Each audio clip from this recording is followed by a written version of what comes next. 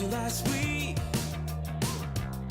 but yeah, you talk too much in the backseat. 'Cause you know that I know that you're never gonna have enough. What you want, what you need, a little bit wrong, but it tastes so sweet. Nonchalant in the breeze, we're writing some song that we won't repeat.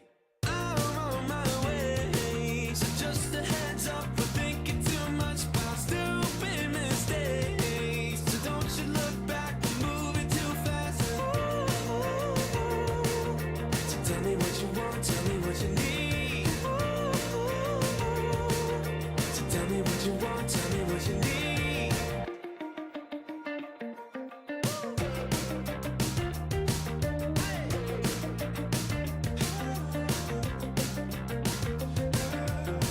Should we take time? Well, yeah, I miss your touch through the grapevine. Flower beds in my hand, 'cause you know you're always on my mind. What you want, what you need, a little bit wrong, but it tastes so sweet. Nonchalant in the breeze, we're writing some song that we won't repeat. I'm on my way, so just a heads up, we're thinking too much about stupid mistakes. So don't you look back, we're moving too fast. So tell me what you want, tell me what you need. So tell me what you want, tell me what you need. Little paper cuts and my face is flushed. Can we loosen up? Loosen up. Spilling coffee cups on a crowded bus. Is it just too much? Just too much. Little paper cuts and my face is flushed. Can we loosen up? Loosen up. Spilling coffee cups on a crowded bus. Is it just too much? Just too much. I'm on my way, so just a heads up, we're thinking too much about stupid mistakes. So don't you look back, we're moving too fast. So tell me what you want, tell me what you need. So tell me what you want, tell me what you need.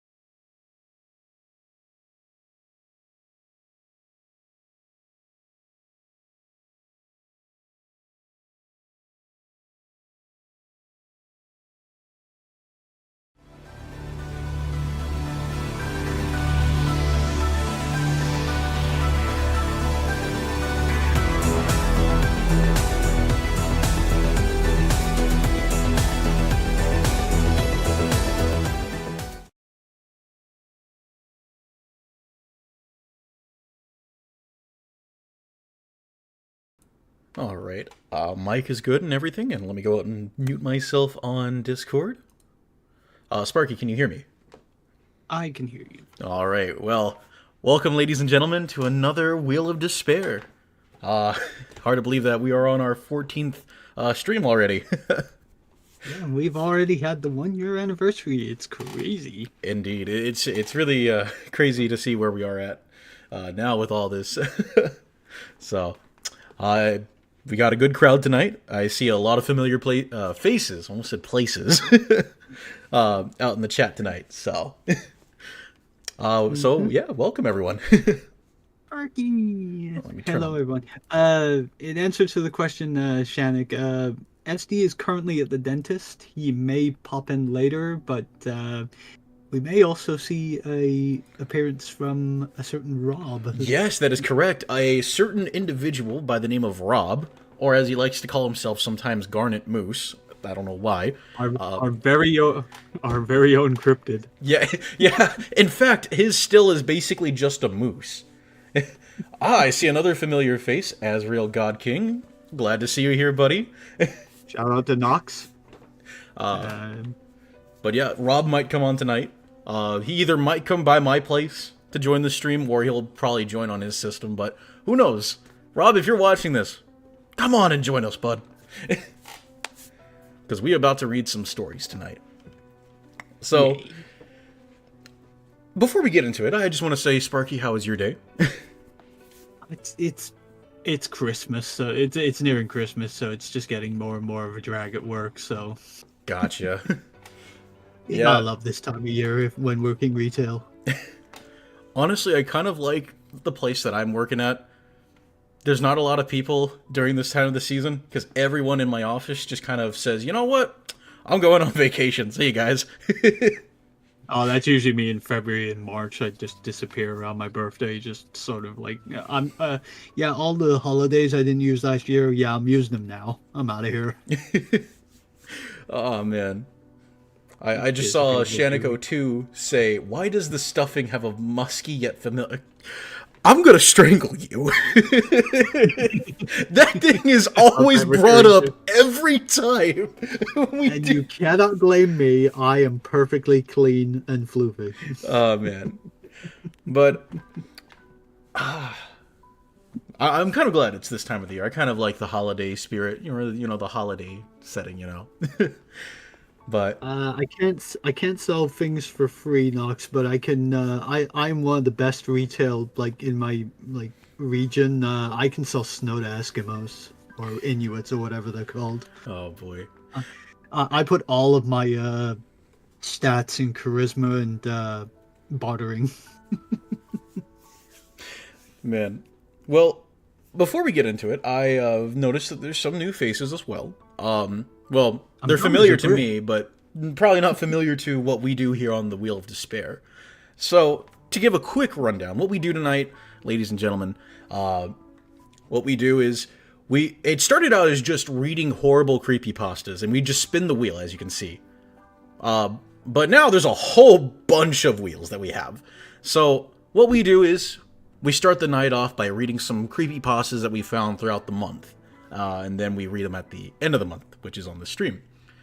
Some But then, creepy, some troll. yeah, some are actually meant to be creepy, and some of them are actually really good, and then some are actually, wow, that was horrible, and you weren't even trying.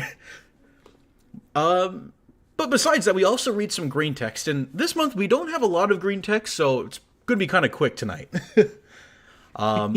Then we also watch some user-suggested videos, so that is one thing as well. Usually And themed around the theme of the month. yep.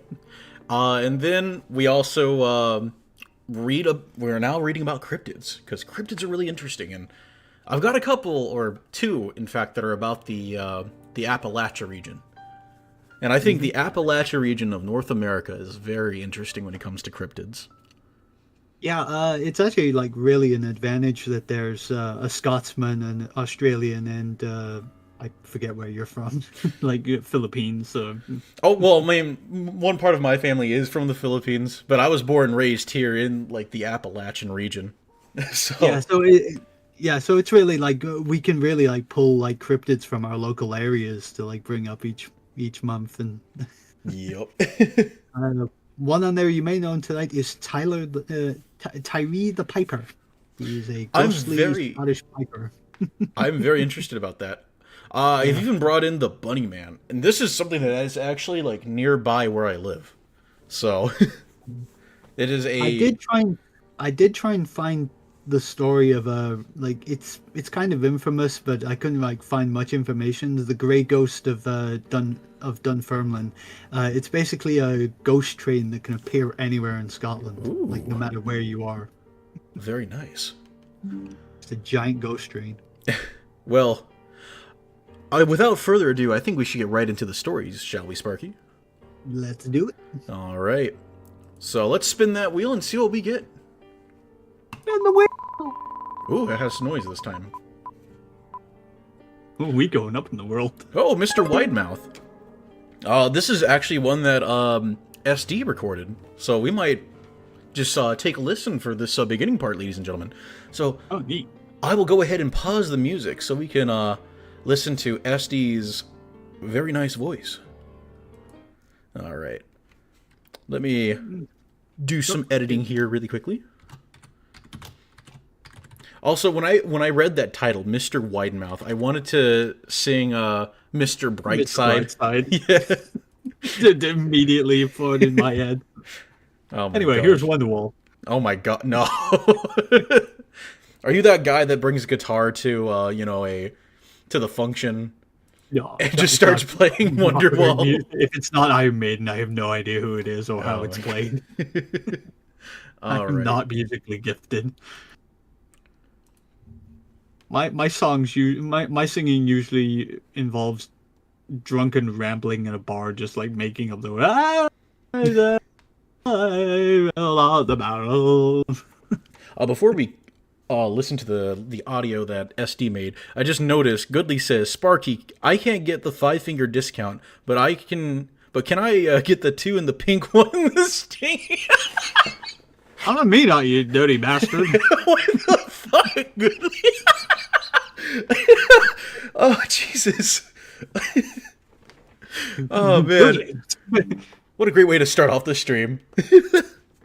Goodley bringing his filth from his stream into ours. boy. I've watched your streams, Goodley. That's filthy.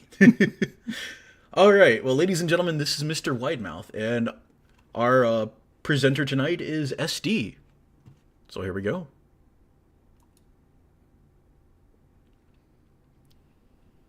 Mr. Widemouth by Perfect Circle 35. During my childhood, my family was like a drop of water in a vast river, never remained in one location for long. We settled in Rhode Island when I was 8, and there we remained until I went to college in Colorado Springs. Most of my memories are rooted in Rhode Island, but there are fragments in the attic of my brain which belong to various homes we had lived in when I was much younger. Most of these memories are unclear and pointless, chasing after another boy in the backyard of a house in North Carolina, trying to build a raft to float on the creek behind the apartment we rented in Pennsylvania, and so on. But there is one set of memories which remains as clear as glass, as though they were just made yesterday.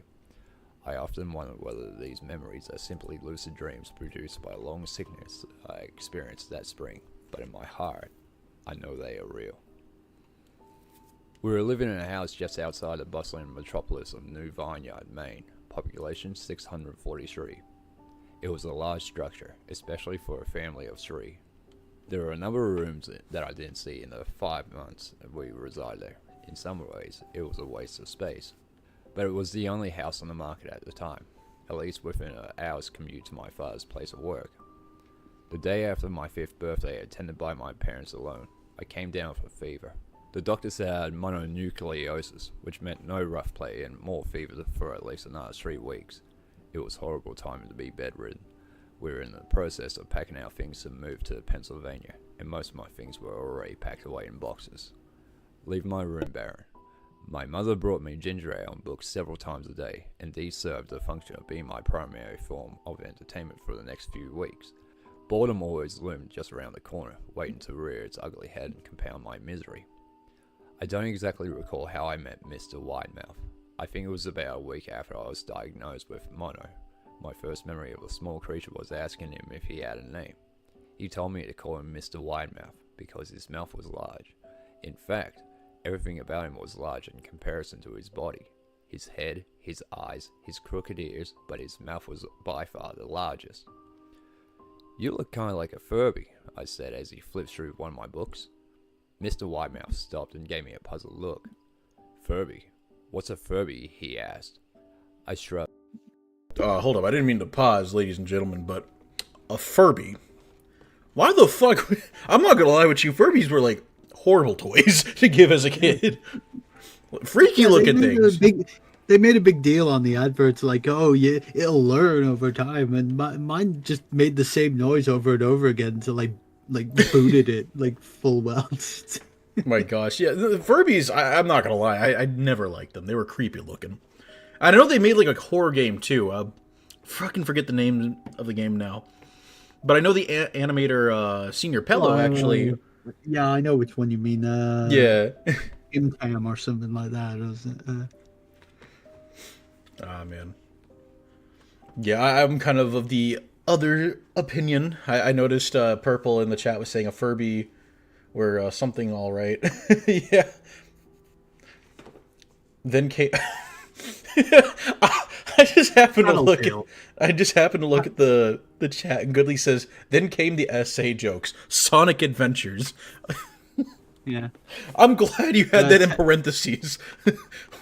Yeah, Tattletale is the horror game. Ah, yes, you're right. It is Tattletale. Tattletale. I just looked it up. Oh my gosh. It got an update recently as well, some DLC. Oh, I'll have to check it out. But let's get back to the story. Yeah. Hold on. You know, the toy, the little robot with the big ears, you can pet and feed them, almost like a real pet. Oh, Mr. Widemouth resumed his activity. You don't need one of those. They ain't the same as having a real friend. I remember Mr. Widemouth disappearing every time I might have stopped by to check in on me. I lay under your bed, Healy explained. I don't want your parents to see me because I'm afraid they won't let us play anymore. What the fuck? We didn't do much during those first few days. Mr. Widemouth just looked at my books, fascinated by the stories and pictures they contained. The third or fourth morning after I met him, he greeted me with a large smile on his face. "I have a new game we can play," he said. Oh, hold up. I find that really weird. A guy who lives under your bed tells you, "Don't let your parents know," and then says, "I have a new game we can play."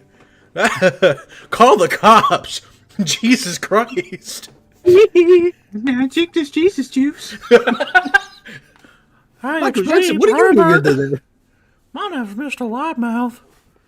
Let me in. No, they're just ignorant. No.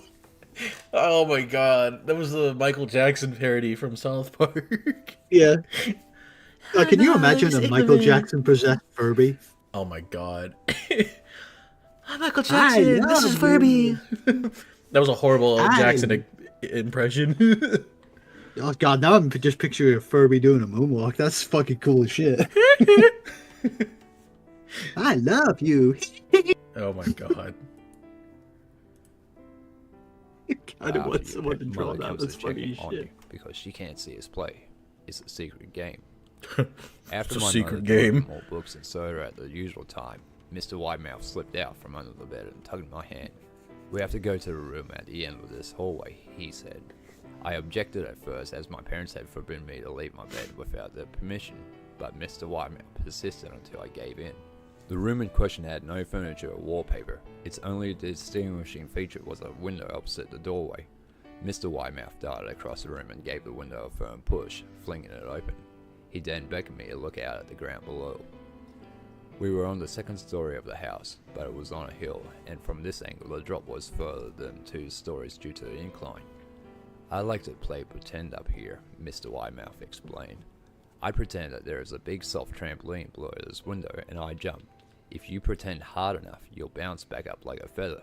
I want you to try." I was a 5-year-old with a fever, so only a hint of skepticism darted through my thoughts as I looked down and considered the possibility. "It's a long drop," I said. But that's all part of the fun. Dumb as It hell. would be fun if it was only a short drop.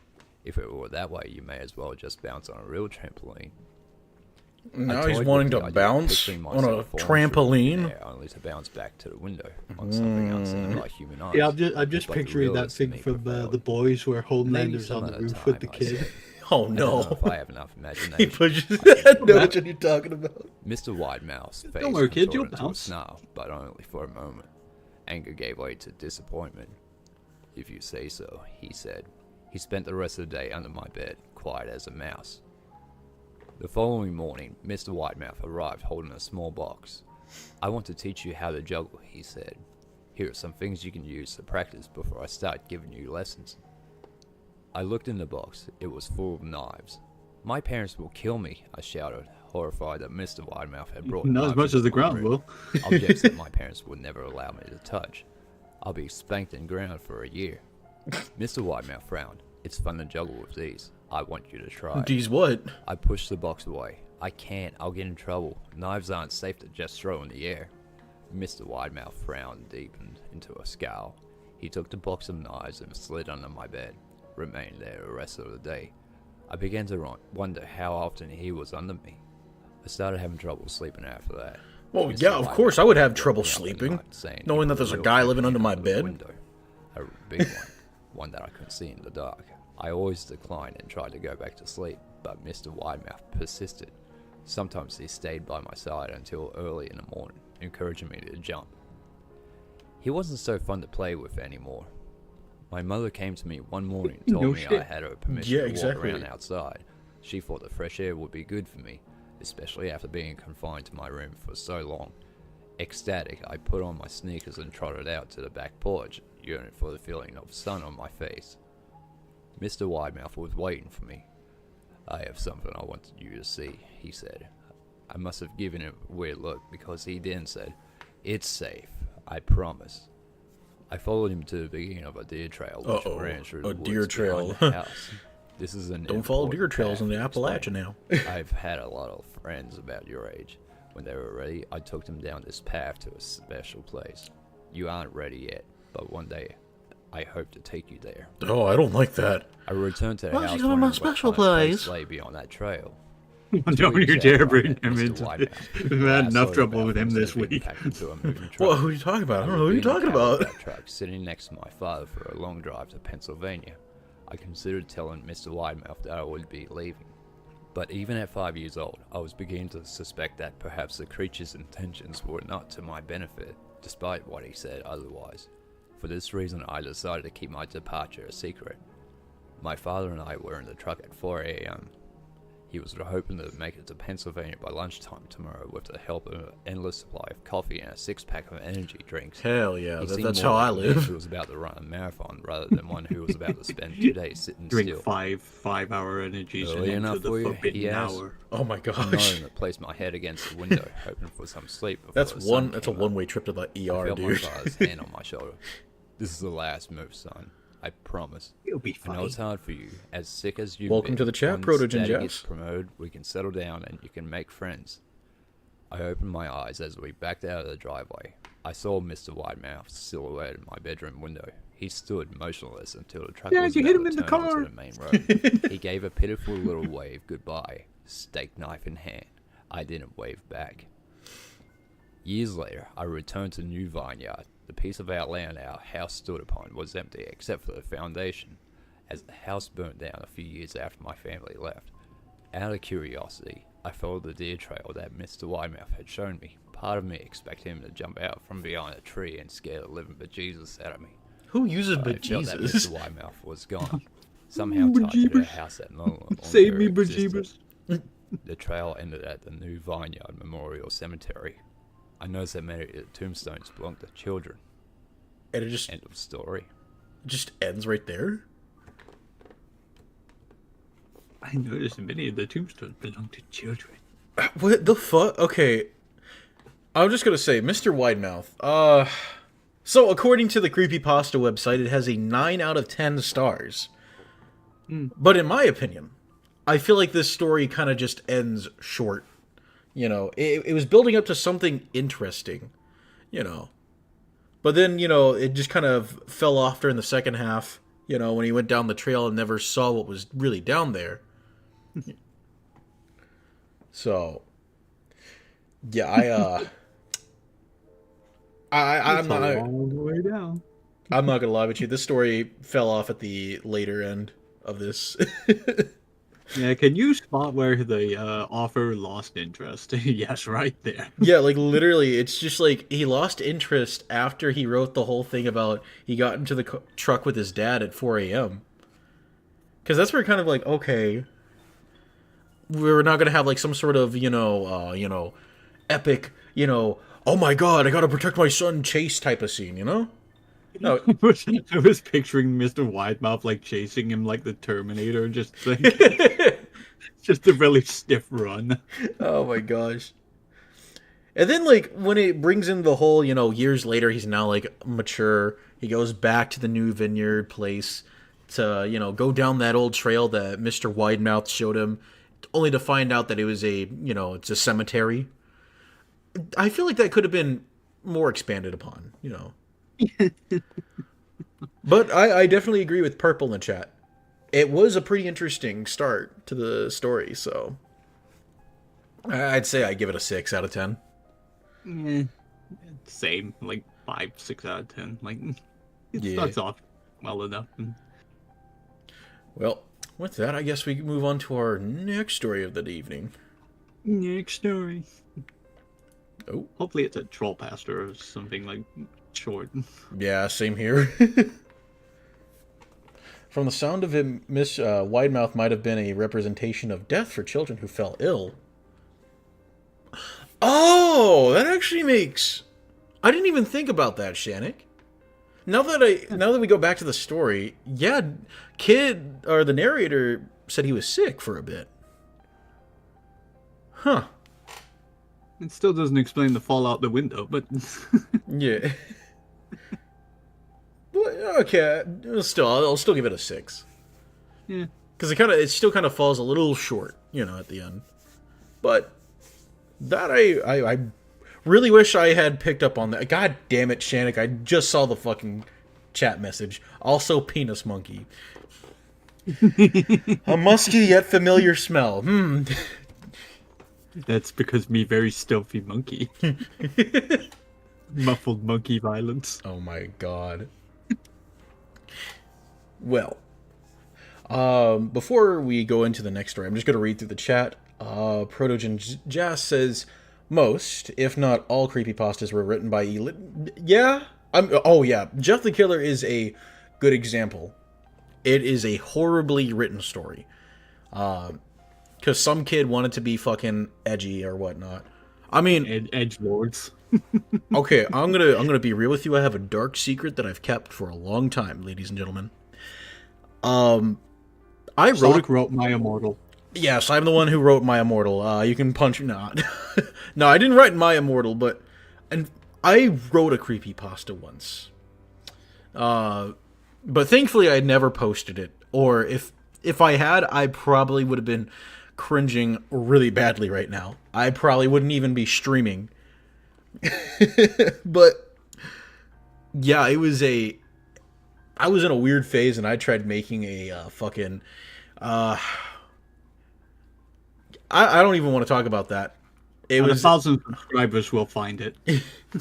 Well, I never posted it. It's on like an old laptop of mine back in my parents' place. It's on like an old text document, but We will find it. It's out there somewhere. my gosh. But yeah, I lost media. I wrote an MLP creepypasta. It was like one of those like, and their eyes began to bleed. Ooh. Oh my gosh. Thankfully, I missed the creepypasta like writing thing. My writing thing was more for like World of Warcraft, for like my characters and like and my OC, like his adventures and stuff like that. Nice. Well, without further ado, let's spin that motherfucking wheel one more time for another creepypasta. I still have a 200-page document of all of like what has happened in World of Warcraft around my characters. Don't answer it. This one's a troll pasta that I found the day. Don't answer it. It's one of those that is meant to be kind of serious, but let's just say they tried. They tried. See, I don't really read creepypastas, but I find troll pastas just way funnier. Like, All right. Let me do that. Let me escape out of here, and I will begin reading. Don't Gopi in the answer chat says Sock's story makes Clockwork look like Winnie the Pooh. Okay, how about this? If I find my old laptop when I go down to my parents' place this Thanksgiving, and if I'm able to find it, we'll read it on the next Wheel of Despair. No, you gotta make it a goal. That's the 1,000 subscriber goal. Oh my god. You know what? You guys have got to put in the work for this. Actually, you know what? We're not going to go that high. If I'm going to make this a goal, how about this, ladies and gentlemen? If we get to 100 subscribers, I will and if I find the text file on my old laptop, I will read this cringy-ass story on stream. Jollibee out here busting out the NPR. Oh, look at that. We just got 15 subscribers. It had to. Damn, Star came at me with the fucking Jollibee. Damn. Oh my god. We have one of those in Edinburgh. I still haven't been in a Jollibee, so I've heard All good it is things. it's Filipino fast food, and all it is just burgers, fried chicken, and spaghetti. That's all it is. With also some variation Filipino foods mixed in, but everyone goes for the fried chicken. Yeah. But KFC if it was good. yeah. But here's our story for tonight. Our second story, I mean. Don't answer it.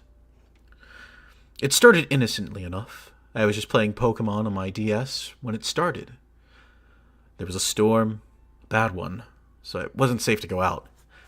I was just playing Pokemon to pass the time, quite calmly, until the Poke Center. Upon entering the Poke Center, my phone rang. So I spoke to the nurse to heal while I reached for my phone. Joy's usual greeting never came. Instead, it read, "Don't." Yeah, Nurse Joy goes, "What's up?" Oh my god. That. Instead, it read, "Don't answer it." I was surprised and a little confused. Pressing A to scroll down, the message repeated itself. "Don't answer it. Don't answer it. Don't answer it." While distracted by the unusual text, my phone rang out and eventually went quiet. The text changed. Good? Good. How did it... I looked over my DS dumbly, as if there would be some physical sign of what just happened. The phone rang again. Calling back so soon. And to get through during such a storm, it must be important, so I grabbed it and answered it despite the warning. Before even saying hello, I felt the bolt of electricity shoot up my arm and through my body, accompanied by a terrible sudden shrieking noise, causing me to drop the phone and my ears to ring. Then Healing Tune played from my DS small speakers, and the nurse said, "Don't answer it," again. Too late. My whole arm was twitching from the shock it had given me. Everything seemed normal after that. Just for a minute, I walked around the center and then looked around myself. The doorbell rang. The text popped up again. "Don't answer it." How is it doing this? I fear I may never know. Then, "Don't answer it, or kill him." Out of defiance, I moved to switch the machine off. Another electric shock. Fuck. They added many random periods. Another electric shock, stronger this time, turning my legs to jelly and my causing my stomach to churn. I think they meant to say "and causing my stomach to churn" and not "and my causing my stomach to churn." And that noise. Poor literacy is cool. Illiterate. And that noise. The terrible, blood-curdling noise. Dropping the DS, I ran haphazardly to the bathroom and was sick. Once the vomiting passed, I was still shaking and sweating. But whoever had been at the door was gone. Music came from the other room. The once cheerful sound of the Pokemon Center started to terrify me as it got louder and louder, calling me back. I stayed on the bathroom floor as long as I could until the noise became unbearably loud. It was beckoning me. Crawling on all fours back to the screaming DS system, I could see that the screen had changed color. It was bright too. The screen really bright. When had it got so dark in here? The screen was a bright, vivid pink. The background music had started to distort as it continued to play shakily. Looking into the pink light, I saw one word. Power. Scrolling through the same word over and over again. It was a minute or so before I realized what it wanted. Power. Power. Power. Power. Literally. The pink hue was turning red and would run out of power soon. I wanted to let it... Baba Booey. Nope, we just got $1 from Sokoto and Soldier. All the way through that. Sorry. Oh, you're good. I was just saying, Soka sent him $1 saying hood meals. Just right height, no bucket required. Oh, god damn it. You are sleeping, committing sins, Wheel of Despair, Jeff the Killer, Big Boss, Kumsock, Wawa, Kevin shouting, haha, losers, Lethal Company, Baba Booey. Did I get all the jokes covered? Yes, and you are today's winner. You get a thumbs up in the chat. Yeah, it is. I finally got there. No, when you're reading the word power over and over again, I was just expecting Terry Crews to come bursting through a wall going, Power! oh, I literally, when I was thinking in my head, I was gonna do like the penis game. So, if anyone knows about the penis game, you grew up you had like a middle school life, or you went to a middle school, but basically all you did was you'd say penis really, quietly, but then you'd say it louder and louder each time to the point you'd be screaming the word penis. Oh, I think we have a version over here called bogies. Bogies? Oh yeah, it's like a snotter. Ah, okay. Bogies. Oh man, where did I leave off? Power. Oh yeah, literally the pink hue is turning red. It would run out of power soon. I wanted to let it, period, just leave it to run itself down, but I was tired, completely drained from the shocks I'd suffer. We both needed power. Sparky, would you like to take over? I would. Power. We both needed power. Pulling out the charger, I plugged the DS into the wall and instantly felt better. The noise was slowly quietening, the glare from the screen slowly lessening. We lay on the floor where I dropped the DS and crawled back. We lay there in the growing darkness and silence. Pretty soon I fell asleep. When I awoke, there was only the green light from the game system to be seen. All else was in darkness. Looking at the green light made me feel better. So I reopened the... How can there be... No, I'm not going to question. So I reopened the DS. Funny, there can't be a light if it's shut. that thing's pretty hurt. Like, pretty sure the old DS is turned off as soon as you closed it as well. Not like with the one that I had. It was still on or whatnot when you closed it. Like I say, it's a troll bastard. It's flipping. I'm not going. I'm not thinking too deeply into it. Funny. I don't remember closing it. Only the light fading away. There I was, safe and sound in the Poké Center. The comforting music playing away softly, almost inaudibly in the background. The storm had been worse than I expected. The street was a mess of torn down trees, smashed roof tiles, and shattered windows. How the hell have you not evacuated your house if it was that bad? I The don't mean whole to area interrupt, was- Sparky, but I'm just seeing in the chat, Sock, have you encountered the penis monkey? God damn it. No. Penis monkey is not No, the way- Goodly, I have not encountered the penis monkey. I have not smelled God damn it. I have not smelled a musky yet familiar smell. We're never escaping that joke. We are never escaping the penis monkey. The comforting music played away softly, almost inaudibly in the background. The storm had been worse than I'd expected. The street was a mess of torn trees, smashed roof tiles, and shattered windows. The whole area was deserted, as if all of my family, friends, and neighbors had fled the town. They fucking left you. That's kind of shitty of them. Man, we don't like Music getting louder. As I stared out the window, the Poker Center music from my DS, I understood it kept me safe. Somehow. We were connected, that small machine had connected with me. Picking up the game, I left the Poker Center and went out into the empty world. Despite being devoid of all other characters, a text box popped up as if someone had spoken. All gone? Yes, all gone. A smile broke out on my face. Leaving my house and walking down the street to the faint music of... I can never pronounce Ekrutik City. I always hated that city's name. It was stupid. The stillness was broken. People, police, loud voices, and dogs shouting, "Is anyone here? Any survivors? We've come to help."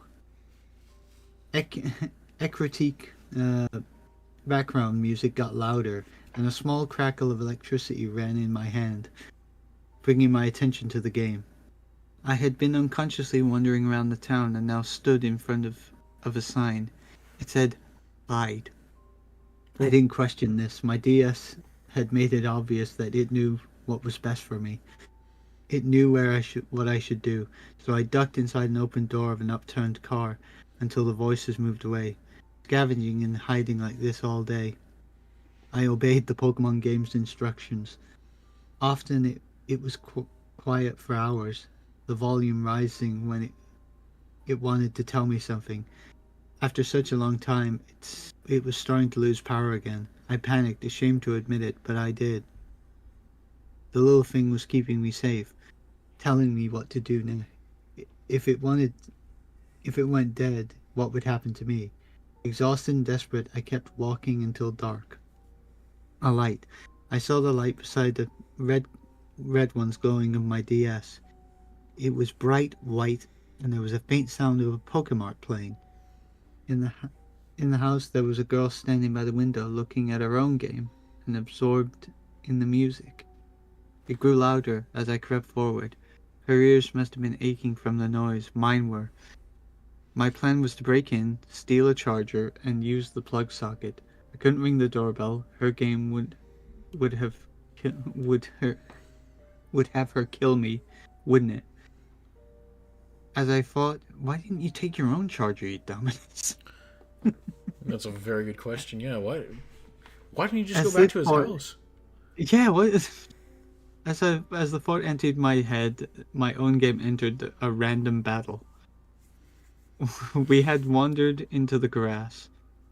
The screen was dull. The red power light flickered slightly. The battle screen showed, but without an enemy sprite. One Pokeball each. There was an option appeared. Kill her. Kill her. Kill her. Kill her. What the fuck? We killing a girl? What? Well, of course my DS needed power. The battle tune played, much fainter than before. On the other side of the glass, looking through the window, I saw her. I saw her turn and face me, eyes vacantly glowing in the DS's backlight, an equally illuminated grin splitting her face. I didn't have to get any closer to guess what her screen said. Kill him, kill him, kill him, kill him. All right.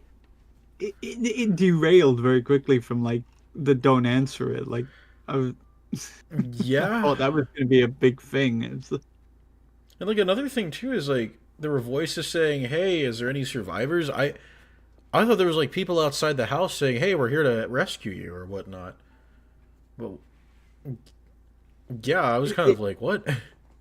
It felt more weird for me, obviously being a Pokemon fan. But if that had been me, like playing her, she would have had no chance. I'd have had my fully like thing Darkadine, and just, like just destroy her.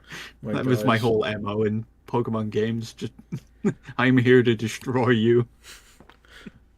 But yeah, I see why this was. So I got this story from like the vote for the fail of the month, and these are like one of the many stories that were considered one of the biggest failures of a creepypasta. And I can see why, because it goes into that whole stereotype of like, oh yeah, my game is haunted. It told me to do things that are bad, and Yeah. so I did it. Ooh. Yeah, a lot of the comments are saying like it kind of derailed it kind Yeah. of derailed, and it's too mundane to be scary. But there is an idea there that could work. Yeah, and I've noticed that as well. Like one person here who gives it a 4 out of 10, which I'll have to agree with, and it is a 4 out of 10 for me. This is actually quite unique in concept, but it's hard to take it seriously. Yeah, because you have like you have very much of the cliches that are there, related to creepypastas. Yeah, I just realized something. The guy who calls himself Kurt Fan 1991, he has a Nirvana profile picture. Kurt Cobain. Oh. I'm sorry. That's a distasteful joke. But hey, I heard Kurt Cobain was good at basketball. Well, he didn't miss his last shot. oh my god. Trollson 454 says, That's a classic. I don't understand what even happened in this pasta. From what I got, it's about some girl, I assume, playing Pokemon, disobeying some rules, getting shocked, appearing in a liminal space, and then having to fight someone else or die. 3 out of 10. My concept was maybe as she answered the phone, she was like a ball of lightning from the storm hit the house, and like this is her, and like she's been electrocuted from picking up the phone, and Yeah. like it derails into something completely different. Oh. Like the whole, Yeah, of course. Like, I was kind of hoping to see something of the same effect. Like, oh, maybe she got transported into the game or whatnot.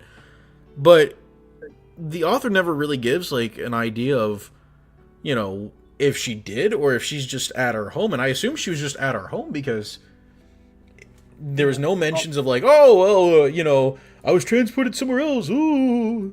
Or some shit. Also, you have to be like a fan of Pokemon to like understand any of the references that don't really go anywhere. Like the reference to Equity City, like that's not really like a spooky place in Pokemon Gold. It's literally just the Ghost Gym area of Pokemon Gold. I mean, if they wanted to make it even more spooky, or if they wanted to go for that spooky factor, just do Lavender Town. That one's... I go with the classic Lavender Town. Like Equity, like is a bright golden city. It's like there's nothing spooky to it. There's 2 towers. I know which one you're talking about because I've seen this. Yeah. I've seen this map before on a Team Fortress 2 map that someone made. That's how I know about that. But yeah, no, Lavender Town that's the one that I know a lot about because, well, creepypastas. I kind of grew up reading those, so I was bound to. Morty and his ghost Pokemon. They all know curse and they all fucking do dot damage to you. It's a pain in the ass.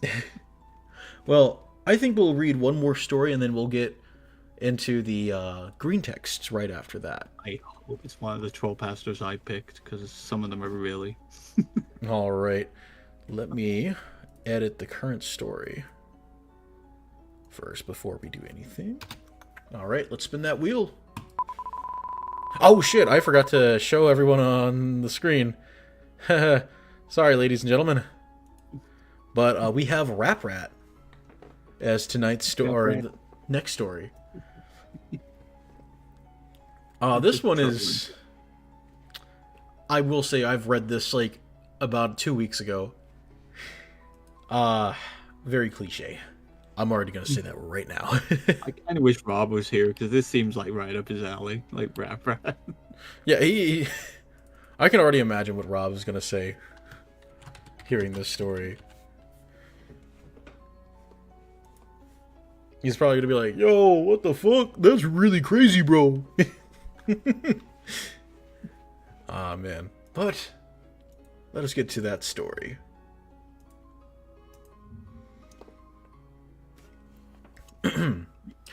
Rap Rat. The terror begins.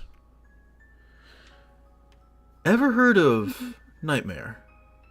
Like a lot of other games in the 90s, it came with a VHS, which you timed with your play.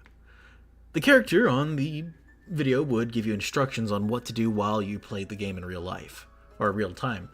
Being a scaredy cat, I refused to play it when my mom bought it for us. My brother was disappointed about not being able to play it, but my mom had a solution. She brought out Rap Rat. It was a cheap, dingy little thing catered to kids my age. You went around the board, collected cheese, and the first player to reach the end would win. It seems simple enough, right? And since it reminded us of Mousetrap, which we didn't have, by the way, there was no objections. We popped the movie into the VHS and set up the board. The first part of the video was just a simple explanation of the rules, as well as instructions on how the game worked. Then Rap Rat came onto the TV. He was, not what any of us had been expecting. My smaller brother, who was only 3 at the time, immediately left the room crying. The rat didn't even resemble a rat. The ears were too big, it had a mouth lined with 2 teeth, the inside of which looked almost swollen. The most striking part about the thing, though, was its eyes. They were large, glassy, and fish-like. I asked, then bothered, then begged my mom to turn it off. Rap Rat suddenly shouted loudly, screaming and wailing, saying, "Wait your turn!" in a demonic, low-pitched voice that was not at all his normal, obnoxious, nasal voice. In the background, we could hear the narrator saying, "He's Rap Rat, and he's the boss," over and over again, in an over-seriously tone. That wasn't really an over-seriously tone I did, but I imagine that's what it sounded like moving forward. The video was indescribable. Images crossed the screen in quick succession, overcut with Rap Rat's expressionless eyes. The images were things I was afraid of at the time. A person looking over a balcony, a hornet slowly stinging someone's eye, an extreme close-up of a tarantula, a pit full of writhing cobras, and a bloodied syringe filled with green fluid. Spooky.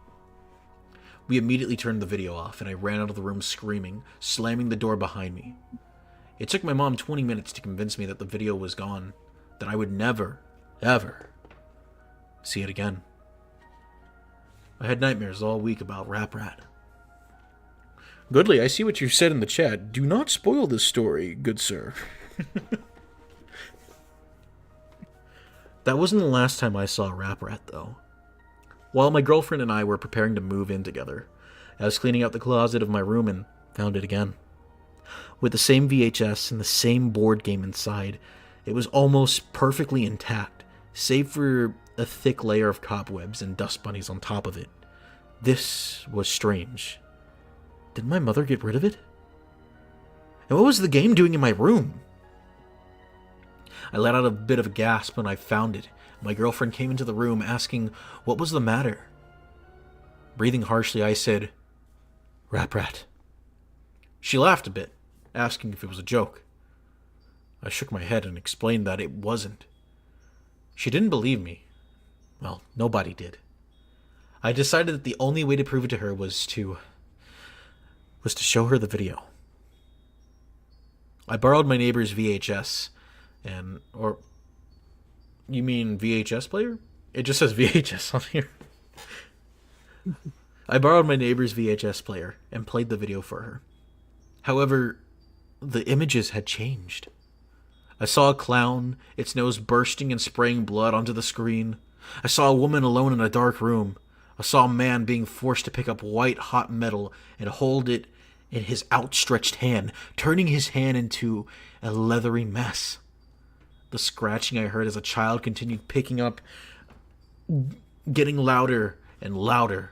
Then Rap showed up and began twisting and convulsing, its arms thrusting this way and that. The costume wasn't a costume anymore. The felt was real fur. The face wasn't plastic, but instead a bristle of thorns with teeth. The eyes turned inwards and suddenly popped out again. Rat's huge fish eyes were inside out, staring right at me, watching my every move and my every expression. It grinned widely and gestured at my girlfriend and I with a single outstretched inhuman hand. I could hear the faintest scratching at my front door. The TV went blank and showed static. The scratching got louder. It wasn't scratching anymore, but thumping. The thumping of tiny feet on wood. Oh, it's Squat. I thought he's dead. My girlfriend embraced me in fear, and my senses kicked in. Before anything else happened, I stopped the video, ejected it, and unplugged the VHS. The scratching stopped. When I looked out the living room window, nothing was there. The police showed up soon after, warning us that a neighbor had seen a figure outside our door and had called in concern. My girlfriend and I simply couldn't explain what had happened and had to tell the police officer that it was us. I was furious. That a children's game was terrifying me. I went to pick up the tape, but the VHS burned my hand. It felt like I had touched a Bunsen burner on the highest setting. We had to get to the oven mitts from the kitchen in order to take it out. Even though it was scorching hot, I brought it outside, tossed it down on the sidewalk, and crushed it with my winter boots. Bunsen burner's oddly specific fire implement. There's Yeah, I would assume, like, you touch the fucking, stove, or you grab the hot pot out of a, the stove or whatnot, or oven. Excuse me. God, my voice. Yeah, oddly specific device to describe it. Afterwards, my girlfriend and I had bad dreams every night. We would both wake up in the middle of the night and describe eerily similar images that we saw in our sleep. The scratching would always be there. When lights were off and the room was pitch black. Excuse me. Save for the moonlight coming in through the window. Now, though, it would happen every time I went near the front door. And every time we said Rat's name, it sounded as if something very small was dragging something across the ground outside the door, pacing and waiting.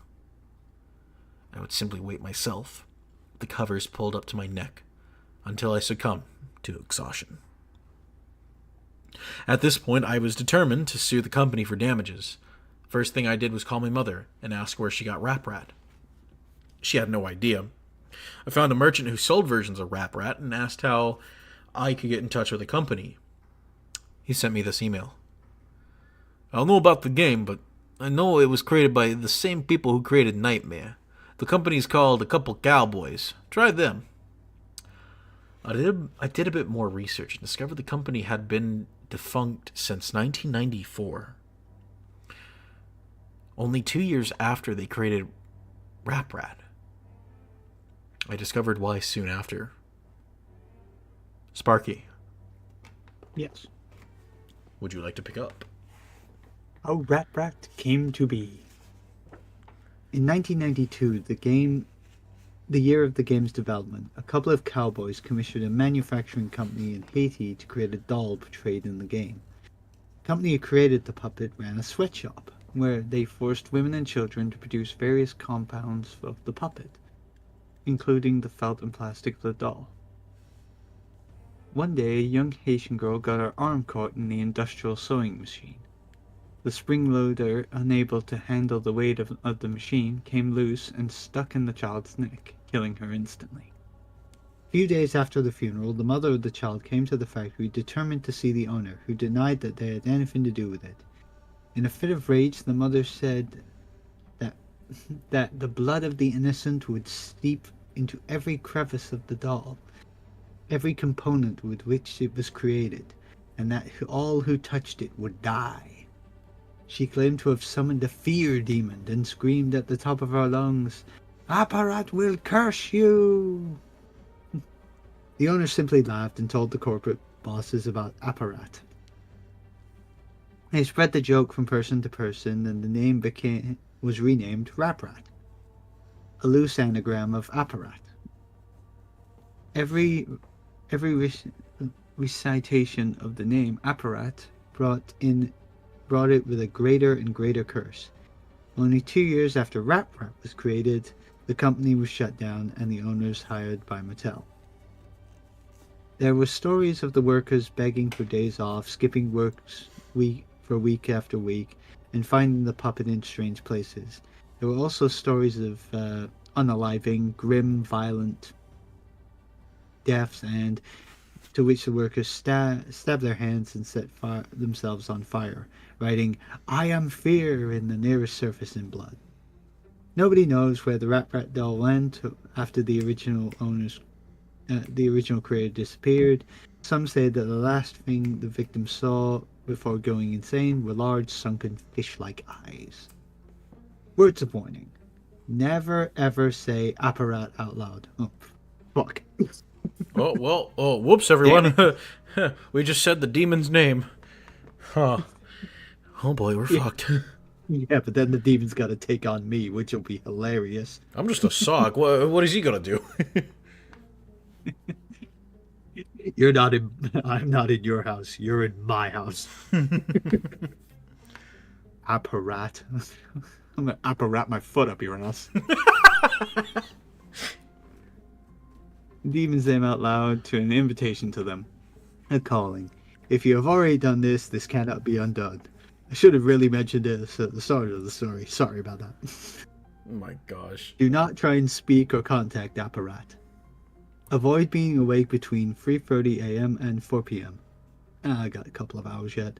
And mean 4 Raprat is a.m.? most likely to try and scare you. The VHS is back. I thought I stomped it, smashed it to Kingdom Come. This is the audio. But it's back. I found it in my sock drawer yesterday. Oh no.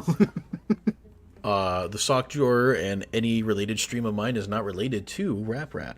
Oops, said the name again. Squat? What is squat? Where? Rap squat. This time I was ready. A whole bunch of people had been contacting me, trying to get the tape or some sort of video from the board game. My answer to you is that it's just too dangerous. If I did that, I could very well drive you insane, scare you to death, the video in the game, and Raprat himself some sort of strange powers. Raprat follows me everywhere I go. I see little shadows in the corners of my eye. I hear sounds coming down the hallway when I'm the only one home. If Raprat is there, I will let you know. But I will never let you see it. Until it's too late, of course. A lot of people have been watching the normal videos and the normal board game. That's a thing. Raprat can be normal. It will trick you into thinking it's just a puppet and then stalk you day and night. Okay, the ending gave off vibes of like, oh, yes, this is real, but I can't show you because boo-boo, I can't do that.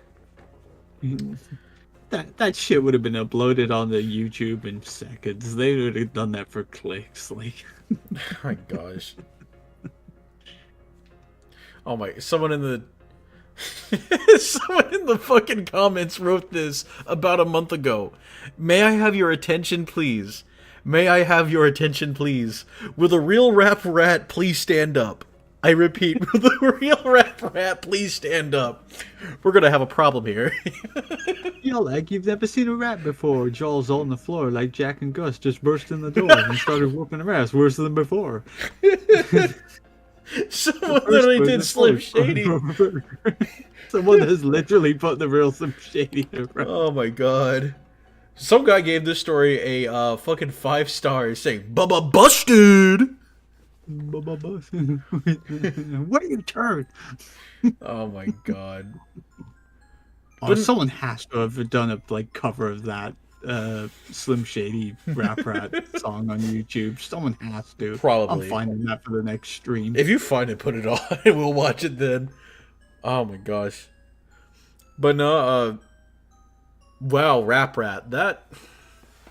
This is another good example of a story that kind of has it good in the beginning and then just kind of falls very hard towards the end.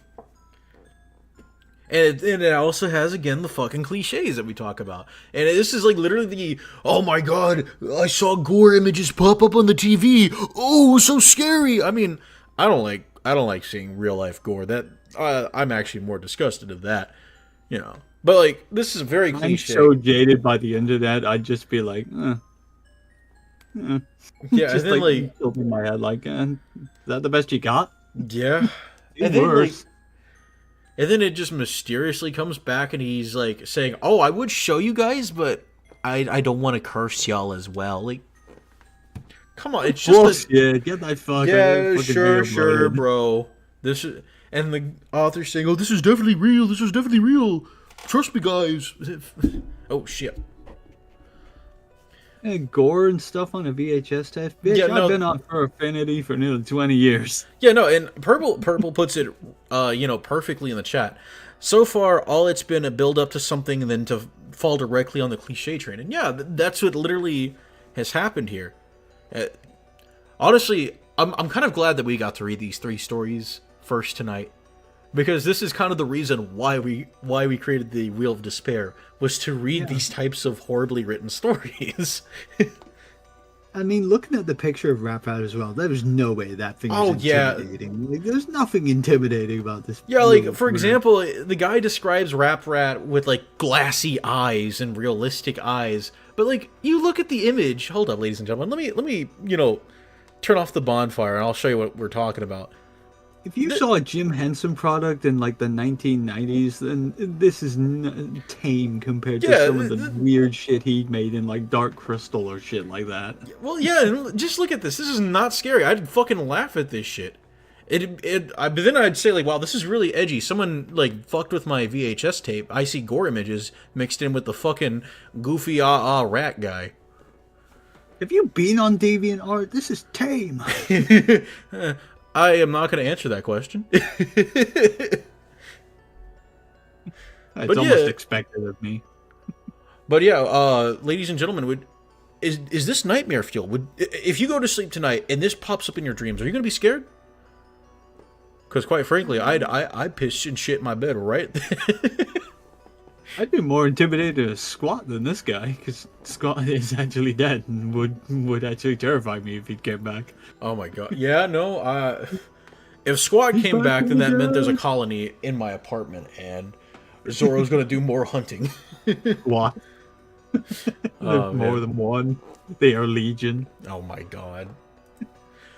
But yeah, I'd say in my fair opinion, or in my review of Rap Rat, has a somewhat good build-up, but immediately falls into the cliche train. And this, for me, is a 2 out of 10.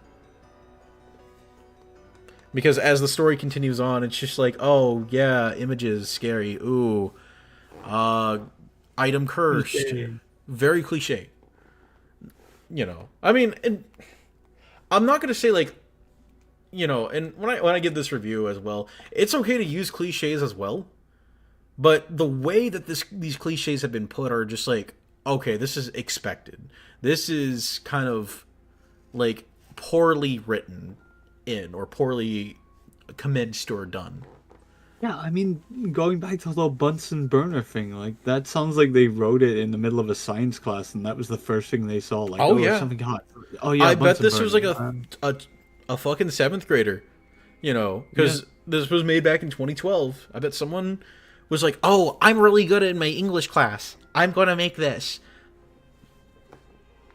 But yeah, not great. This is actually one of the worst stories tonight. But I think we should go on and read some green text for the rest of the evening. Or not rest of the evening, but, you know, the next segment. Alright, give me 1 sec. I think I only submitted Anon's time in the military. Yeah, that's the one that you sent. Can't even remember. Alright, let me just put done there. And let's spin that wheel, ladies and gentlemen. What green text are we going to get tonight? I kind of hope we get, honestly, I want to read ridiculous green text. I read little bits of that. It's a long one. So here we go.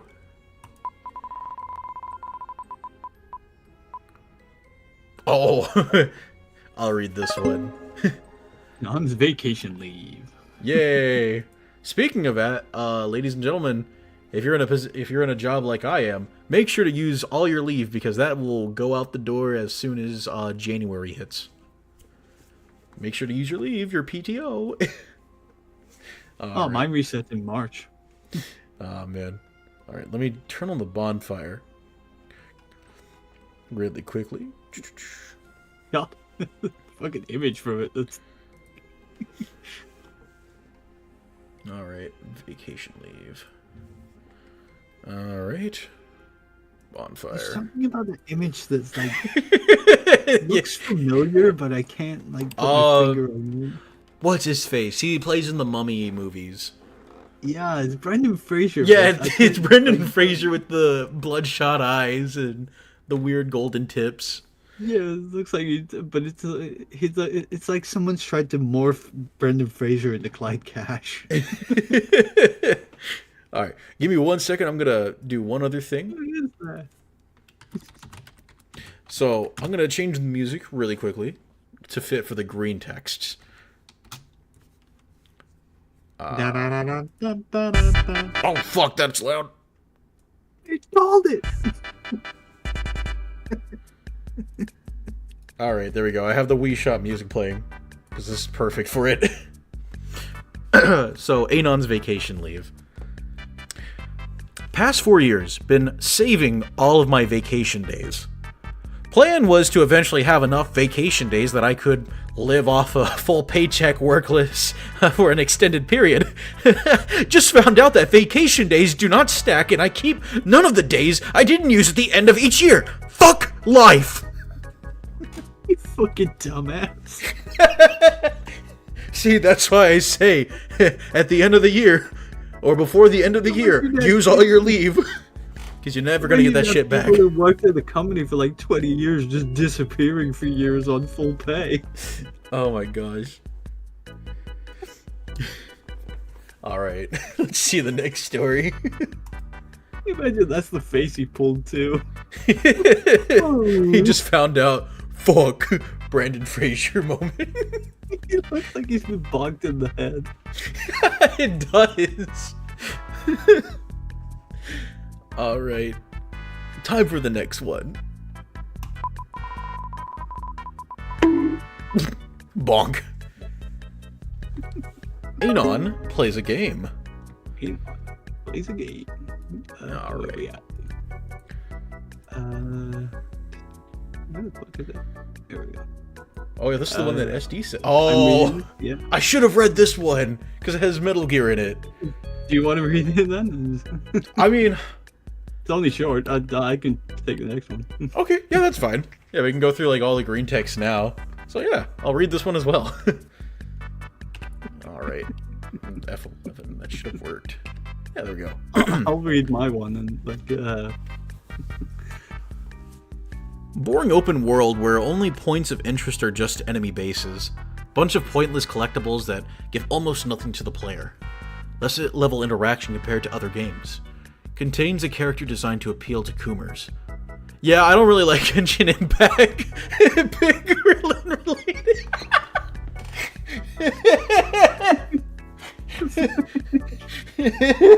Genshin Impact Phantom Pain DLC win. Oh my god.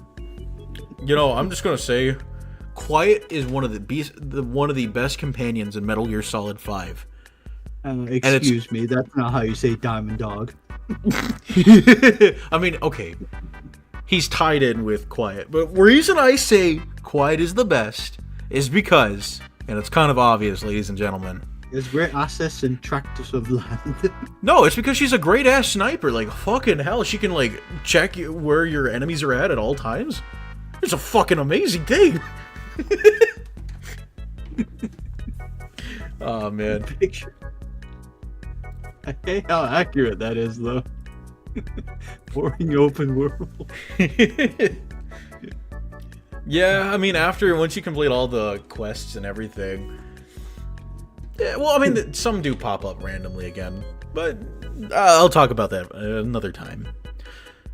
Okay, this next one is yours. Retrospective one.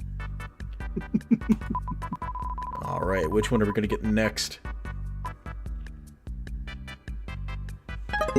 Anon never had grandparents. Oh no. Don't worry, it's not what you think. I'm assuming that's the one that's just up on the... Oh yeah, let me pull up the image here on my end, folks.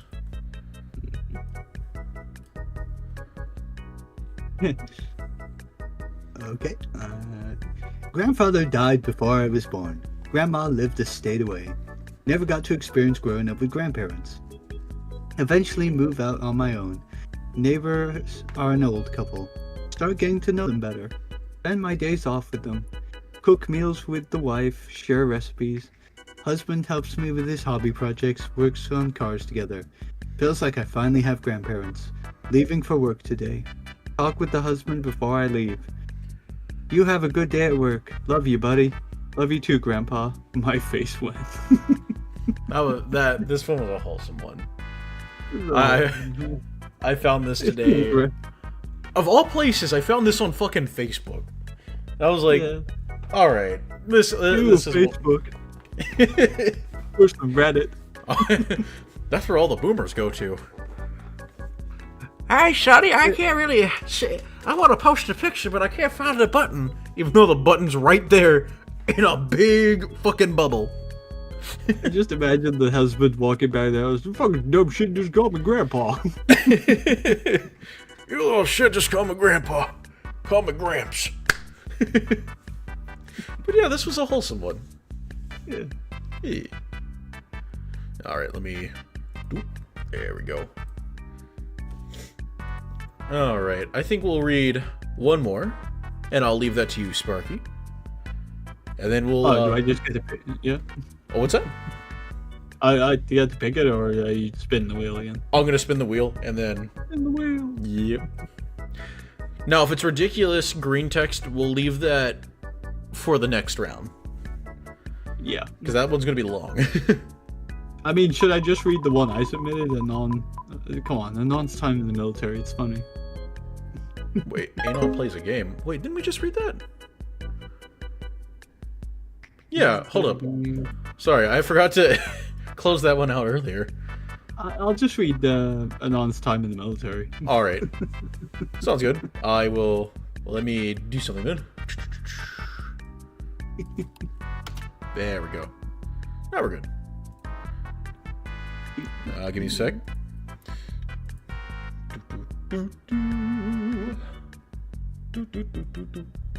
Because the last one's that girl one, so... Yeah. Alright, let me take... Nope, not the right one. There we go. Nope, God damn it. There we go. All yours, Sparky.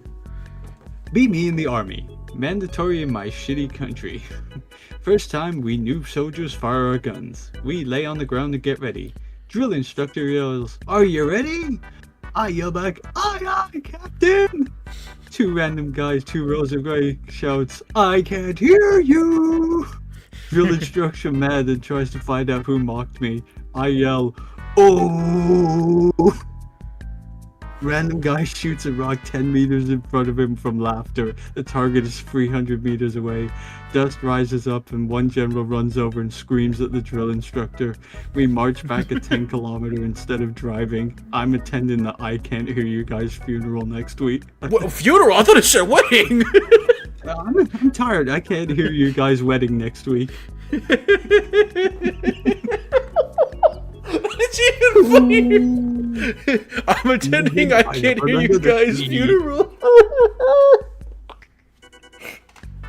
Oh my god. I'm attending. If that was a decent drill instructor, it would have been his funeral. Oh my god. After Purple. 10 kilometers. Jesus Christ. Purple says, oh, in the chat. It is nearly 1 a.m. where I am. I'm tired. It's all good. I'm fucking with you, man. Oh, man. Alright. Let me turn down There's a the good blooper. Wii Shop music. Oh, man. Who lives in a pineapple under the sea? SpongeBob SquarePants! I hope they were singing that on the 10-kilometer run. Like, that Oh, would've been I funny bet as they were. shit. If they were anything like Marines, they're probably gonna fucking be singing that. I can't hear you. Aye, aye, Captain! Oh. All right. Well, ladies and gentlemen, it's time for us to watch a funny video of tonight. And we've got a lot of suggestions from last time, so...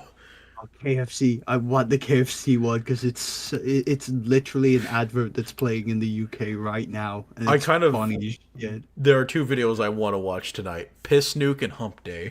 Yeah. No, the KFC one is fucking hilarious because it's marketing genius. Oh, Lord. Well, here we go. Let's spin that wheel and see what we get. Ace Ventura in Hogwarts. Purple says, anything from DePreston. Unfortunately, no, we don't have anything from DePreston because he's not in my server or anything. So, but, you know, it's all good. I used to remember seeing all the video suggestions DePreston would have for Rogue when I used to watch a lot of Rogue streams. He's Rogue's boy, isn't he? Oh yeah, he's definitely a Rogue's boy. Oh man, I think DePreston does a lot now with what's it? Brains. Yeah, he does a lot on Brains streams. So yeah, but His internet history must be a thing of beauty, like to watch. I bet the things glowies he's are seen. looking into his internet history as we speak. Oh man, but let's watch this video. Ace Ventura in Hogwarts. All right, let me close that. Alrighty then. Alrighty then. Me and my brothers could quote the flippin' Ace Ventura and the Mask movie, like Jim Carrey movies from the 90s. Like we could quote them verbatim. They were they were our jam. All right, let me turn off the bonfire. And here it is, Ace Ventura in Hogwarts, ladies and gentlemen. Feel sorry for him. Bad diet, isolated environment. It's amazing he's still alive.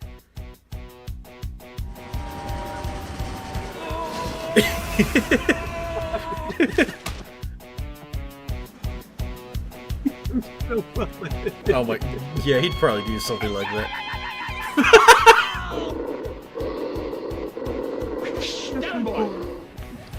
Oh, he calmed down Cerberus. You first. If I'm not back in 5 minutes, just wait longer.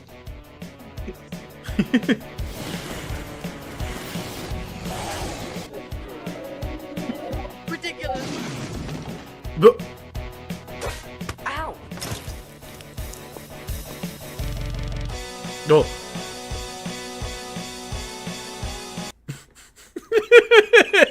This- What is it? I don't know why this is so funny to me, but I don't smoke. It's a disgusting habit. it's literally the meme where it's like, person on the left, first time kissing, doesn't know how to kiss.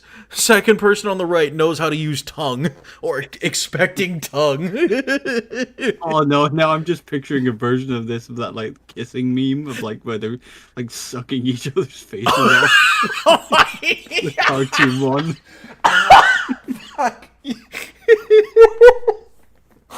Ace Ventura makes out with a I don't know who this Harry Potter character is. I didn't really watch them. Oh fuck, what's her name? She's the journalist for the wizard like paper. Fuck, I can't remember the name. Oh, journalist. Yeah. She's got like a really stupid. Whoa! wizard name. Hold up. Excuse me. It's going. Talking out of his ass again. God damn it! We got goat seed. No, he's talking out of his ass. But it's like fucking goat seed. Ace Ventura invented it. Oh fuck my headphones. Oh fuck. Excuse me, I'd like to ask you a question. Me. Yes. I'd like to ask you a few questions.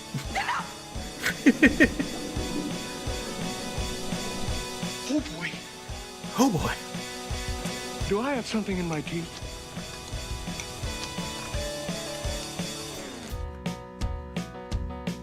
I have to kill you. Me and my brothers would do that to each other all the time. He's gonna kill We me. still do it to this day. Oh my gosh.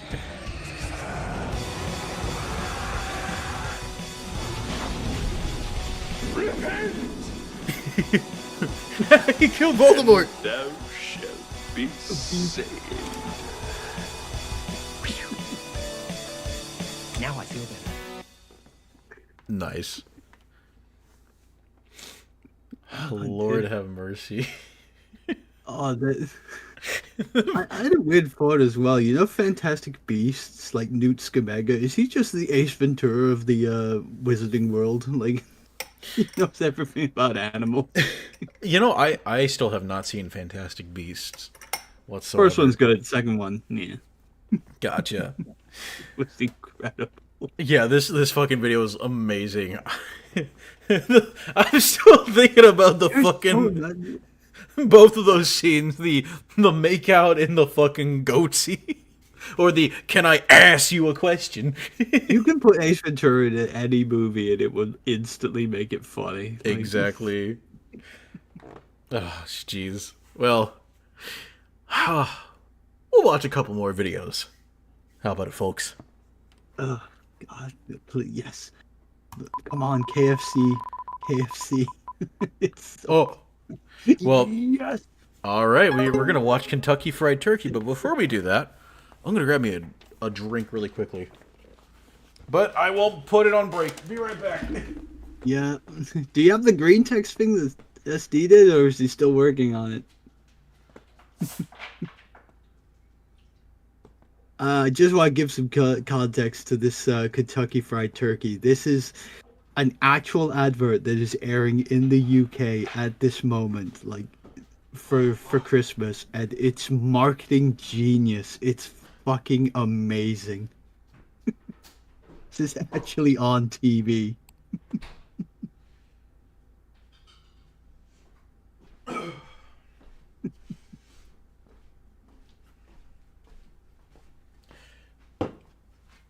All right, I am back. Let me put on my headphones.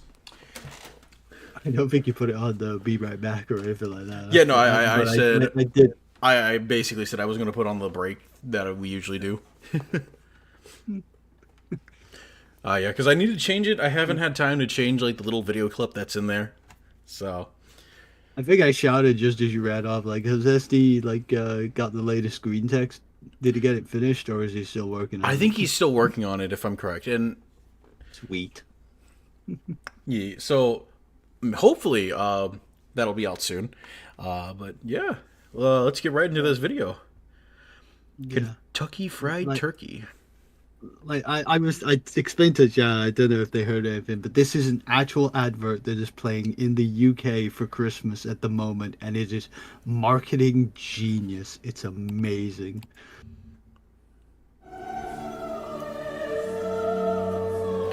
KFC should have turkey.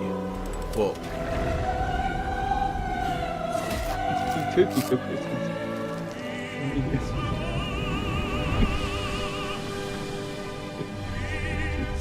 We saw you. We heard you. We ignored Believe in chicken. the stuffed cracker chicken. Oh my We hear you, God. we see you, we don't give a fuck. That is amazing. And why am I getting recommended Rouge the fucking Bat? God damn it. Ignored you again. Believe Oh, wait, hold up. I just see Bill Cosby. Oh no! Nickelodeon. Zop, zop, zoopity bop. You youngins with your hippin' and your hoppin' and Bipping in the bopping it. Oh my God. Well, I think we got time for like 1 or 2 more videos. I really hope we get either Hump Day or Piss Nuke. These are like short Instagram videos, but they're funny as hell. The other one I submitted, the Sugar Plum Fairies. Oh yeah.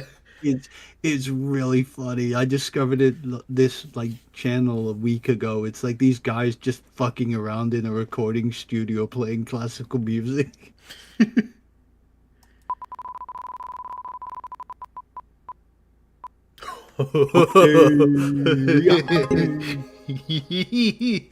I saw this today, and I was like, what the fuck? All I gotta say, ladies and gentlemen, is if you want to, you can close your eyes and pretend it's Elmer Fudd talking to you. That's all you need to know about this video.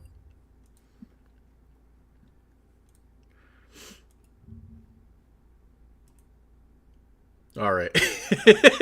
My fucking comment is on there. Oh my God. Alright, you can see my screen, right, Sparky? Yeah, I can see it. Alright. What's that, princess? You're glad you made it through hump day. Oh, you silly girl. Haven't you heard about Freaky Friday? The humping's just begun. What's... I get your picture now. That's funny as shit. That wackooey rabbit. The humping has just begun. Fucking Elmer Fudd's looking at him, just blinking. that, princess? You're glad you made it through hump day. Oh, you silly girl. Haven't you heard about Freaky Friday? Is that a belt? The humping's just begun. It really is a wackooey rabbit. I saw a comment here earlier. I sure can find it. Damn, Bugs Bunny really did a number on Elmer Fudd. Oh, this is the result of Bugs Bunny and Elmer Fudd becoming one. And they fused together. They either did the voice of Patara Elmer ring. Fudd. He's got the voice of Elmer Fudd with the degeneracy of Bugs Bunny. I thought you. Someone in here said, "Oh no, it's the Whistler." The Whistler. Hey there, kitten. It is I, the Whistler.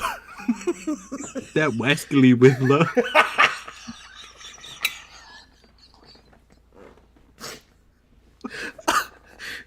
You know what?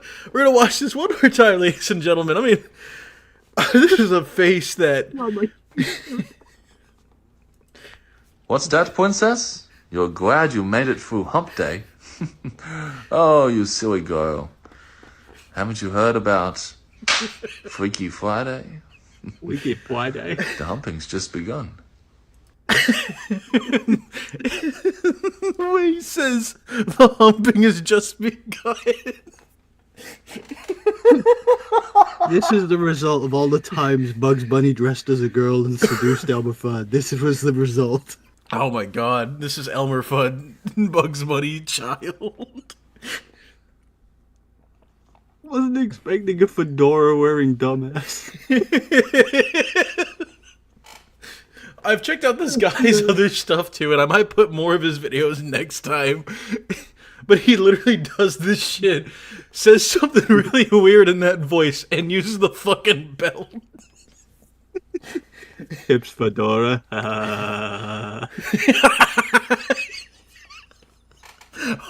Goodley says he looks and sounds like he's the less degenerate but still terrible brother of the White Bowser. Asian King Caucasian King Koopa. This is what King Koopa would look like if Super Mario Brothers, the movie, was done in modern day.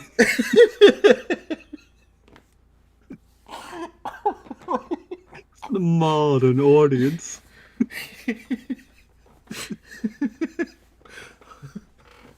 Oh my god. I am Dora. dying. Oh my god.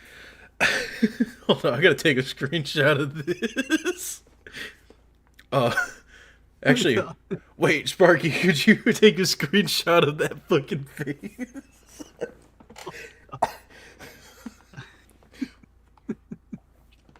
I might put this as a sticker in my server. I can cut it out. Hell yes. Oh my god. Imagine Thanksgiving at that household. Oh fuck, here it comes. Oh my god. You pesky little wabbit. You're gonna have to make Daddy pull out the belt. Does Daddy have to get his belt? Dear God, no. Oh no, I just thought of a really funny meme I could edit into, the no dad, no meme. The dad's bursting through the door. Shh. I'm spanking for wabbits. It's Freaky Friday. No dad, no. It's Freaky Friday, pesky little rabbit. Oh my god. It's time to baste the turkey. Okay,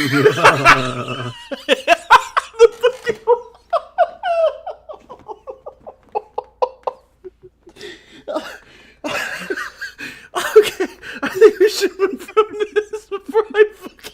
Like Elmer Fudd trying to do an Andrew Tate impression. Welcome to Hustlers University. Where my money at, ho?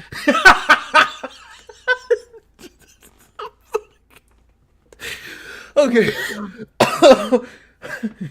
Okay, we'll do one more video.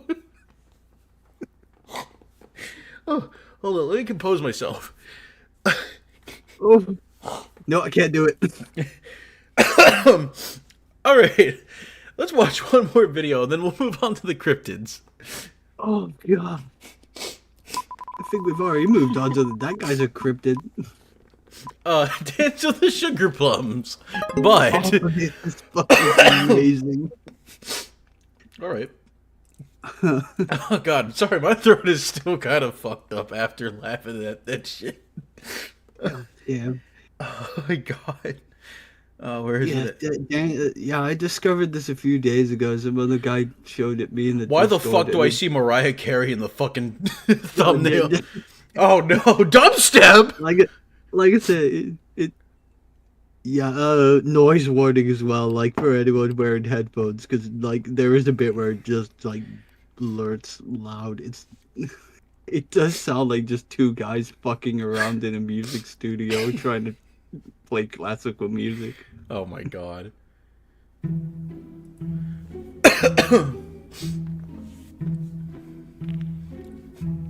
Piano player crack. Oh my god. I forget what you call that forte.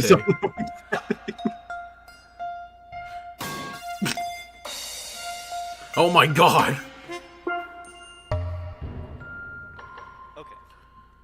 Okay. Let's start Let's over. start over. Fun fact, I used to play the piano.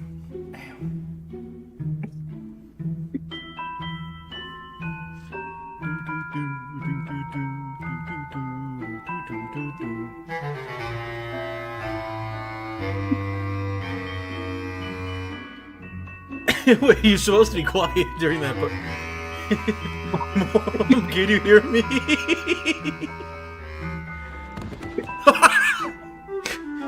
Guess we'll take over.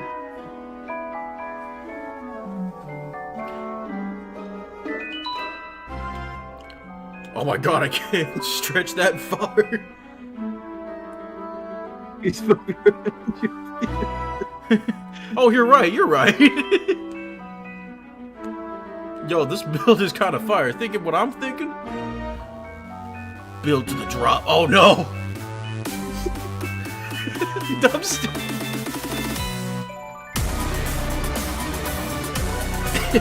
Muses score. Look at his screen. Oh my god. Moves on like nothing happened. Literally everyone comes in at the wrong time and nobody knows we're here.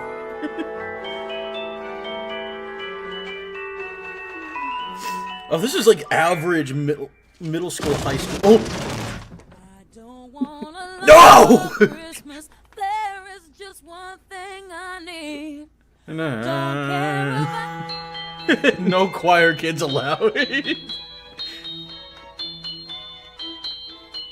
have a cheap synth. What do I do?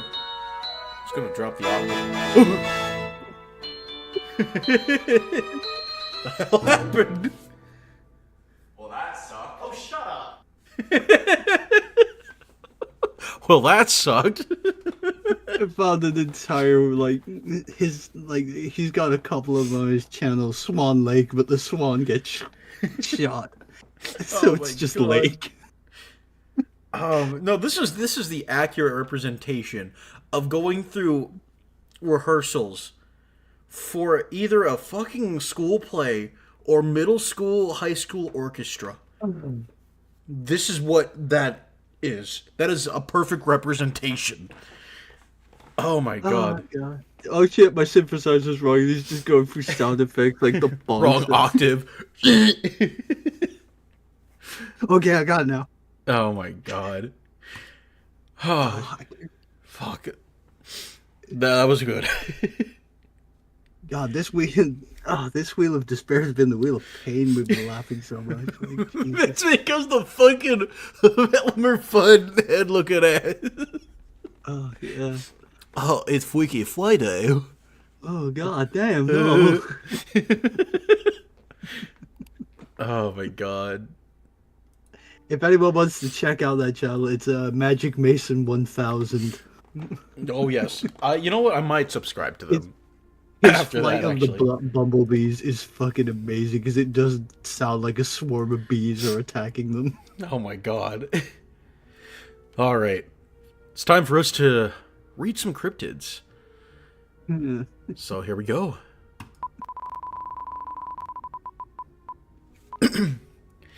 Alien big cats. Alien big cats. This sounds interesting. It does sound interesting. Let's give it a read. I noticed there was quite a few like cat themed on this month's cryptids. There was Kate Sif, there was Gooneye, Alien Big Cats. Oh, this one is SD has a recording for this. So let me open up the recording as well.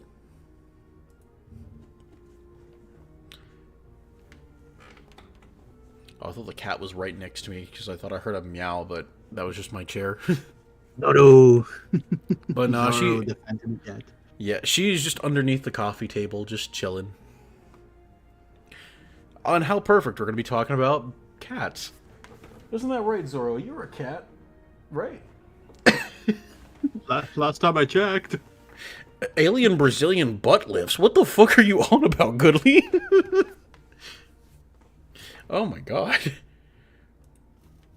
Goodly on some weird stuff today. I'm kidding with you though.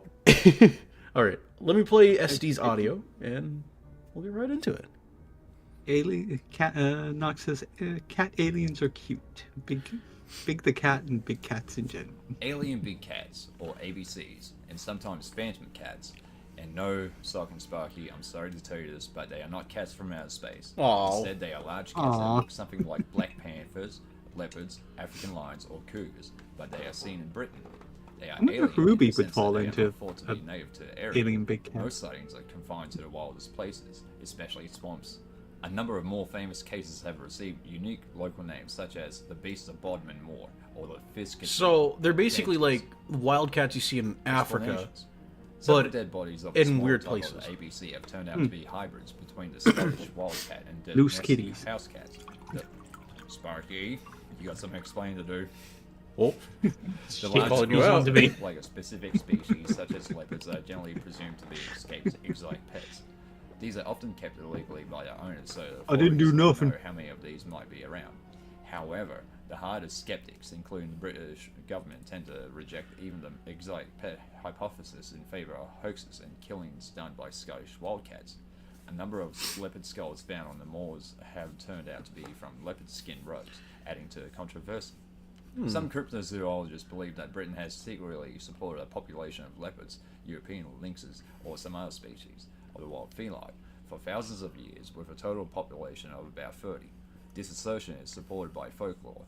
There is no time when people did not sight ABCs in the wild of Britain. ABC sightings stretch back into the myths of prehistory, before science replaced older explanations. These cats were usually thought to be demons in the forms of cats, fairy cats, or shape-shifting witches. Sightings. There have Interesting. also been a recent substation in August 2000. A boy in South Wales was attacked by a creature resembling a panther. Some researchers in the field of cryptozoology use the label alien big cat to refer to any large feline glimpsed in an environment where it is not supposed to be a native animal. Thus, tigers seen in Africa, or American lions, or Appalachian black panthers would also count as ABCs. Sometimes smaller cats are included in this label as well, as is the case sometimes with sightings of the Scottish wildcat in England. Britain is not the only place where they are found, though. There are reports of cougars or pumas near the Australian city of Perth, and more recently, a series of camera traps captured images of at least 4 jaguars in the state of Oklahoma. Although, whether these are native or migrants from Arizona is unknown. There are also out-of-place creatures that aren't listed as cryptids, such as bull sharks in Illinois, piranhas in USA, or chimpanzees going into a killing spree in Florida. Jesus Christ! Now, I'm going to tell you... It wouldn't be the first 5 time it happened in Florida. ABCs that were in Australia. So, you guys are going to get 5 cryptids this time around from me. The Blue Mountain Panther is a phantom cat reported in sightings of the Blue Mountains area, west of Sydney for over a century. Speculation about the Blue Mountain Panthers include a theory that it descended from either circus or zoo escapees, or is a descendant of a military mascot. Video footage showing a large black cat near Lithgow was examined by a group of 7 zoo, museum, parks, and agricultural staff who concluded that it was a large domestic cat, 2 to 3 times normal size, based partly on its morphology and partly on the behavior of a nearby normal-sized domestic cat. Gippsland phantom cat. In the Gippsland region of southeastern Victoria, American World War II airmen brought cougars with them as mascots and allegedly released them into the Australian bush. Grampian puma. A study by Deccan University concluded that the existence of big cats in Grampian Mountains area could not be definitively demonstrated based on available evidence. The evidence was strong enough, however, for the author to... Oh wait, I just realized something. Didn't mean to derail there for a bit, but I have noticed there are a bunch of cougars like where I'm at. Like, what I mean is, I'll go on like a website and I'll see this pop up saying cougars in your area. You know. I'm sorry, I had to make the fucking. I had to make that joke. I was like, cougars in my area. Cougars? I get hot singles. Oh my god. And she like, oh yeah, they're 1 mile away. I'm like, oh my god, a wildcat? Where? While we're on the subject of derailing with jokes, I've got to read the one Knox put in chat. Hey guys, can you riddle me this for a second? If I'm a lawyer and I get 100 innocent sentences, can I change it for $1 in a dollar? What? If I get 1 innocent sentences, can I change it for $1 in a dollar? Oh my god. Sure. Jesus. But I think I have a good explanation for like maybe why we see like a bunch of these wild cats just appearing in like places they shouldn't be. And I think it more has to do with like people like, you know, it more or less has to do like maybe an animal broke out of a zoo or whatnot. You know, like for example, the thing over here where it says like 4 jaguars found in the state of Oklahoma. I assume either one, they got out of a zoo, or two, someone kept them and they got out. Because, like, I've seen videos before of, like, this one lady that lives, I think, in the Northwest, Pacific Northwest, and she has, like, a panther with her. That's because me very stuffy jaguar muffled jaguar violence. Oh my god. Now that I'm 6 months away from 30, I don't think they're cougars for me anymore. They're just regular women, says Goodley. Oh my god. Goodley turns 30? Oh shit. Welcome to the downhill slope, Goodley. Welcome to the downhill slope. Well, I'm about to hit the midway point of my 20s, so I'll live up the best as I can before I hit my 30s. I think me and SD feel we're closer to 40. Oh, fuck. In Discord, when we turn 40, we're going to have to do, like, the long walk from Judge Dredd. We're just going to have to walk out of a big door and go to the unholy wastes. Oh my gosh. Well, I can't be on Discord anymore. Goodbye, fellas. You must bring the message to the masses. It's like the ending of Fallout 1.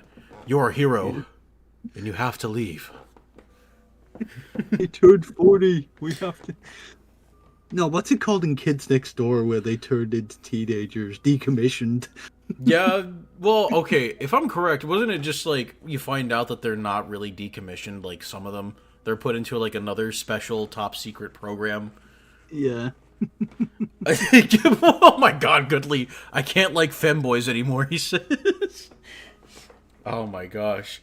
Goodley, your femboys will always be with you.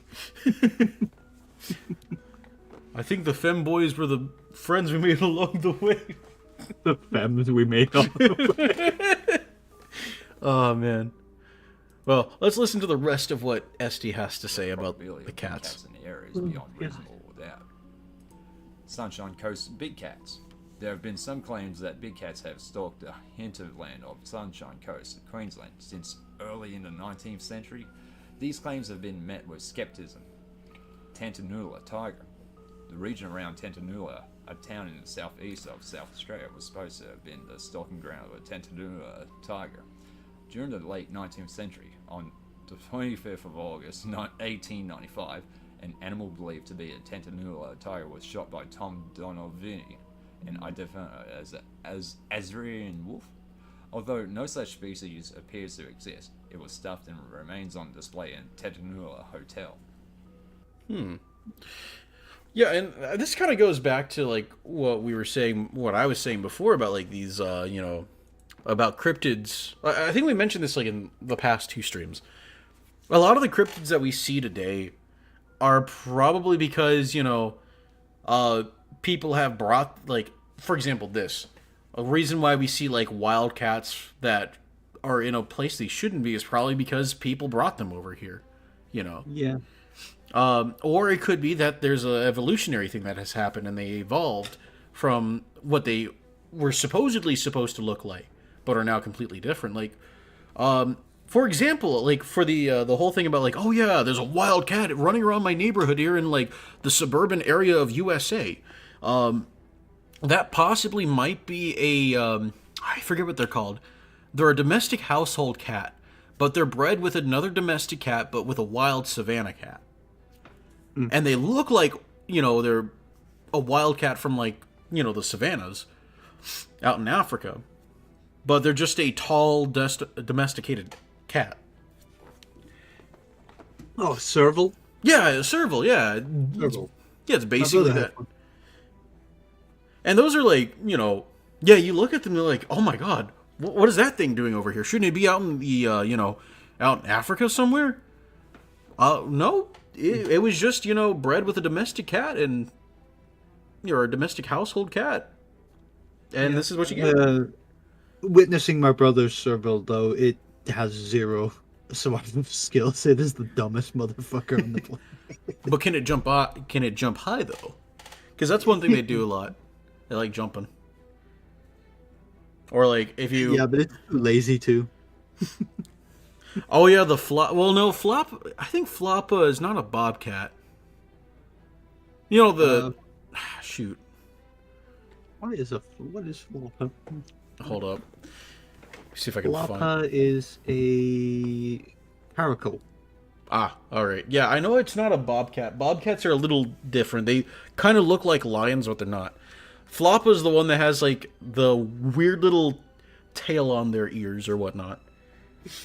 And ocelots, I think they almost look like, servals. And no, we're not talking about revolver ocelot. I knew we were gonna go there. We ocelots are proud creatures. Isn't he the weird guy that twirls his gun? My God, if I just walked out one day and I saw a random fucking ocelot, and I mean the animal, just start twirling a fucking revolver, I'm gonna be like, what the fuck? Oh man. Does that cat have thumbs? Oh my gosh. Well, let's read another cryptid, shall we?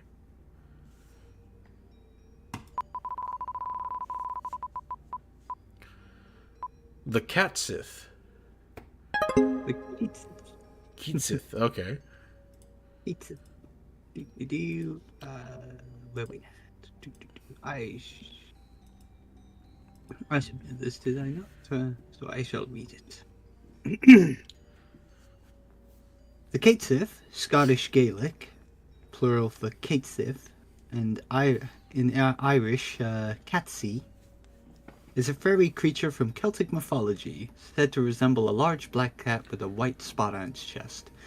Legend has it that the spectral cat haunts the Scottish Highlands. The legend surrounds the creature are more commonly with Scottish folklore, but few occurrences in Irish. Some common folklore suggests that the Catsith is not a fairy, but a witch that could transform into a cat 9 times. Huh. The Catsith may also be inspired by the Scottish wildcat itself. Furthermore, it's also possible that the legend of the Catsith was inspired by Kellis cat, which are a distinctive hybrid between Scottish wildcats and domestic cats found only in Scotland. Scottish wildcat is the population of the European wildcat that is now absent from everywhere in the British Isles. I wonder The why. Catsith is an all-black exception with a white spot on its chest. It is described as being as large as a dog and chooses to display itself as if with its back arched and bristles erect. The King of the Cats. In the English folk tale, The King of the Cats, a man comes home to tell his wife and cat, Old Tom, that he saw 9 black cats with white spots on their chest carry a coffin with a crown on it. And one of the cats tells to the man, "Tell Tom Tildrum that Tim Taldrum is dead." Old Tom then explains, "What? Old Tim dead? Then I'm the King of Cats." The cat then climbs up the chimney and is never seen again. Oh, Have you been drinking again? My gosh. My damn cat told me he's now the king of the cats.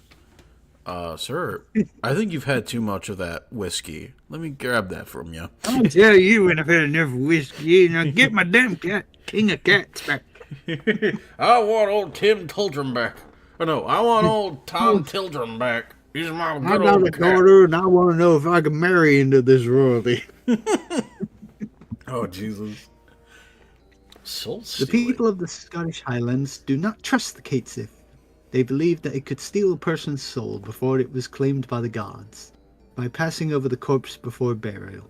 Therefore, watchers called the Feldic, late wake, were performed night and day to keep the Catsith away from the corpse before burial. Methods of distraction, such as games of leaping and wrestling, catnip, riddles, and music, would be employed. This sounds like it was written by a cat. Yeah. Zorro, did you write this? Yes. Oh, she's looking away. She's not wanting to look at me. Yeah. Yeah, you better do all these things that sound really fun to a cat, otherwise I'll steal your soul. I'll probably send this The to Catsith- Latin. Somebody get a kick out of this. The Catsith away from the room where the corpse lay. In addition, there are no fires where the body lay, so that the Catsith is not attracted to the warmth. Samhain. On Samhain, it is believed that the Catsith was blessed anyhow if left a saucer of milk out to drink, and knows how. Again, this sounds like it was written by a cat just to get humans to do something for it. Hey, human, I want milk. Give me milk. Please, leave And I me will milk. bless thy house. And if you don't, I'll curse it. Ooh, the summoning. I will curse all your cows to have their udders go dry. That's because I drunk it all. I just, when I imagine a cat laughing, I imagine what's that cat's name from the Sabrina the Witch show? Whatever it was. Oh, Salem. Yeah. I just imagine him laughing. He was my hero growing up. I love that cat. He needed his own series. He was great. The demonic Caitsif, this is the summoning section. The demonic Caitsif called Big Ears can be summoned. Gaelic Tangram, or Scottish pronunciation. I'm not even going to try and pronounce that. I don't even know what the fuck that word says. That's not even letters. That's all moon ruins to me. Oh no, I drank a bit of whiskey. Now I can read it perfectly. To appear and grant any wish of those who took part in the ceremony. The ceremony required practitioners to burn the body of cats over the course of 4 days and nights. Jesus. Transformation. Some people believe that the Caitsif was a witch that could transform voluntarily into its cat form and back 9 times. If one of these witches chose to go back to their cat form for the 9th time, they would remain a cat for the rest of their life. It is believed that this is how the idea of cats having 9 lives originated. Oh, that sounds about right. And there's a bunch of famous ones. Associ, the Beast of Bodmin, which goes back to SD's previous thing that was mentioned. Yeah. Kusif, Kafpaluga, Grimakin, which sounds like a really awesome Pokemon name. Gramokin, Kalos Cat, and then Phantom Cats and Black Cats. I also kind of see this, the Catsith as is it also the origins for why witches have cats? Because it's mentioned right here that, how would you say it? I know I just saw it here earlier. And it's also the basis for the design from the Final Fantasy character from Final Fantasy 7, is it? Yeah, Final Fantasy 7, Caitsif. Huh. Interesting. The black cat riding the big Moogle thing with the megaphone. Yeah, and this is what I was saying right here. Why we see witches with black cats, because, I think this is where that whole origins of that comes from, is from the Catsith. Because it says right here, a witch that could transform into a cat 9 times. Yeah. It's an oddly specific number as well. 9, they can only do it 9 times. Yeah. I know, there's the, it's also mentioned right here about Final Fantasy 7. Mm-hmm. Yeah. But, that reminds me of, there's certain numbers throughout history that are very, that are always related to, religion or whatnot. Like 7 is definitely something that's kind of related to Christianity in a way. Because, it took God 7 days to create the earth and such. And on the 7th day, that is, the Sabbath, the holy day. So 7 is kind of like a holy number. But I wonder what about the number 9, A weird occurrence in my family is how often the number 21 comes up. Me and 2 of my brothers are born on the 21st of a month. My sister Sparky. is born on the 21st of a month. What's 9 plus 10? What's 9 plus... Don't make me use my brain. 9 plus 10 is... 19. Oh, dang. I thought you were going to say 21. That's one of my favorite... 9 plus 10, 9. Well, have you not seen the 21 video? Literally, this guy goes up to his little brother. He goes, "You stupid." "No, I'm not. What's 9 plus 10? 21. You stupid. And that's the whole thing. Oh, man. Well, that was an interesting story. I had to think about it, too. Again, not so good with the math. All right, well, here we go. We just got a message from SD. He will be home in about an hour. Oh, nice. We'll probably be reading a story or the second story after that, or once he gets home. Also, we got Tyree the Piper as our next cryptid. Oh, this is the other one I submitted. This is every Scottish good folklore is the ghostly bagpiper. Ooh, interesting. The... Tom Tyree the Piper. The story should end there the next morning, Tom. Since this is yours, would you want to read it, Sparky, or would you want me to read it? I'll read it. All right. It's only a short one, so... There once was a talented piper by the name of Tam Tyree, renowned throughout Angus for his skills and ability to whip up a party into a frenzy. He was a familiar face of events and of the local area and sought after entertainer of any party worth having. It was after one such party that Tam's fortune changed, a wedding in Alborough. He had played all night with the happy couple and their family, and the dance floor had never been empty. The guests left gasping for air, rubbing sore feet, and at the end of the night, Tam, his wife, and his little dog, who had joined him for company, started to make the trek back home. It was a bleak night, the rain lashed against their skin, and the wind whipped up their clothes. "Come on, I know a shortcut back down the side of the Alborough cliffs," Tam cried, the wind over the shepherding of his family along. He had hoped that the shortcut would get them safely before the storm could grow stronger. But only halfway through, they were faced with the choice: stop for shelter in a nearby cave or face being blown off the sea crags. The three of them huddled in a cave. The wind howled through the entrance in a hard cacophony. So Tam, taking out his pipes, did what he did best and played a tune. And the sound drowned out the storm and calmed his wife and dog enough to get some rest. The story should have ended there, but the next morning Tam and his family should emerge into the sun and make the rest of the way home. Except they didn't. For 3 days, Tam, his wife and his dog were missing. It was only when they didn't show up to play the pipes at another party that the concerned fishermen thought to investigate. Finding out the route that Tam and his family had took during the storm, he feared the worst and set out on his little fishing boat to the cliffs. It was there he saw a most peculiar sight. Creature, 4-legged, no bigger than a small dog, completely hairless. It yelped in terror at some unseen and rushed by the fisherman, who quickly realised, "Jigs, it's Tam Tyree's dog!"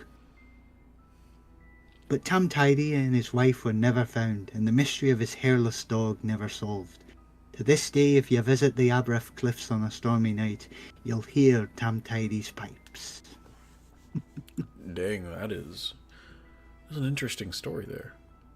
Mm-hmm. Yeah, it's interesting the part with the dog with the being completely shaved. Yeah, I thought it was going to go down the route that the creature they stumbled upon was like some weird, 4-legged cryptid or whatnot. Yeah, and you were expecting it was to fall into the usual creepypasta cliches. Yeah, and I was about to make a comment saying, "Oh, is this something similar to the chupacabra down near Mexico and such?" No, in that region there is seaside cliffs, and there are so many stories of people hearing bagpipe music coming from them and stuff like that. It's really it happens so often. It's kind of weirdly there must be some truth in it. So I guess my question here then is, Sparky, what is your theory as to what happened to Tim Tyree? I don't think anything supernatural or sinister. I think he might have just got lost, trapped in the cave, and the cold or the thing got to him. Doesn't explain the dog and how it being hairless. I think that's just been something that's added on to spice up the story. But people do go missing in those caves quite a lot. So I guess this kind of. Oh, sorry. It does factor in some truth. It was just a random freak accident. Honestly, that's what I'm thinking as well. The rational mind here for me is it's similar to the 411 cases that you hear with people that go hiking. Very similar in that regards. Once you get deep into an area that you don't know, you can get lost, almost immediately. A good story that I heard recently was about a guy who, this guy was a Methodist pastor, but he absolutely loved hiking in the Rocky Mountains. And what he used to do was he would tell his wife, hey, I'm going to go on this trail. It's going to take me about a week or so, but I should, if I time everything correctly, you should meet me at this, point right here to pick me up and such. And that's how he always did his trips. And he'd always bring his dog with him. But on one of the trips, they were up in the Rockies and it was getting kind of cold. You noticed that his dog was getting kind of tired. And the trail that they were supposed to go on was supposed to be clear, but it was nothing but ice. So they had to take a trail that they didn't know anything about. Long story short, dog was feeling a lot better, was able to move, but caught a hold of something and darted off. Guy followed the dog, and they're at like this area where there's a bunch of boulders and rocks right next to this beautiful lake, and the guy took a photo of it too. However, as he was trying to get his dog back, because he's like, hey, I don't want to lose my dog, he gets stuck in between the rocks, and his foot gets caught up in one of them, and it's to the point where he can't get it out. A boulder comes rolling down, but apparently there's like a little dent in the boulder enough to where, it just rolls over him. It doesn't kill him or anything because that little dent there. But it makes the situation even worse because he now can't move his body. And, well, long story short, Guy basically was found by another hiker. But by then he was already dying. Emergency services came by, grabbed his stuff, grabbed his body after he had passed. And that's when the journal comes in, because this kind of gives off like more of the what happened. And I guess where I'm going with this is, it's when it comes to that type of scenario where you take a trail you don't know, this is the situation that might happen. Some freak accident happens. And when there's nothing in place, like, there's no civilization in sight, and no technology on you whatsoever, it makes matters even worse, Yeah. So, and that's what I believe would happen to Tamteri after hearing that story. They took a different trail. Going back to the caves as well, along that region of like Aberath, all the way along to the capital, well, not the capital, the major city of Dundee. There's rumors that those caves can stretch for miles, like right under that Scottish coast. Like there was even a rumor that one of them goes straight to Dundee, like castle, like underneath the castle. So you can get lost for miles upon miles under those tunnels. Interesting. Wait, and now that I'm thinking about it, and now that you mentioned that there's like these tunnels underneath that area, this reminds me of like the first episode of Hunter the Parenting, where they go into the tunnels and then you hear the story about the fiddler. This is very similar to that. I know that's part of the Alpha Busa's story, but I assume that's where he probably got the inspiration for that, was Tantari. Oh yeah.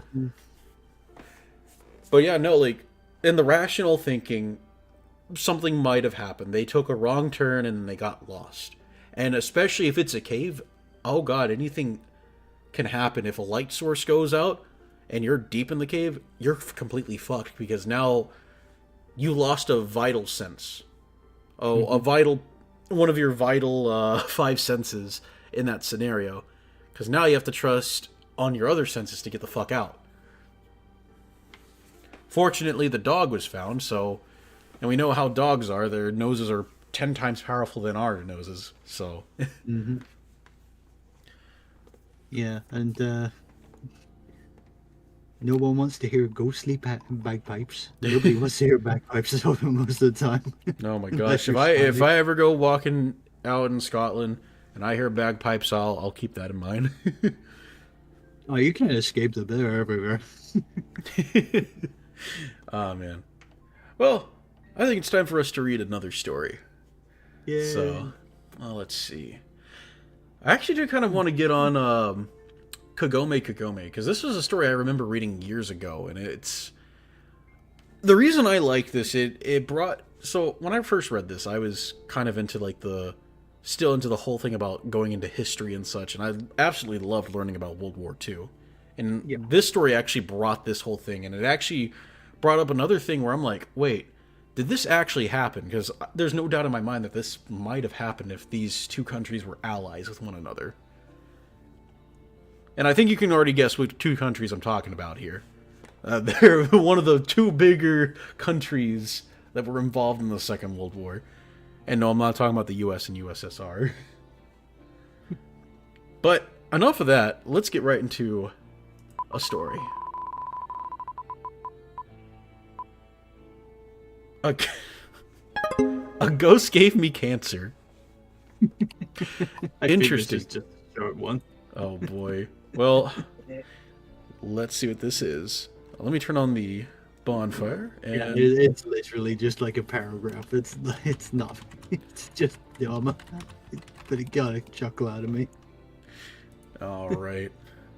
Well, I'll read this and yeah. Where is it at? No, there it is. Oh, the troll pastas. A ghost gave me cancer. I don't smoke, but most of my friends do, so I found myself out in the smoking area at midnight outside the club one night with my scarf around my face when a dapper skeleton offered me a cigarette. Oh, no thanks, I said to the bony gent. Those give you cancer. The skeleton shrugged. Fair enough, old chap. I suppose if I had a body to get cancer, I wouldn't have started. I frowned. But what about bone cancer?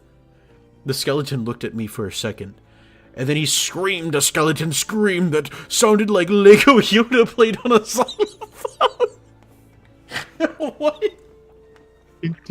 Spooky, scary skeleton. All I hear is the Yoda sound effect going. I can't do that. I can't fucking do it. Fuck. That's not the Yoda sound effect. I don't know what the fuck that was. He looked me in the eyes with his sockets. What have you done? He moaned before exploding from cancer. I walked home to wash off the bone dust when I found an unhumanoidly tall figure waiting for me in the shower. Why you spoop, my friend, huh?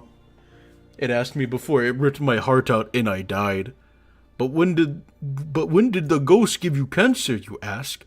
Well, after I entered the afterlife, I subscribed me to this subreddit. What have you done? Explodes from cancer. It goes to Reddit, gets cancer, explodes. My face win. What have you say that to me, Sock? I'm a Reddit gold user. You deserve bone cancer now, Mo. Oh. No. Oh my god. It was actually kind of funny, I'm not gonna lie. It got a chuckle out of me. I thought it's so stupid. Oh my god. Alright. It's time for our next story. Okay, this one has been on the fucking list for a while. Dream of the Beach. Dude, I've already read this one. Wait, no, we've read some other stories that had beach in them, but we have not read Dream of the Beach. I don't think. I swear to God, if I go back and I check the list of stories that we've read and I see Dream of the Beach, I'm going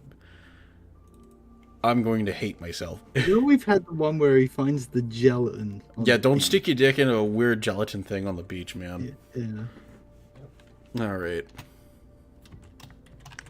And the one where the bodies wash up on the beach and the... Yeah, then there's the one where... Yeah, and the kids kind of like... I remember that one. That one was... Oh, boy.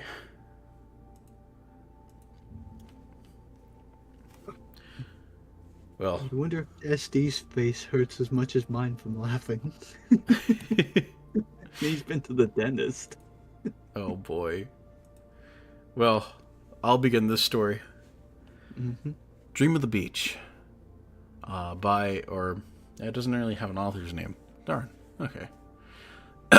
Author's note. This is my entry for Cornic's Liminal Space Story Contest. Oh, okay, so it's a liminal space story.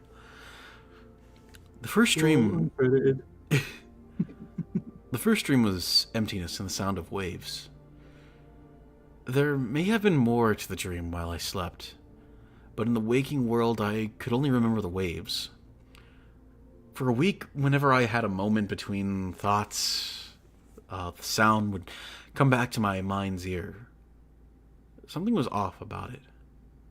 Isn't the sound of the water supposed to be so soothing you can sleep to it? One day I pulled up a few relaxation videos and apps to compare my waves to their waves. The relaxation recordings had waves hitting the shore at almost regular intervals, but not perfectly so. Each instance sounded unique, or at least different from the one before it. The waves from my dream were uniform. I guess I could say it was a single wave hitting the shore of my consciousness over and over again. The sound in the interval never varied perceptibly. For a while, I let it go. I figured there's no sense in letting a dream with such little substance occupy my attention. Sometime later, at least a few weeks later, I dreamed of the waves again. This time it came with the sensation of sand. I didn't just feel sand beneath my feet, I felt it all over me. Little grains of grit in every crevice of my body shifted with every move I made in bed. It's coarse, irritating, and it gets everywhere. Oh my god, what are you, Anakin Skywalker? Not just the men, but the women and children too. I hate them! Alright. It was a surreal and frankly annoying experience. Yeah, this was written by Anakin Skywalker. I made a concerted effort to Liar! You turned her against me! You're my brother, Anakin! I loved you! I hate you! I hate you. Man. I made a concerted God, if effort. it turns into a fucking plot twist where it is just Anakin. Oh my god, I will fucking die of laughter if it's just Anakin Skywalker just dreaming of fucking sand. I made a concerted effort to wake up to this feeling, so this feeling could end. But I've always had trouble breaking out of a dream. You would think realizing I'm dreaming would make it easy. But it's as if the realization itself traps me in my head. I end up with some kind of sleep paralysis where I just open and close my eyes and feel like I'm bobbing around in zero gravity. The sandy dream only stayed with me for a day or so. I brushed my teeth an extra few times because I imagined a crunching on the sand whenever I happened to clench my jaw. Over time, my other senses joined the party. There was a smell of a vast body of water with seaweed and fish. I tasted salt and I felt wind. All of these sensations made themselves known before I could remember seeing anything but the backs of my eyelids as I dreamed. It screwed with me. Actually, to have this vivid recurring dream sprinkled between all of my normal ones. The beach, as I started to call it, didn't come to me every night. It hid in the back of my mind just long enough that I would start to forget about it, then pounce on me with a new layer on top. One night, the beach finally came with a semblance of a sight. It was incredibly dim at first and sort of vignetted, like I was squinting. The blurs of color were at least colors I expected. There was deep blue-green for water and sandy brown for, well, sand. Reflecting on it while I was awake, it reminded me of some rocks I had in my collection as a kid. Apache tears are these little black stones, and when you hold them up to the light, you can sort of see through them. The beach, as I first saw it, was a cloudy-colored light that seemed far away. The image gradually cleared. It felt like it took weeks, but time is just screwy in dreams like that. For weeks, I just stood there, unmoving, feeling the scene and becoming intimately acquainted with the details it allowed me to grasp. When the beach finally came into focus, I felt that I was allowed to move. But when I tried to turn my head, I snapped back into consciousness. Why would my dreams tease me like this?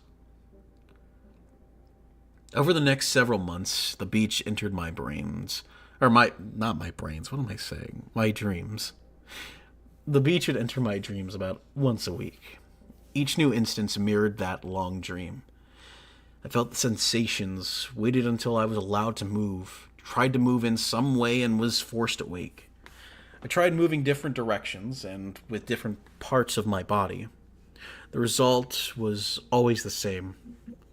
I would jolt back to life without getting any closer to understanding the dream. Doing the same thing and expecting different results is what they call the definition of insanity, right? Every time I hear that fucking definition, I always think of the... Yeah, I hear fucking Far Cry 3's main villain. Do you know what the definition of insanity is? I hear his fucking voice.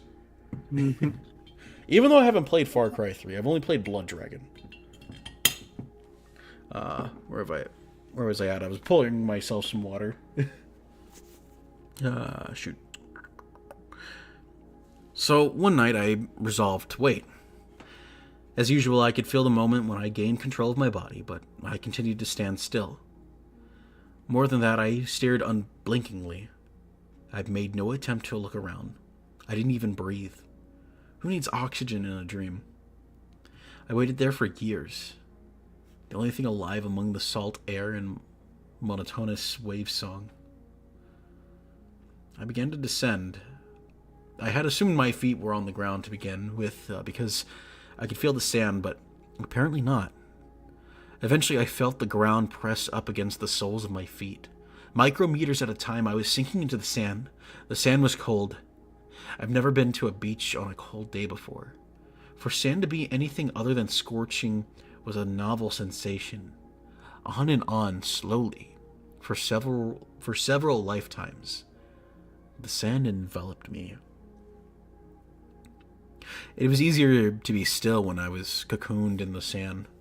The sand filled my ears, but the vibration of the waves still reached me. The ebb carried away my thoughts, and an almost tangible nothingness flowed back into me. I didn't care if I ever woke up again. I'd be perfectly content to be the one with my beach for eternity. Then, all at once, something changed. My mind was present again, and every fiber of my being screamed that I was in danger. I felt an urge to breathe for the first time in decades, but by this point, I must have been a mile away from open air. I clawed my way out of the sand in a blind panic. Pain and adrenaline caused me to forget that I was dreaming. For hours, all I could feel was grit in my throat and in my lungs. Finally, I burst through the surface and flopped onto my side. I took some time to breathe. My eyes learned to understand light again. Thankfully, the sun wasn't bright. Actually, a fog had settled. The familiar colors of the beach were muddy and dull despite the clarity of my vision. All of that vivid sensory input I had experienced in every dream before was gone. But at least I could see. Able to move freely for the first time, I stood and surveyed my surroundings. There were dozens of prints in the sand, but no living thing in sight. As far as the eye could see in every direction, there was only fog. What is this, fucking Silent Hill? Silent Beach. Silent Beach. You just see James from Silent Hill too. Oh, they're always gonna have a swimsuit episode. God damn it. Oh my gosh. Have you seen my wife? Why is that nurse got a bikini on? Oh my god. Hey yo, Pyramid Head, what you doing with that Speedo? No sights, sounds, or smells to suggest civilization. The air was dense and damp despite the cold. It was the kind of biting cold that comes on a wind. Except the air was still. The water was clearly visible for the first time, and it behaved just like it sounded. Infinitely in either direction, the waves broke identically with each other. Renewed motion, and the swash came in and receded as one giant mechanical mass. I took one step and then another. With the sea to my left, I began a hesitant stroll along the beach. The exaggerated sense of time that usually pervaded the dream had disappeared. I felt present now. As I walked, some sense of urgency began to perk up in my brain. At some point, I noticed that there were no longer other footprints in the sand. It was imperative that I reach the end, whatever that meant. Hopefully, I would know it when I saw it. I waited through the fog and on and on. I have no idea how long I walked. I thought I had walked before there was any change. The rigid swash lapped at my feet now and again. I honestly couldn't tell whether the tide was coming in or if I simply veered toward the water from time to time. Were the waves reaching for me, or was I drawn to them? I paused a moment to watch the water rush around my ankles, and my feet began to sink into the dark sand. The song of the waves was so familiar to me now. It was like a friend calling my name. Over here, moron! Hey, buddy, I hope you find your dad. I don't know why that was in my head. Hey, SpongeBob, over here! Oh my gosh. I then saw a yellow sponge pop. Oh man. A moment after that crossed my mind. A moment after that crossed my mind, I did hear my name. There was a voice in the distance. The voice was crisp. It blew away my returning stupor. Noticing the water level was rising around me, I jumped and splashed my way to the firmer sand. The water continued to creep closer and seemed to be gaining speed. The waves were no longer lapping, but gnashing, and the once gentle rhythm was rising into a roar. The sand, the water, the fog, everything was converging on me. It was time to run. I heard a voice a second time. I strained to push all other sensations from my mind to pinpoint the direction of the sound. The world was in chaos, so I was leaping, stumbling, splashing, gasping, blinking, groping, and then I lay down on my bedroom carpet, staring into my sister's face. She had been crying, but for the moment allowed herself a smile of relief. Someone was on the phone in the other room. I was drenched in sweat.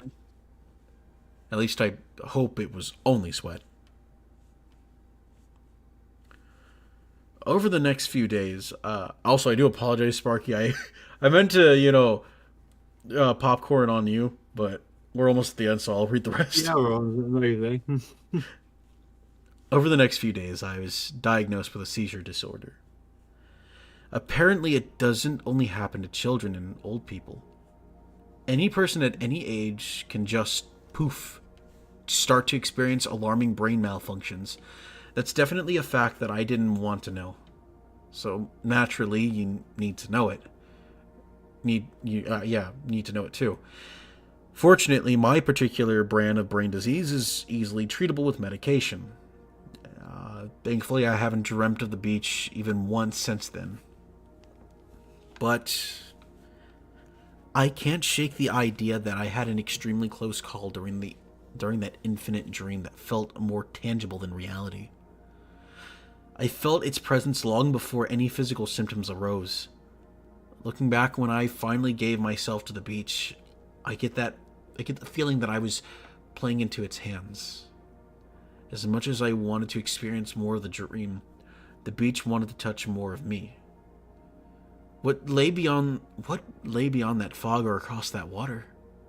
What force dragged me down deep beneath the sand? The only things that brought me back were my sister's voice and the human instinct of self-preservation. Without the intervention and without that fear, would anything have kept me from becoming one with the waves?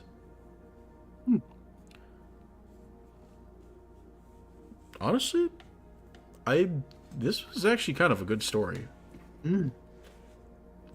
Like, It plays on that thing like, oh, is this all just something his brain is doing while he's having the seizure, or... Yeah. I noticed right here, like the top comment, posted on September 11th, 2022. A horrible day to comment anything. But they mentioned that this was a good story as well, except for the ending. I can sort of agree with him because it kind of falls into that whole thing again. However, I do kind of like the ending too because it explains kind of why this guy has visions or dreams of the beach, you know. Yeah. And it kind of coincides with that whole thing of like, oh, yeah, this is like, you know, it sort of reminds me of like, you know, stories I've heard before of people that have actually had like, or been into comas or whatnot, or they've had like a near-death experience. There's like this whole thing they go through, and then they wake up and they're like in a hospital room, or they're awoken, or they wake up around like their family that are worried about them. And usually these people have those types of stories where they are in a scenario where they're just like knowing that where they're at could possibly, you know, they could pass away. And now that I think about it more, it's kind of interesting that this happens at a beach. And it's even interesting that, you know, he sees other footprints before, but as he continues going on, he sees no one else's footprints except his. And, it sort of reminds me of, in its own twisted way. I mean, I know this story is like, you know, a guy trying to fight off death, but it's kind of funny that the guy brings up the beach because it reminds me of that one thing that people bring up at funerals about, like, you know, the footprints in the sand kind of represent your life and such. Oh, yeah. And I think that's what this was going for, was more of this guy was, you know, in that between state of being alive and dead, because in real life he was having a seizure, and at any moment he could pass. But thankfully, due to human instinct still, and due to other people around him, he was able to avoid having a death. Also, Prep Cook Demon says, "I'm about to come?" Question mark? Yeah. Kind of weird. Yeah. I couldn't think of anything for the thumbnail for this live stream, so I just used a fucking Dreamy Bull. Because why not? His little pilgrim hat. Yeah, we're just having a turkey. And now, I will say this. I did the stuffing. He didn't do any of the stuffing. And there's a good reason why. We didn't let him anywhere near the fucking gravy. Now, maybe I'll let him near the fear turkey. Or I'll let Alucard do. Yeah. Oh, man. But back to the story, though. This was well written. I actually like it. Yeah, like I said, I like that thing, like that this could be something that does happen when someone's having a seizure. Their mind could go to a place where... Yeah, like I said, it kind of goes into the whole thing of a life-death experience, yeah. And I see a lot... Oh, sorry. Oh, no, you go ahead. I recently, like, heard a thing of, like, near-death experiences, like, the reason why your life flashes before your eyes is because your brain is trying to search every conceivable moment of a way to survive this, like, death experience that you're happening. I always kind of... Sort of has science to it, like... I've always kind of... When I've always heard that, I always think it's more or less the brain knows it's about to pass. And so it's using...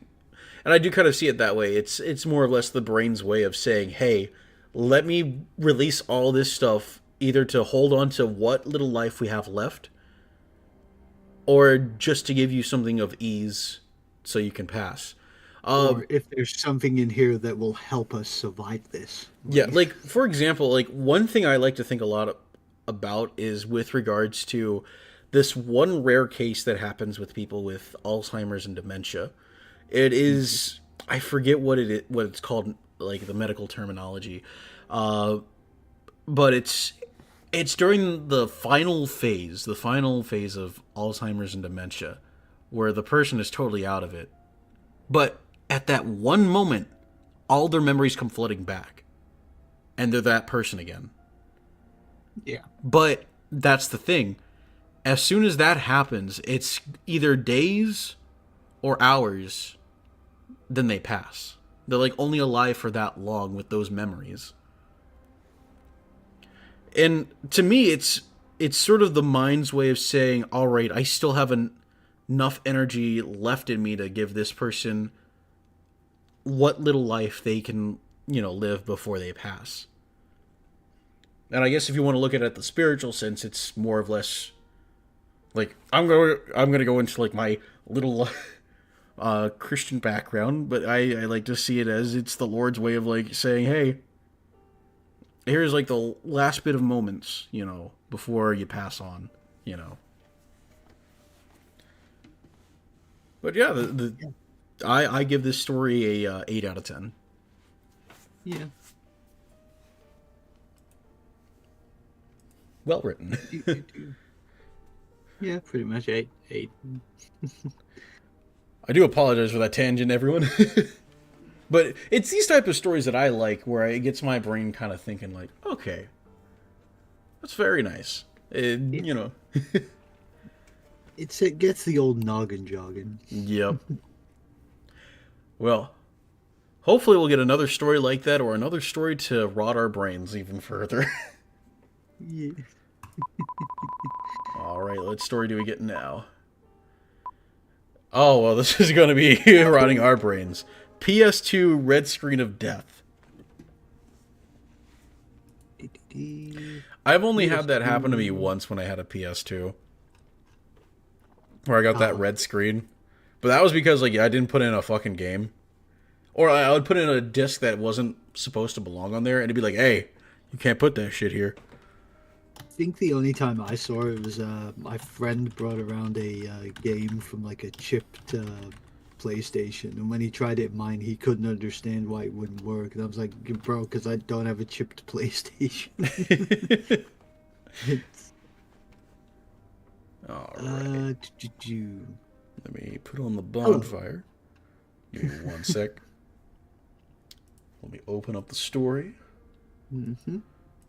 Alright, and I'll let you begin on this one, Sparky. It's a very short one. All right. Hello, John here. I'm a man who has seen everything, and I mean everything. Every console, everything. There is a reason for this, and it involves the PS2. Oh my gosh. I used to own a PS2. It was one of the first consoles I ever got. I remember owning a good portion of the PS2 games, but the PS2 has no games. And remember enjoying every single one of them. That, however, isn't the case anymore, as my family got rid of my PS2 and sold my games years ago. That wasn't the last I'd heard about the PS2, and specifically my PS2. If I read the word PS2 one more time. Oh my god. They use the word PS2 so much in this fucking sentence. My friend had a PS2, and we would play his once massive library of games and enjoy every single one of them and laugh at each other as we played some of the funniest and random PS2 titles ever released. However, our laughter ran out when we switched to the Spyro game out for the WWF game. It was dark, eerie, and red. Yes, it happened. We encountered the red screen of death. Let me explain what this is. The red screen of death, the RSOD, is an error on the PS2 that occurs whenever you insert a pirated, unreadable, incorrect format, or damaged disc. The PS2 will boot up as normal and will take an awful long time to start up. The blue smooth background will suddenly change to an angry and dark shade of red with 5 cubes spinning around the screen. The words, "Please insert a PlayStation or PlayStation 2 format disc" are shown on the screen, and in the background an eerie faint wind noise can be heard. And this error will never leave the screen until the disc is removed. The wind noise of the red screen is like the startup sound, but it's deeper and more disturbing. But the screen sends a dark message, a message about heaven and hell. The error is used to drive off pirates and to remind kids to always use original discs. We freaked out when we saw this. We weren't expecting an era so dark and disturbing. My friend started to shake violently and then drove me to remove the disc. When I checked the disc was in perfect condition, so I checked the disk drive afterwards to see if there was any problems with the disc reader. Strangely enough, the disc reader was in near perfect condition, no damage at all. My friend then stated that this was not meant to happen, and we could continue playing his games. So we put others in to see what would happen. We tried each and every game on a massive PS2 library, and the same thing happened. Red screen after red screen after red screen after red screen. At this point, the PS2 was unusable. My friend told me to go next door to my friend's house, as his friend knew me very well. I went, and all he was doing was staring at his TV screen. "Hey," I said. No answer. He sat there completely frozen. It felt like he was frozen in carbonite. I still yelled at him and still got no response. I nearly gave up before he said, "Get out, I'm having a mental breakdown." You're off about this. It was so scary, it seemed like he was possessed. I think your friend has an undiagnosed, I think your friend has an undiagnosed problem, dude. Maybe give him some space. He's just so casual about this. Do you mind? I'm having a mental breakdown right here. He's just a chill guy, you know? I looked at the TV screen and all of a sudden I knew why he wouldn't say anything. He was staring at the red screen and his PS2 was fully on. Oh my god. I opened up the disc tray and there was no game inserted. Not a single one. Well, there's your fucking problem, you moron. At this point, he literally freaked out and said, "How the hell can a PS2 perform a red screen of death with no game inside? It still asks you to insert a PlayStation disc if there's nothing inside." Yeah, like, that will happen. I mean... Yeah. I mean, that does actually happen. Like, I mean, yes, normally it'll go to, like, just, "Oh, would you like to look and do some system configuration stuff?" But sometimes it will bring up that whole red screen saying, "Hey, insert something in here, buddy." You know.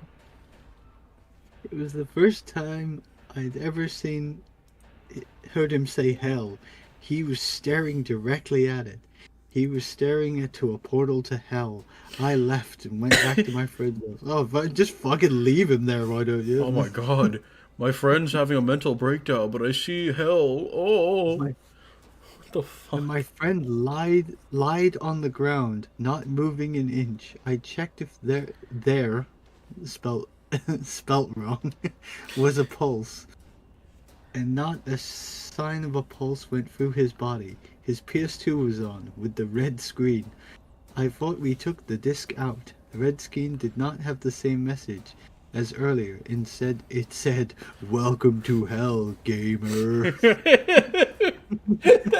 Welcome to hell, motherfucker! Oh my At this god. point, I knew what happened. The red screen had killed him. I ran out the house, went straight to the Sony headquarters. Fucking hell, that was quick. Oh my gosh. Damn, did No you one was just fucking there. run to Sony HQ? Like, It's like right next door, like, oh fuck. gotta go fast. Oh wait, no, that's Sega. No one was there, not a single soul. I went to investigate and saw a red illuminating from the bottom of the door.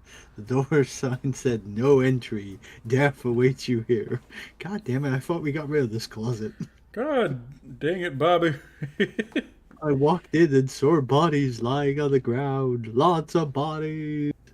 Yeah. At no point have I stopped myself. I saw an old Panasonic TV at the end of the room. The red screen of death was all that was on there.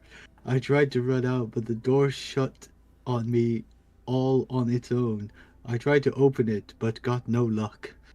The wind started to get louder and louder, and the red started to illuminate on all sides of the room. It was no longer a Sony employee got the door open and ultimately saved me.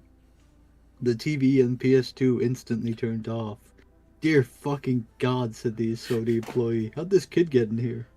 How the fuck did you get here? How the fuck did you get to Japan, dude? What? I said. It killed so many people. We need to stop this before it kills even more people, said the employee with a scared look on his face. Get out of here. Now, you must not waste another second in this hellhole. I went out and he went inside the room to investigate. The door slammed shut and violent red illuminated from underneath the door. The worker screamed in agony as the red screen was slowly killing him. Fucking dumbass. Jesus Christ. As I walked out of the room, I heard a massive thud. I went back to check, and sure enough, that worker who saved me was dead, as the rest of them. Oh my gosh. Nothing of value was lost. You're just another unimportant asset to the company. It's not the worst thing Sony have done. The red screen then came back, and the red illuminated the room again, but the illuminated red filtered the whole office, as well as the whole HQ. Does anyone else taste red? I taste blood. As I ran from the headquarters, and as the surviving workers were trying to run out, the headquarters exploded in a fiery blaze. All the workers screamed in agony as they fell to the floor, burning, ultimately resulting in their deaths. Oh I ran past other homes, and red illuminated on each until the houses exploded, ultimately firing out a PS2 in perfect condition. This is just a marketing for the PS3. I'm gonna be pissed. Oh my god. I suddenly realized the meaning of the red screen of death. The error was a portal to hell. It's some form of unaliving. So many innocent people died into the beast, and each people lay down on the ground as a result of seeing the screen. Out of nowhere, I was running. I heard a faint wind noise. The wind noise was looping and sounding like the wind noise that plays at the red screen. When I was running back home, I saw many disasters occurring to so many innocent people. Earthquake, explosions, tornadoes, etc. You name it, I probably saw it. He's softly. My gosh, he saw the end of times happen right before his eyes. I just wanted to play Crash Bandicoot. When I got home, my dad was angry with me and confused why I went in such a hurry. Fucking looks out and gestures vaguely out the window. God damn it, Bobby, why did you go all the way to Japan to the Sony HQ? I closed and locked my bedroom door, closed the windows and curtains. Yeah, it's been exploding houses. I don't think that's gonna protect you. My gosh. Turned off the lights and saw my bed in fear. While I was turned away, looking out the window for a brief moment, red illuminated in my room, shaking and stuttering. I turned to find out that it wasn't the red screen at all. It was a red candlelight. My dad had turned it on to give me some light. I sighed in relief and looked out of the window again, but out of nowhere I turned, and the red candle was burned out by the faint wind. Shaking, I continued to see what would happen. Suddenly, the room went completely dark. And when the light came back again, the candlelight was nowhere to be found. I started babbling and shaking my legs as if I knew it was coming.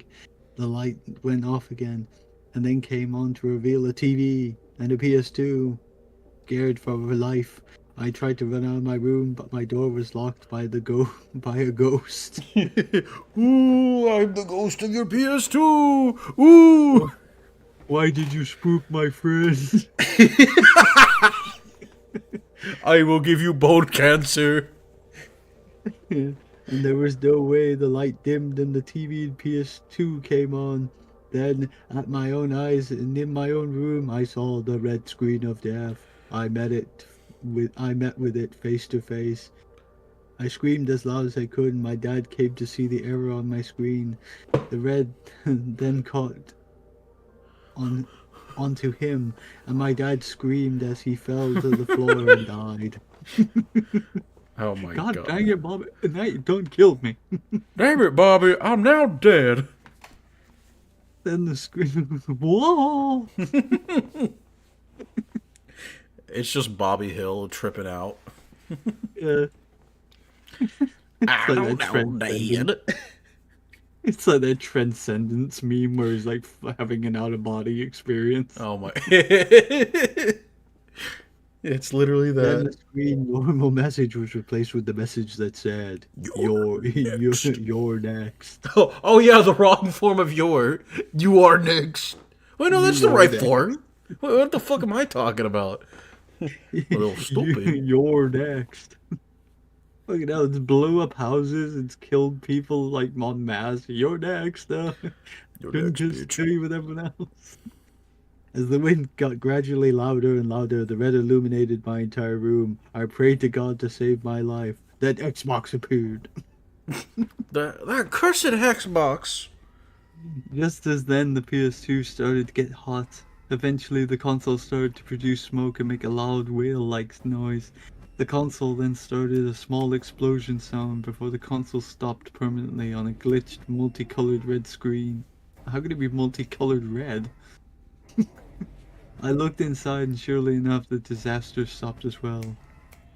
I ain't never buying another PS2 after this. If you ever buy a PS2, Even if you buy a PS2, be cautious of the red screen. It could end your life. oh my gosh. Speaking of PS2s, I was wondering if you wanted to hang out and smoke weed and feel our belly from Diet Soda and play Burnout Revenge for the PS2. Hey, SD. When did you sneak in here? Oh my god. I've been here for like 5 minutes. Oh god. Nice. I didn't even hear the beep. What the hell? Alright, give me 1 second. Let me pull up the SD. Oh, God. Hold on, let me just check something as well. Control F. Right, there we go. And Zoro now wants to jump up on the desk. Hey, babes. He says PS2 No, 23 times. Oh my gosh. Let me change this music. Holy crap. That is too dramatic. Oh, sorry, 22 times he says PS2. Oh my gosh. How many times does he say red? Oh man. How was your dental appointment, SD? Good. Just got a temporary crown in. Should last me for 2 weeks, and then I get the proper crown put in. Well, that's good. Oh, we were laughing so hard at some stuff before. I think our faces ached just as much. Yeah, I kind of popped in on the stream every now and then, and I saw you were listen to Elmerfud. Alien Big Cats. Oh yeah. You know, speaking of alien big cats, I got this big old cat right on my desk. She Zoro. Oh, she wants all the pets in the world right now. Oh, I love you. Pet me with your eyes. Yeah, she's saying, hey, get your eyes away from the screen and look at me. Like right now, she's blocking me from using my mouse. All right. Let me go back to the bonfire and turn that off. But I think we'll read one more story, and then we'll read the last two green texts that we have. And, yeah. Oh my gosh, Zoro, what are you doing? You want to get on the window? Zoro.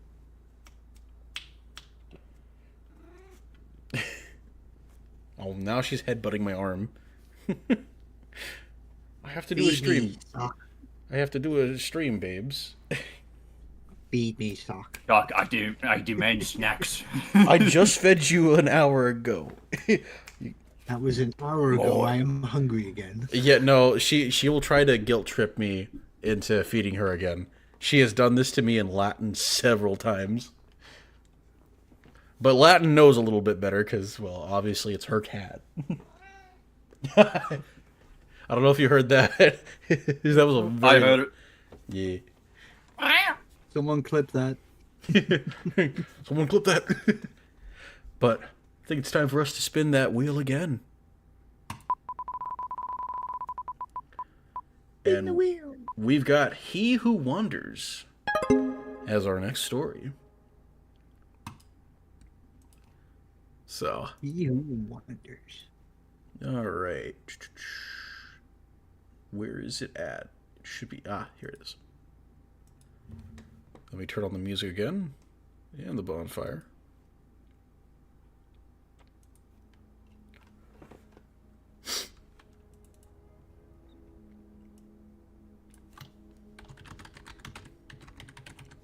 SD, you still here? Yeah, I'm still here. All right. If you want, I'll let you start off this story.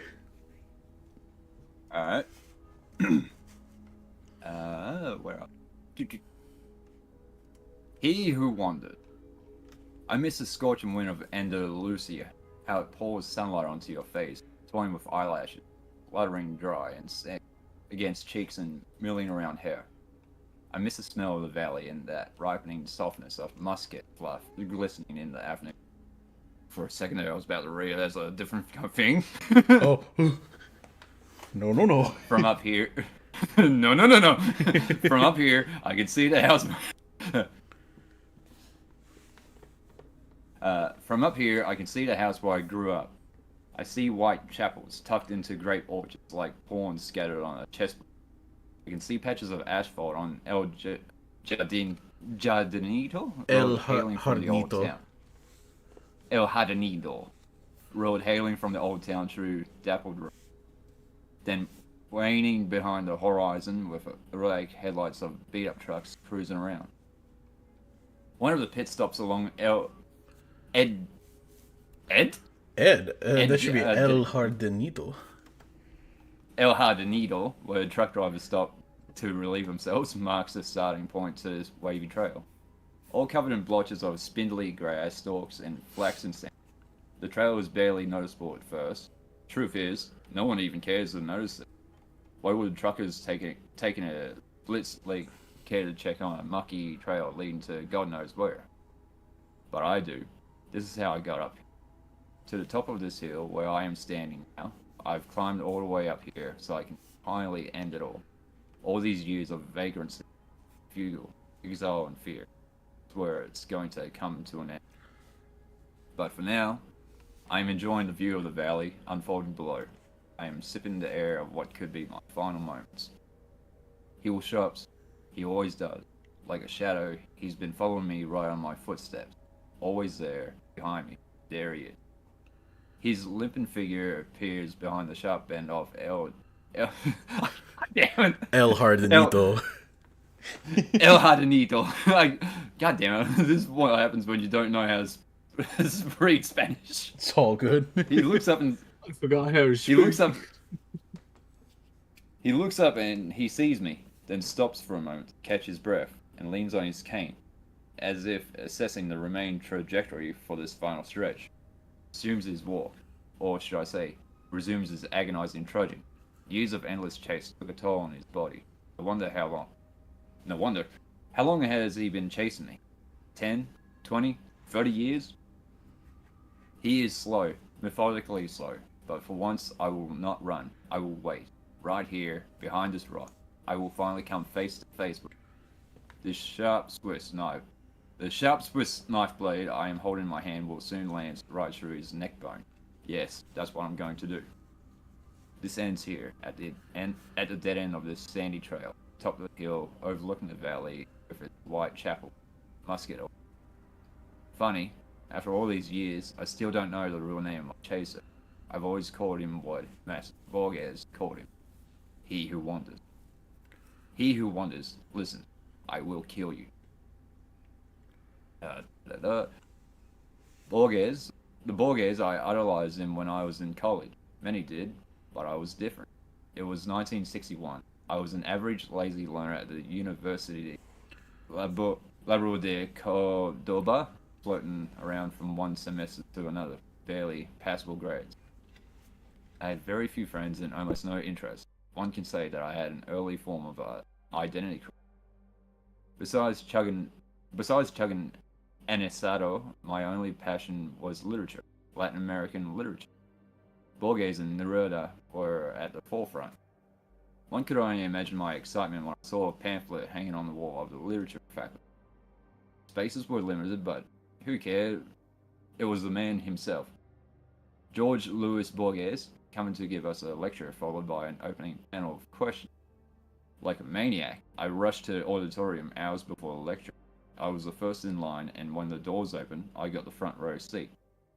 The auditorium was packed with drooling chins of young self-proclaimed prodigies waiting to rival the Great One.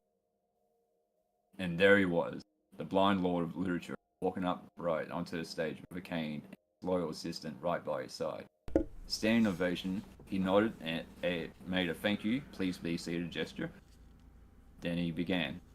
The lecture was dedicated to the Spanish writer. I cannot distinctly recall if it was Cavades or de Vargas. It truly made no difference. I managed to sit through his entire lecture, which lasted over 3 hours, and remember nothing.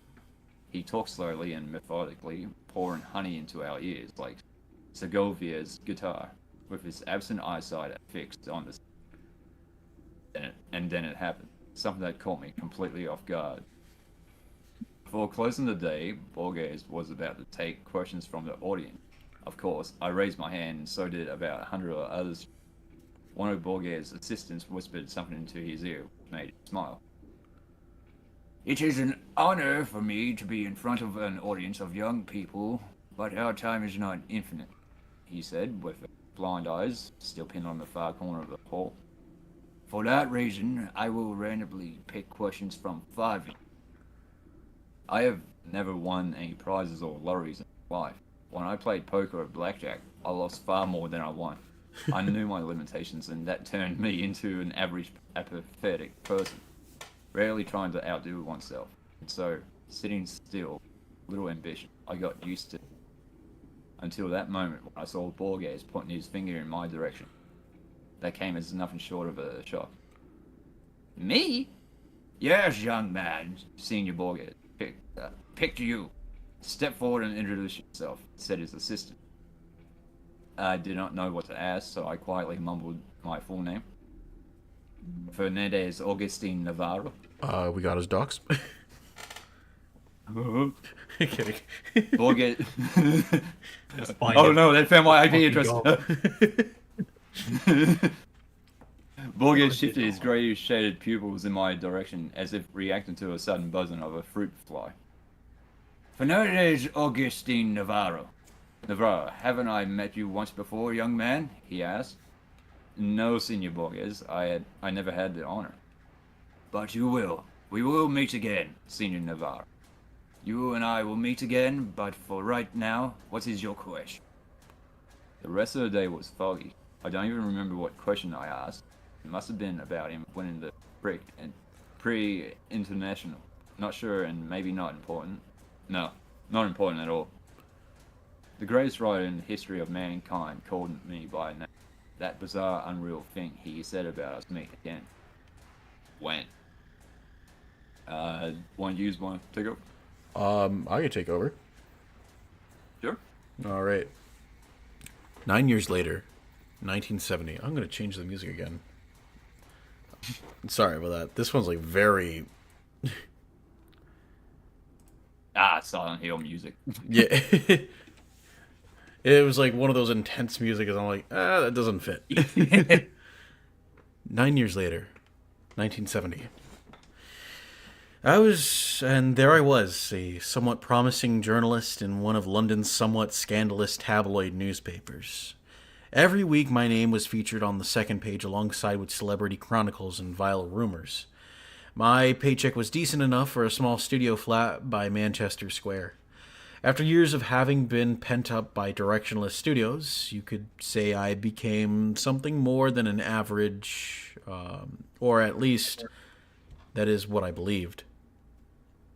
That day, it was early October, arguably the best season in London, began as usual.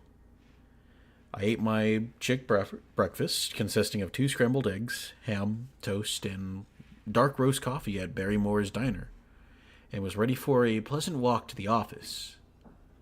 It was shortly after 8 a.m., and I was in no hurry.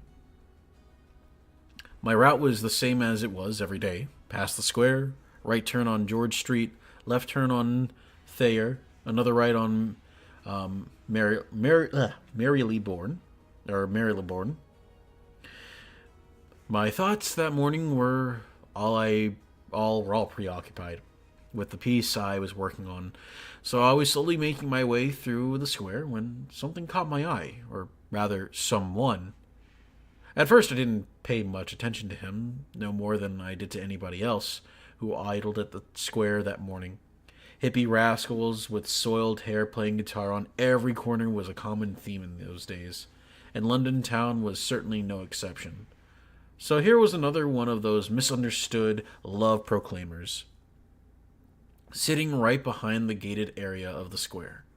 Stripped, worn-out jacket, heavy cap, sandals with clots of woolen socks sticking out. A common hippie bum as anyone may have thought. I thought so to expect this one had something that made my intestines turn. I didn't know what it was, but once I saw him, I felt the irresistible urge to instantly walk away and never see him again. The way he looked at me. Oh, this is just the tweakers of DC. don't have any sort of eye contact with them. They will fucking look at you and fucking go after you. That's why I stay the fuck away from DC. The way he looked at me, that gloomy frown that made me think of a line from Oscar Wilde, "That fellow's got to swing."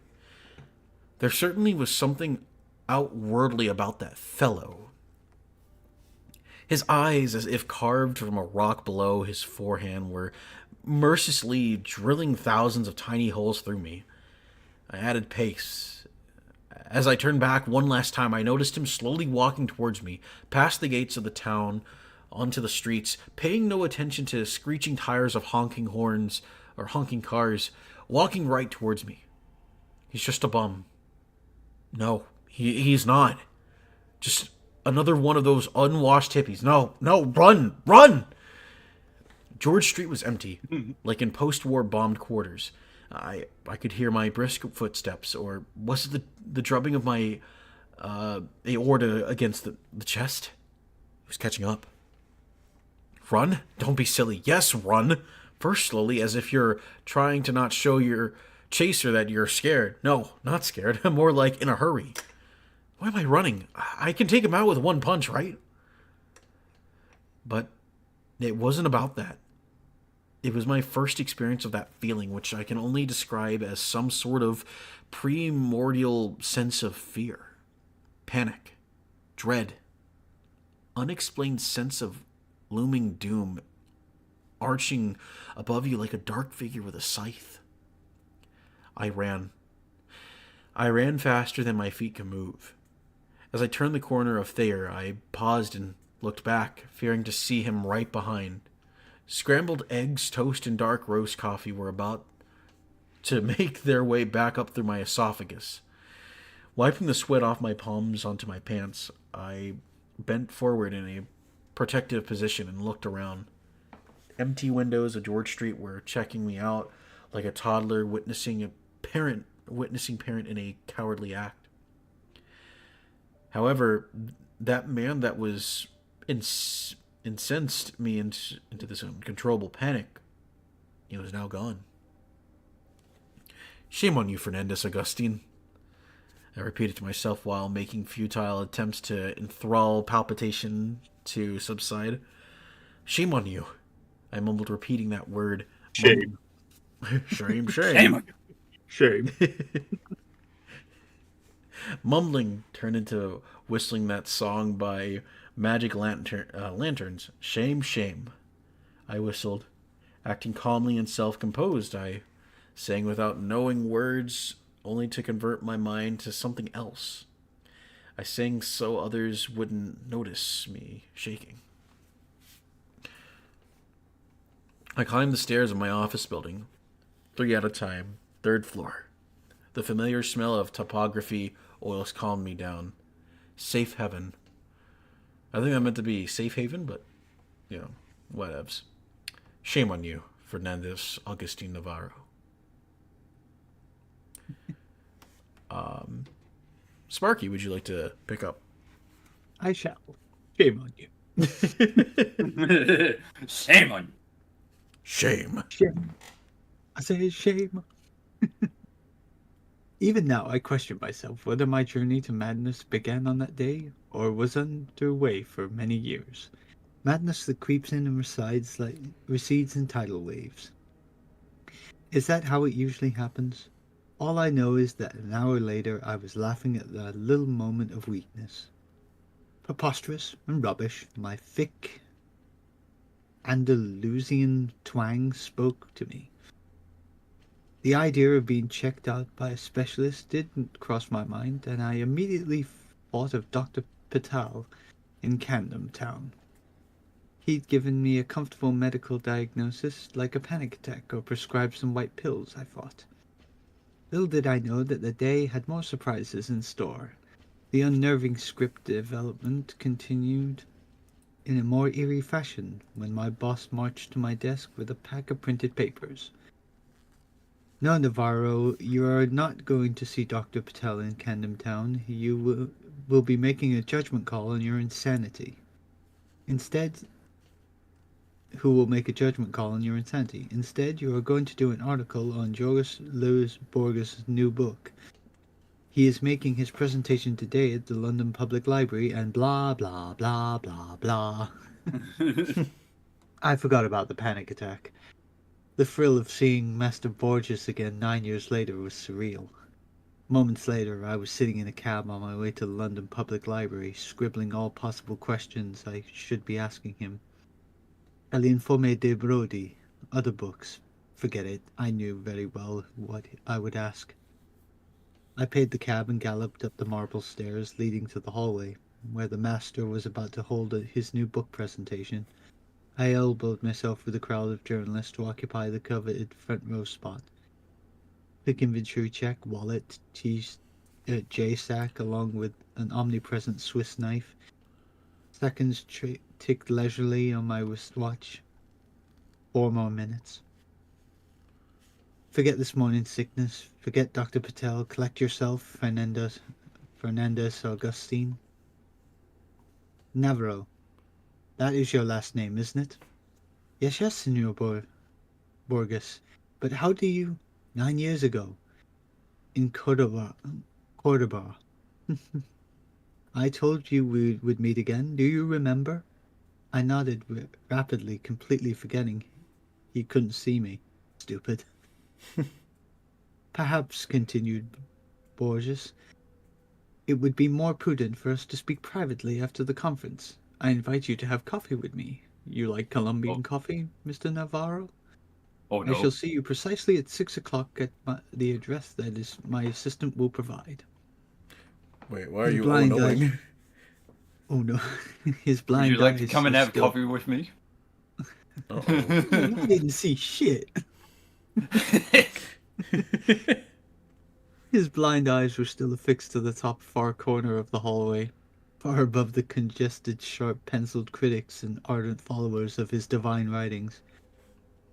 The tension was all on me, as revealed by hundreds of photo flashes from behind.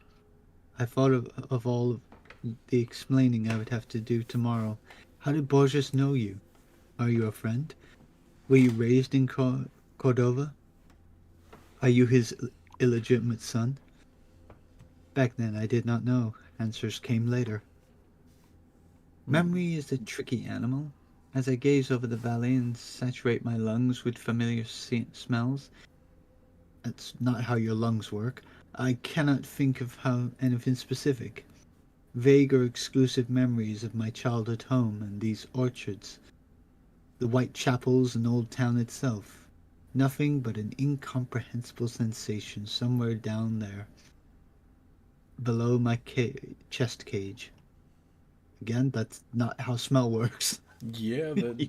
You don't smell with your chest, you smell with your nose. Yeah, let me just, let me open up my lungs and let me smell. Just let me rip open my rib cage and just... It's just gullible, the ceiling. Oh, it does. Ah, you stole my lungs. I closed my eyes and let the sun twirl around the tinted specks of mosaic light. I tried to focus without looking. Alas, nothing came to mind. I'd been robbed of my memory. You! I cast my eyes to the trail again. He was closing in. It's hard for him to walk upwards, and yet I see that determination in his eyes, in his tight grip of that wobbly walking stick. In a way, he periodically steps to catch his breath and eyeball the remaining distance. I'm not going anywhere. 5, 10 more minutes. Come and take me, old man, if you can. This is getting really... This is getting really intimate now. I almost see his facial expression under the heavily pronounced frontal lobe. It's a grin. It's an expression that says, "We shall see." Once I read the interview in the Morning Times.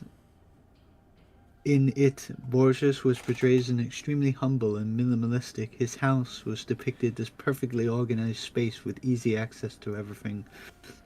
Books on shelves, judging from the admiration of the columnist, there were a lot of them, were organized by theme and title, dictionaries and encyclopedias grouped together on the same rack, so he could find them easier.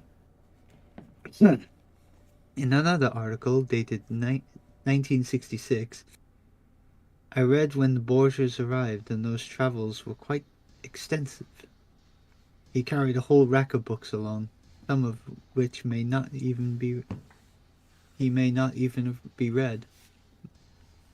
When I entered his hotel room, there was a book rack.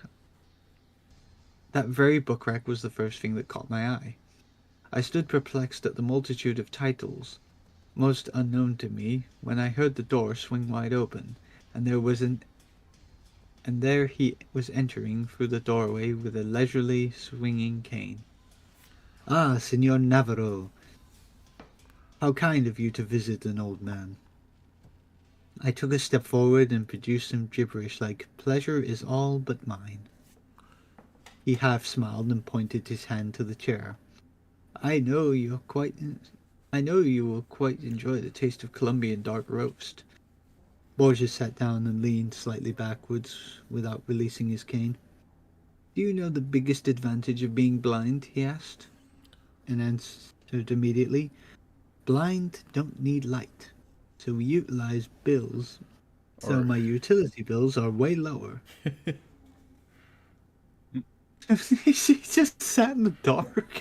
Oh my god, imagine just like, where's the lights? I don't see shit.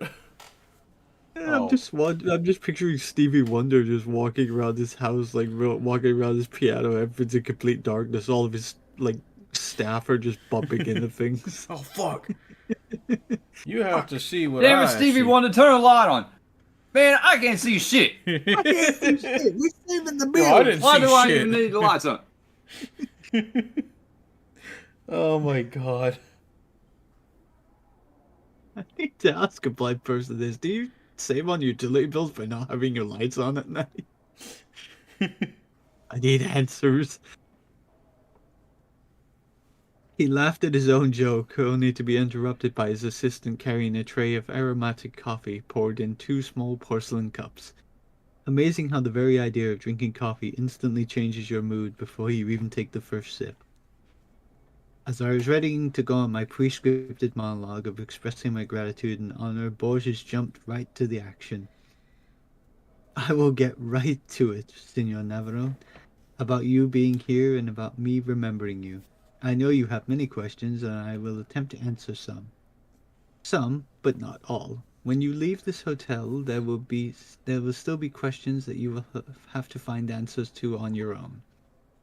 He gently picked up a cup of coffee and, with hands somewhat shaking, took an artistic sip. Yes, I had questions, so many that my brain membrane were buzzing in bewilderment and disbelief.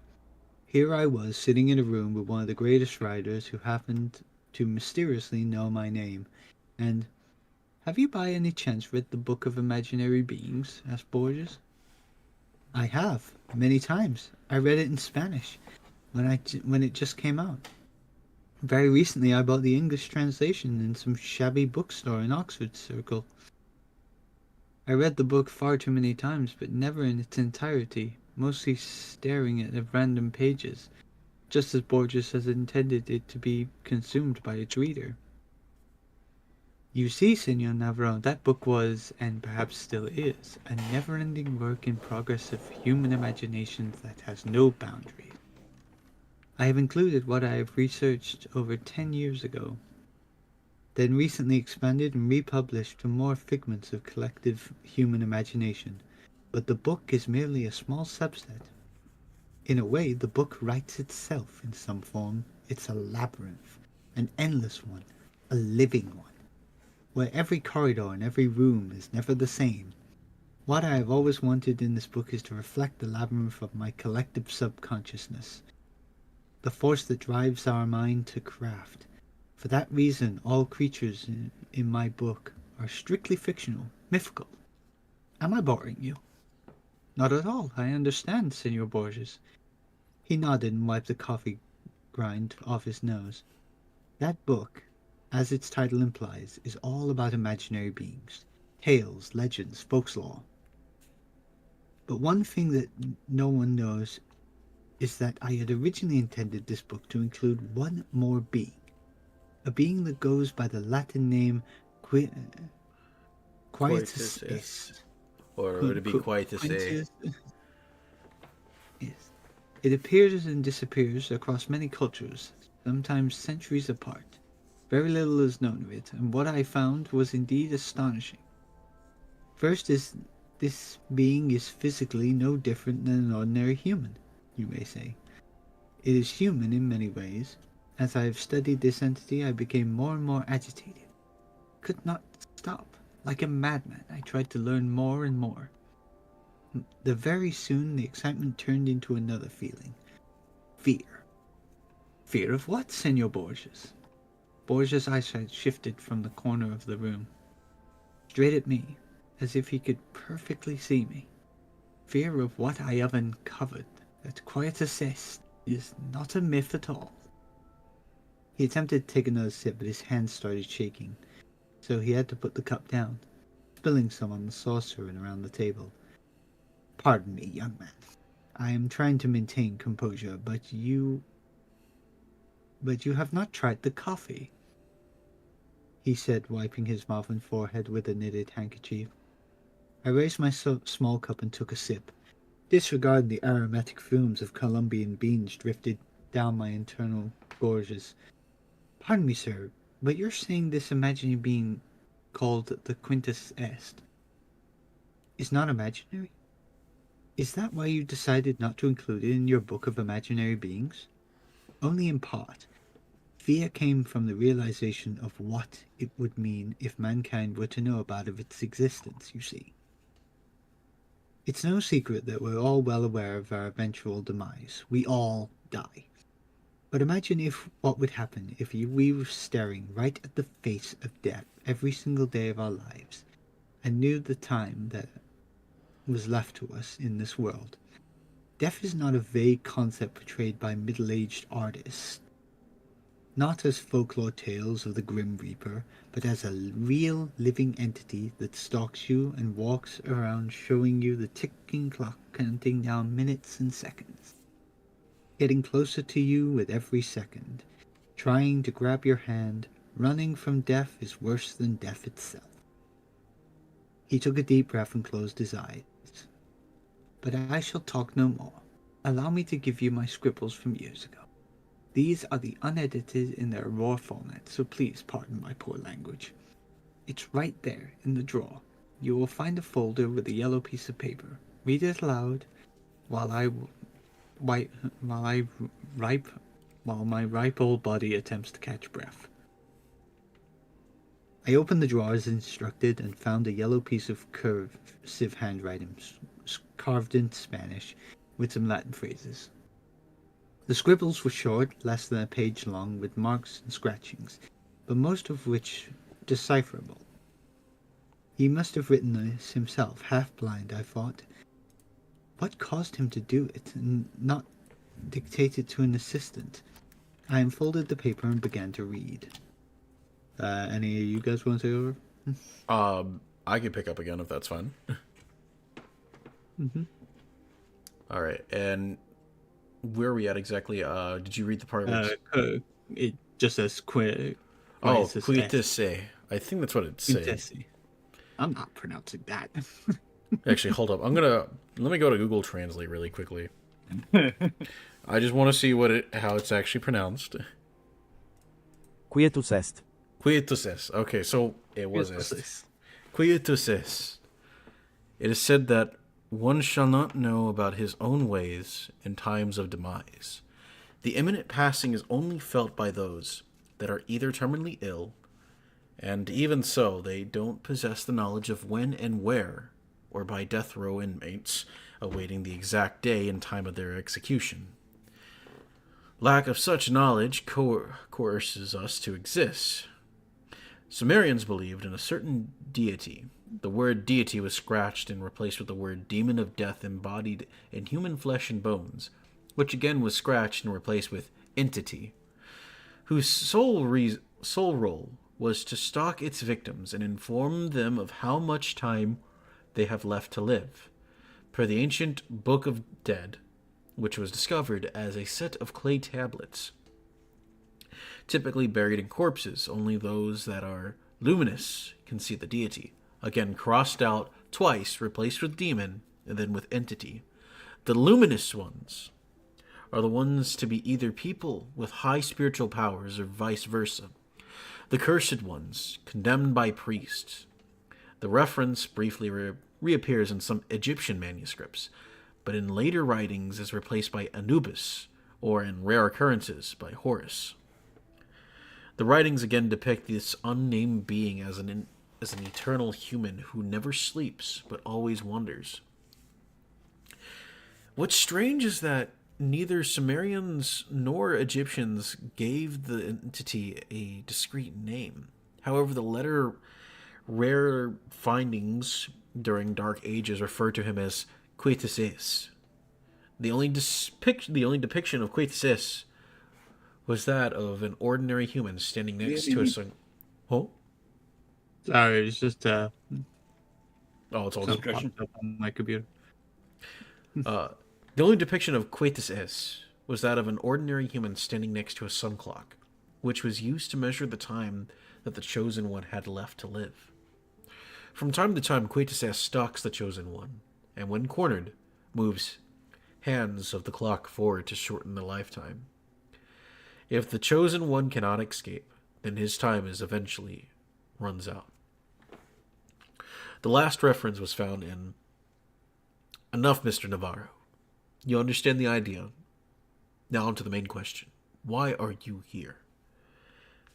He drew closer, and a dull shadow from a lamp cut right through his elongated forehead.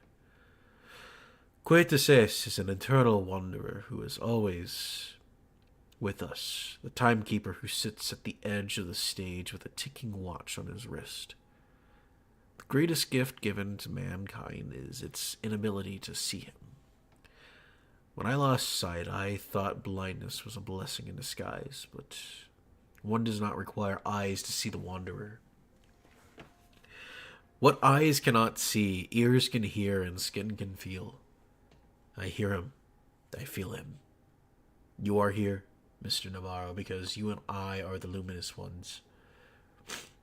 Borges paused and asked me with a trembling voice, Mr. Navarro, you saw him too, didn't you? Cold shivers that have been accumulating in my lower back rushed up my spinal cord in millions of explosions. Nausea formed a massive ball of air in my throat, and for a moment I struggled to breathe.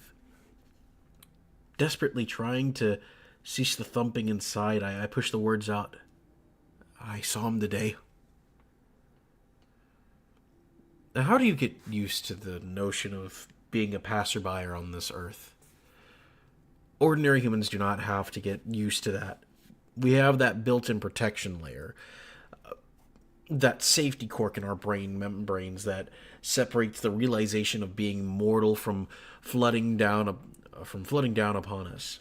It allows us to breathe the air. It lets us exhibit the extraordinary, yet scared or secret, yet sacred carelessness.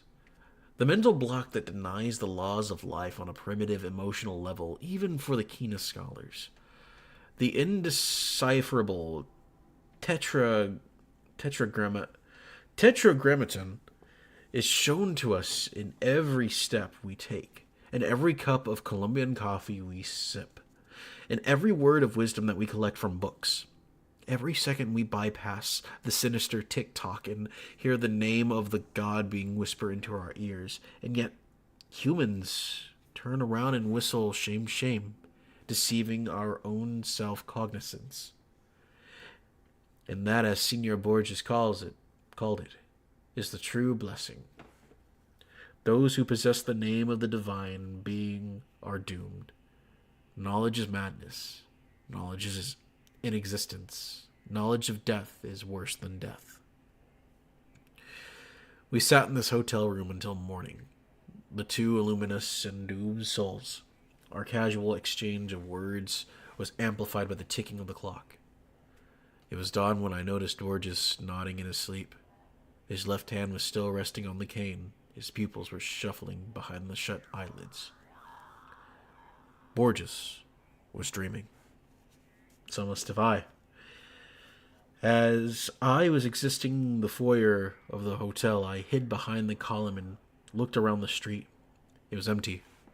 Bleak light of street lamps drew strange crossbeams on pavements. Early October leaves were gyring in closed circles like witches around the fire. I was looking around, hoping not to see him. He wasn't there. But he was. I felt his presence not very far from me. Muscat orchards. They resonate inside like echoes of a guitar string heard from a deep alcove, but nothing in particular comes to mind. I am trying to shift my focus from one object to another, but my nomad memory is lost in endless labyrinths. You took my memories away from me, didn't you? Wait, mortal. Wait 5 more minutes, and you will know the answer I hear in my brain. He's talking to me now. I can see how the long uphill walk is wearing him out. But what are pain and tiredness when you're crossing the finish line? As Borges warned me, do not ever come close to him. Do not look him straight in the eyes. He will always be near. His watch will be ticking. If he attempts to catch on, run. But he will forever follow. In a way, he will be like a shadow of you. And I ran, and he wandered. I evaded, and he followed. He came too close to me in my hotel room on the second day after my long night in Borges' quarters. The fool in me still thought that escaping from him would be as easy as moving into a new flat or checking into a hotel. So I did just that. It was some shabby hotel minutes from my work, where I decided to spend a few nights just to think things through. That evening, I remember every minute of it. That was my first face-to-face encounter with him. My room, B6, was on the basement level. As I stumbled through the dark hotel corridor trying to find the key to my room, I felt his presence. But my ignorant foolishness dismissed all mental warnings and turned the keys. As the door hinge squeaked, I took my first step into the hotel room. A street-level window was casting 2 thick yellow streaks of light on the carpet floor. I smelled dust and spider webs. He was in my room, sitting on the edge of the bed with a rope in his hand. A thin white blanket was covering his head, like a shroud around a statue. I stood in a stupor like a paralyzed insect. An avalanche of sweat gushed from every pore of my body. With hand twisted behind my back, I was feverishly trying to twist the doorknob. He got up from the bed with a groan, and he took a step forward towards me. Hand too sweaty to turn the knob. Open it. Open! He grabbed my wrist. Open! Run! The stretch corridor of the hotel basement flashed like random shots of a silent movie. Run. B5, B2, B1, run. Staircase up, exit, run.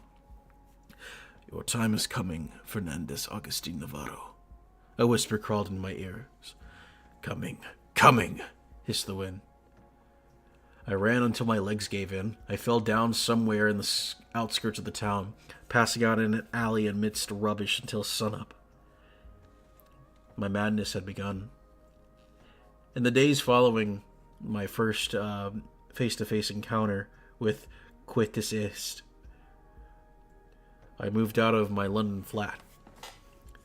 I had some savings enough to tramp town to town, continent to continent, doing temp jobs here and there, and sometimes sleeping on streets.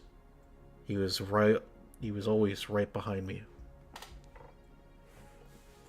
Even if I didn't see him for a month, I knew he would soon catch up. It would be only a matter of time for him to pop up somewhere. On the opposite side of the street, in the next car over on the subway, or madly prying through the shutters of windows in the house across. My attempts to speak to Borges were futile. How does the blind master live with this curse? I wondered. How does he manage to evade his sinister follower? I had questions, far more than I had anticipated. But Senor Borges was already on the other side of the globe. I wrote him letters. He never replied. I tried calling hotels where he stayed. Unavailable. The books he wrote, I bought all of them in attempts to find hidden meanings. What if he had secret messages for me inside his writings? The Book of Sand, Dr. Brody's report. I even searched his earlier writings, analyzed every word. Pointless. Futile. Well, until 1983. Shakespeare's Memory, his final book, as it turned out to be. I was somewhere in Eastern Europe when I bought this book. Immediately I began my scrumptious study. Letter by letter, page by page, analyzing every space and every punctuation sign. And that's when I found it. The answer. The answer was the story itself. The story that did not require much study or decryption. All I had to do was read it. I knew I had to come face to face with Quitus Est, like Borges did. But not before having to go through the life of an exile. That's what Borges had intended me to do. Such was his final and only message to me, embodied within his last story. A story written for the public, but intended for my eyes only. The story was that the protagonist receives memories of Shakespeare. Memories that overwhelm him, overpowering his own. He forgets modern-day cars and engines, instead remembering faces and names of some distant past, memories he has never known, memories that belong to another man. In a way, he will be like a shadow of you, Borges told me that night. Slowly but surely, my shadow was becoming me. That's why I can only vaguely remember you. My childhood home, him or me. No more running. It ends here. SD, would you like to pick up? Sure. Few more minutes, I say to myself as I look at the watch. There he is. He's out of breath, beaten, tired, and bent by the weight of his own arid body. One last push. I'm hiding behind the rock. His footsteps on gravel. You can tell them from any other footsteps in the world. His breathing, wheezing, crackling, counting to 5. He knows where I am, but he is too tired to take that last step. Let me take that step for you. I am staring at his face, wrinkled like leaves of an ancient scroll. Time's up, Quitus Est, I'm telling. He is not fighting back, and with my Swiss blade finds a healthy spot below his Adam's apple, I am going to finish it. Popping sounds are coming out from his flabby throat. What are you? Tell me. Let me hear your last word. I'm easing the pressure to let him talk, but the sounds that come out, not words, but laughter. You are confused, he says. You've got it all wrong. Let me help you understand. I am letting him sit up. He is coughing blood. One wrong move and he's dead. He wipes the blood off his lips, nods in understanding. All my life, I have followed you, he begins slowly. It's a miracle I have come this far and lived this long. Ever since I left Cordoba, I was in time bomb. I was diagnosed as altered for my own life. Doctor after doctor, therapies, specialists, prescriptions, yoga, I have tried them all. Some help for a while, and disease subside. But then trolled back, you stronger. It's this disease that next hit. And he points to his head. Forced me to look for a way to end my own life. It all began in London. That was sitting on the middle of the square, feeling the disease gnawing on. My first attempt was in that hotel, room Bussin. I stepped on the bed in that dark room for hours with a rope and blanket over me. Death opened the door and stood above me in the dark room. Oh, how I wanted my pain to, but it was not meant to be. But not then, not there. I had to live on. Ever since that day, it was a cat and mouse game. I chased death. Death always slipped away. Till now. He pauses, rubbing his flabby neck, then points his finger down the valley and continues. I was born in that house. I remember every moment of my childhood. My parents, toys, my school. I remember playing hide and seek with my cousins in the Musket Gardens, dozing off the Sunday clergy in that white chapel. I remember Eastern rugs and washed on and the smell of grape. My name is Fernandez August Navarro. You have no true name. Call you Quatus S, one who wanders. Filaments of scorching infernos have been ignited all over me. The fire sets off inside my eyelid, spreading over to the facial pores and trickling down my body. Lies! Imbecile! Lies! I roar. Look at me, he says. I am an old man, and you, still young and strong as you will always be. You have not aged. Now think more. What do you remember of your childhood? Shakespearean memories of random sounds and smells I all have gained from. Master Borges knew who you. He cracked, and then he tricked. He made you think you were me. That was his way of evading, but by not revealing you till his final breath. Final book, final story. You are the one who wandered. Those memories you have, those are my memories. Now that I have told you who you really are, you must finally finish me. I have heard enough of his fibs. I am throwing my knife away. I shall not require any blades to finish him. Hands clenched around his thin neck, I am strangling.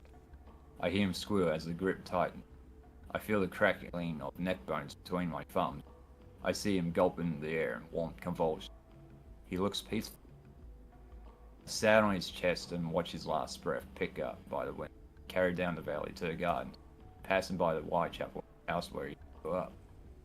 Scorching wind of Andalusia is pouring sunlight onto his face, toying with eyelashes, pounding on cheeks and gyring hair. He must have missed the smell of the valley and the ripening softness of musket fluff glistening in the air. I'm rewinding my wristwatch and walking downhill along the wavy trail, my thumb still sore from killing. I am taking small steps sideways. Once I reach El Cardenito.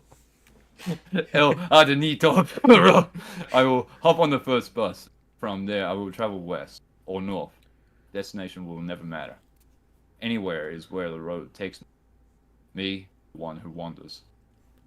End of story. Damn, that was like a fucking Metal Gear Solid 5 twist type ending. You remember who you are?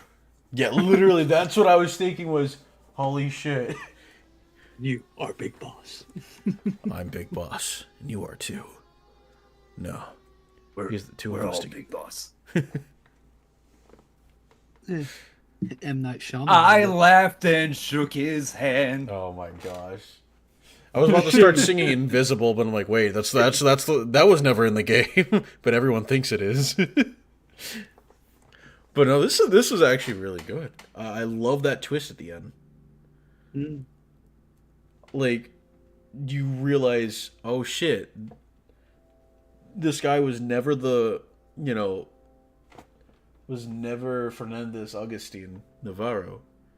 He was in fact the Wanderer. Yeah, I feel like Borges tricked him into thinking, like,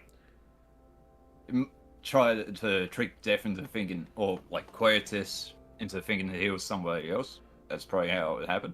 Yeah, no, I think it all started, what do you call it? Where he started, thinking that he was Navarro, was back in the 60s. Because he immediately looks at him and he knows him. He says, oh, I know you. We've crossed paths, Navarro. So I assume Navarro was someone that, what do you call it? That Borges had known in his past. That was also affected. Well, I mean, it's already mentioned that, yeah, these two were already affected, but he had known Navarro beforehand. So he tricks him into thinking, yeah, you're definitely this guy. Mm-hmm. Bastard tricked me. God, this is really good. I actually enjoyed it. Like hell.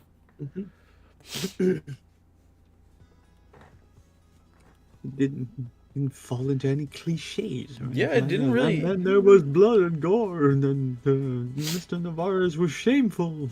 Oh my gosh. But yeah, no, this was actually a really competent one for tonight. I give this one like a 9 out of 10. Yeah, solid 9. Actually, there was a comment in there, and it had like explanation. Oh yeah, the explanation from the author.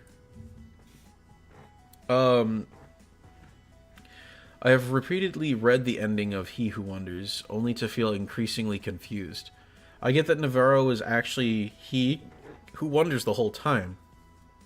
So does that mean that the hippie guy in the street was actually the real Navarro? How did Borges trick He Who Wonders into believing that he was actually Navarro? Also, why was Borges just trying to distract He Who Wonders from chasing after him? Because he didn't want to die. And let's see, I think this is the author right here. With a long response. 6 months ago. Oh, wow. I should start by saying that there's more than one answer to that question, as the story deliberately leaves many loose ends for readers to interpret creatively.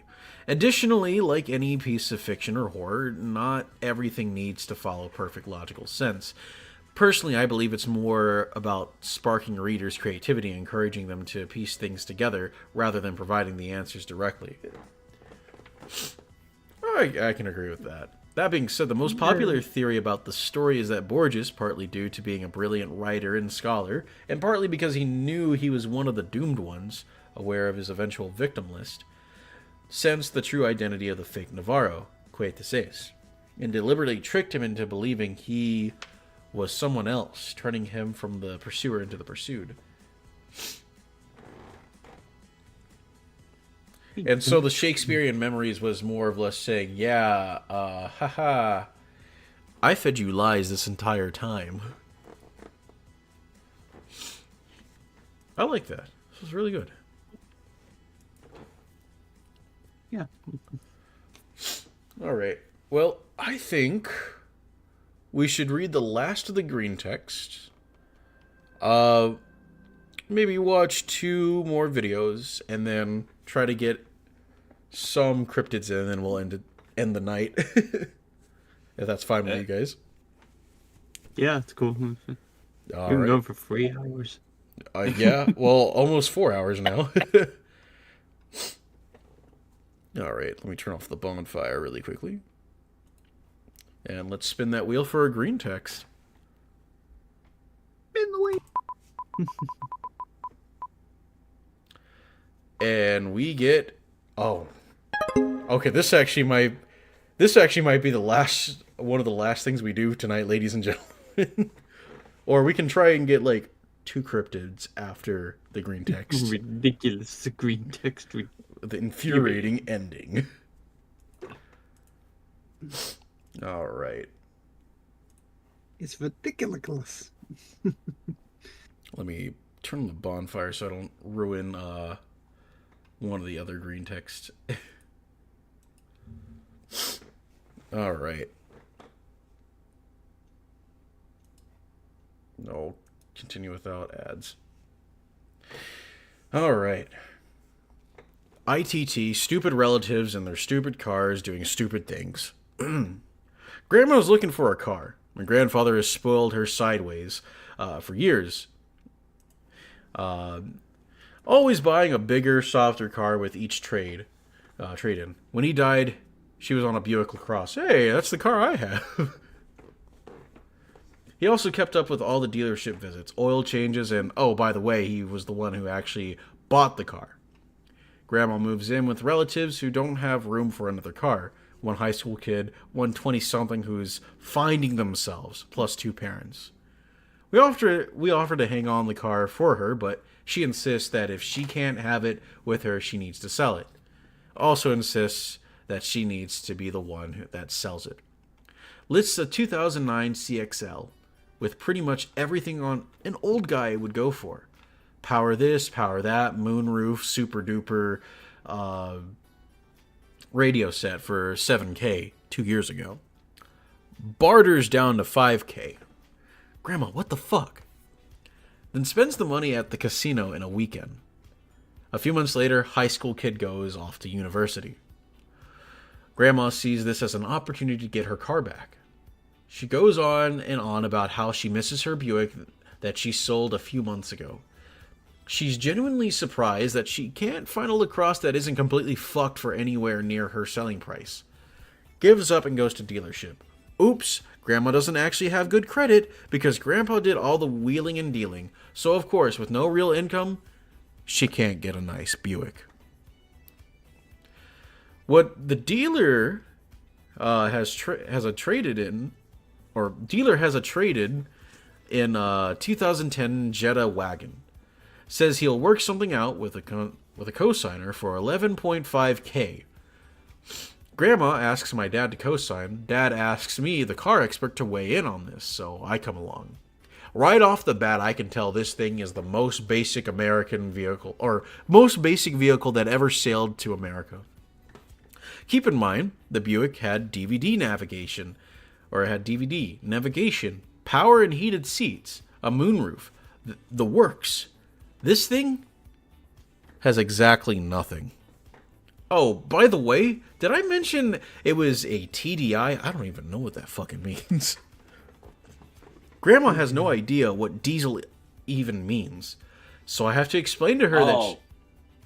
TDI, I think that's turbo diesel intake. Oh. I think, I can't remember now. Turbocharged direct injector. That's it. Interesting. So I have to explain to her that she needs to fill it up with diesel only. Oh, so is that like that premium gas? For fuck's sake. I explained to her a few times that maybe this car isn't a great idea. That if she ever puts the wrong fuel in it, she'll ruin the car for good and will still be making payments. She's in love, and she doesn't want a different car than this. Dad tries to steer her towards an older but really nice looking Cooper with all the extra shit she's used to. Nope.jpg. Ends with her driving this diesel Jetta off while Dad is the one making the payments. For a few weeks, things are quiet. I put a post-it note on the dashboard explaining to never put anything but diesel into the car.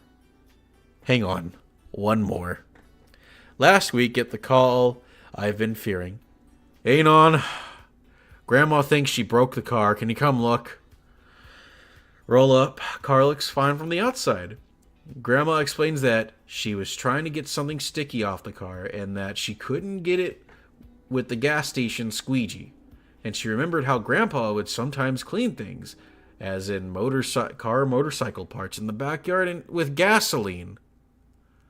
So she took the pump out of the tank and literally poured diesel on the hood of her car. She thinks some of it leaked under the hood because now the driver's side headlight is out. Try to explain that maybe it just went out on its own. Hey, Nod, I'm telling you, it has to be that diesel you keep making me put in. It's melting the plastic. She's in near hysterics over how this diesel is horrible and she just wants to put normal gas in the car that'll make it work right. Fuck. I just need to salvage this somehow. Walk over to Grandma, put hands on both shoulders. She calms down a bit, but she's clearly still shaken. Look her dead in the eyes. Grandma? Jet fuel can't melt sealed beams. God damn it. God! I fucking hate that! Grandma, jet fuel can't melt sealed beams. Get a tinfoil fucking hat. Oh no, here comes the 9/11 conspiracy theorist. He hit the Pentagon! He hit the Pentagon, son! It melted the windshield wiper, son. Grandma. The fuel can't melt steel beams. Oh my god, I hated that. Fuck. Jetta. Fuel can melt steel beams. Sealed beams. Yep, sealed beams, my bad. Alright, I wonder what other green text we have left. Oh, it's just Gura in baseball. I guess I'll read this one. Alright, let me pull it up on the screen first. Alright, where is it? There it is. Oh man, I love VTubers. I totally love VTubers. But take it away. The Dodgers haven't won the series for 40 years, on a losing streak for the majority of this season. No one thinks you make it to the World Series. Hololive collapsed, losing that game. Gura sings and come back to win 8-5. 8-5 scoreline, read in Japanese, is Yago. People start treating Gura as a lucky charm. Wait, hold on. People start treating Gura as a lucky charm. Go on a winning streak. Make it to the World Series. Lead 3-1 in games. Need one more game to win the series. Down 5-0 in the 5th game. Guaranteed a lot of Dodger fans were praying to Gura merch and plushie. Come back and win the entire series at the Yankee Stadium 7-6. Gura now be a permanent lucky symbol and charm for the Dodgers. Imagine a fucking VTuber is a lucky charm for a baseball group. I mean, if it works, it's not a bad idea. Yeah, I guess you're right. Oh my god. I'm still kind of reeling over the fucking jet fuel. Or Jetta fuel. Can't melt sealed beams.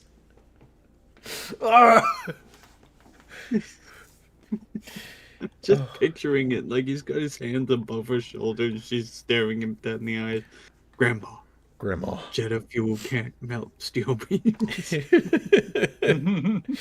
Oh man. Alright.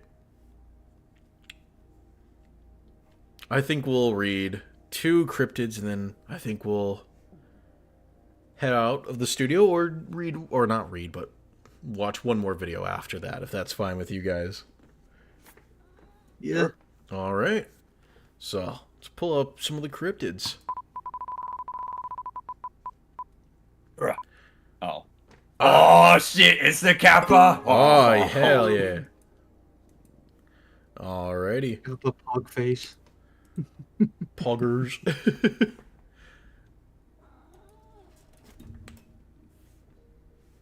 I thought for a second Zoro pressed the shutdown button because she just jumped up on my PC. That would have been a horrible way to end the stream. We should not be talking about the Kappa. Oh my gosh. Well, who would like to begin? Where we at? I will begin. I haven't read for a while.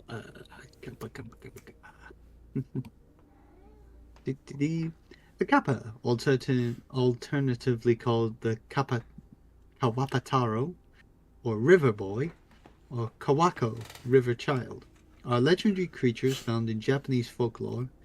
In Shinto, they are considered by one of the many Shujin.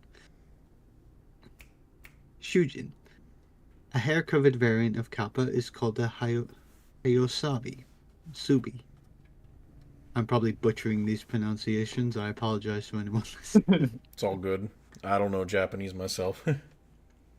Kappa is similar to Finnish Naki, Scandinavian Germanic Nak or Neck, the Czech Vodnik, the Scottish Kelpie, and the Japanese Hibagan, in that they all have used to scare children of the dangers lurking in waters. Kappas are typically depicted as roughly humanoid in form and about the size of a child. Their scaly reptilian skin ranges in color from green to yellow to blue, and despite their reptilian features, they are said to have ape-like faces and scraggly green hair. Kappas supposedly inhabit ponds and rivers in Japan and have various features to aid them in such environments. Webbed hands and feet, they smell like fish, and they can certainly swim like them. The expression Kappa no Kawa Nagiri, Kappa drowning in the river, conveys the idea that even experts make mistakes. Their most notable feature is the indentation on the top of their head which holds water, called a sara. It is regarded as the source of their power. This cavity must be full whenever the Kappa is away from water. If it spills, the Kappa will be unable to move. Although they are reported to inhabit all of Japan, they are often seen in a particular region, in particular of Saga Prefecture. Japanese photos states that the Kappa can be very polite and can be disabled before it attacks by bowing. The Kappa will bow back and spill its water, disabling itself. Dumb Kappa.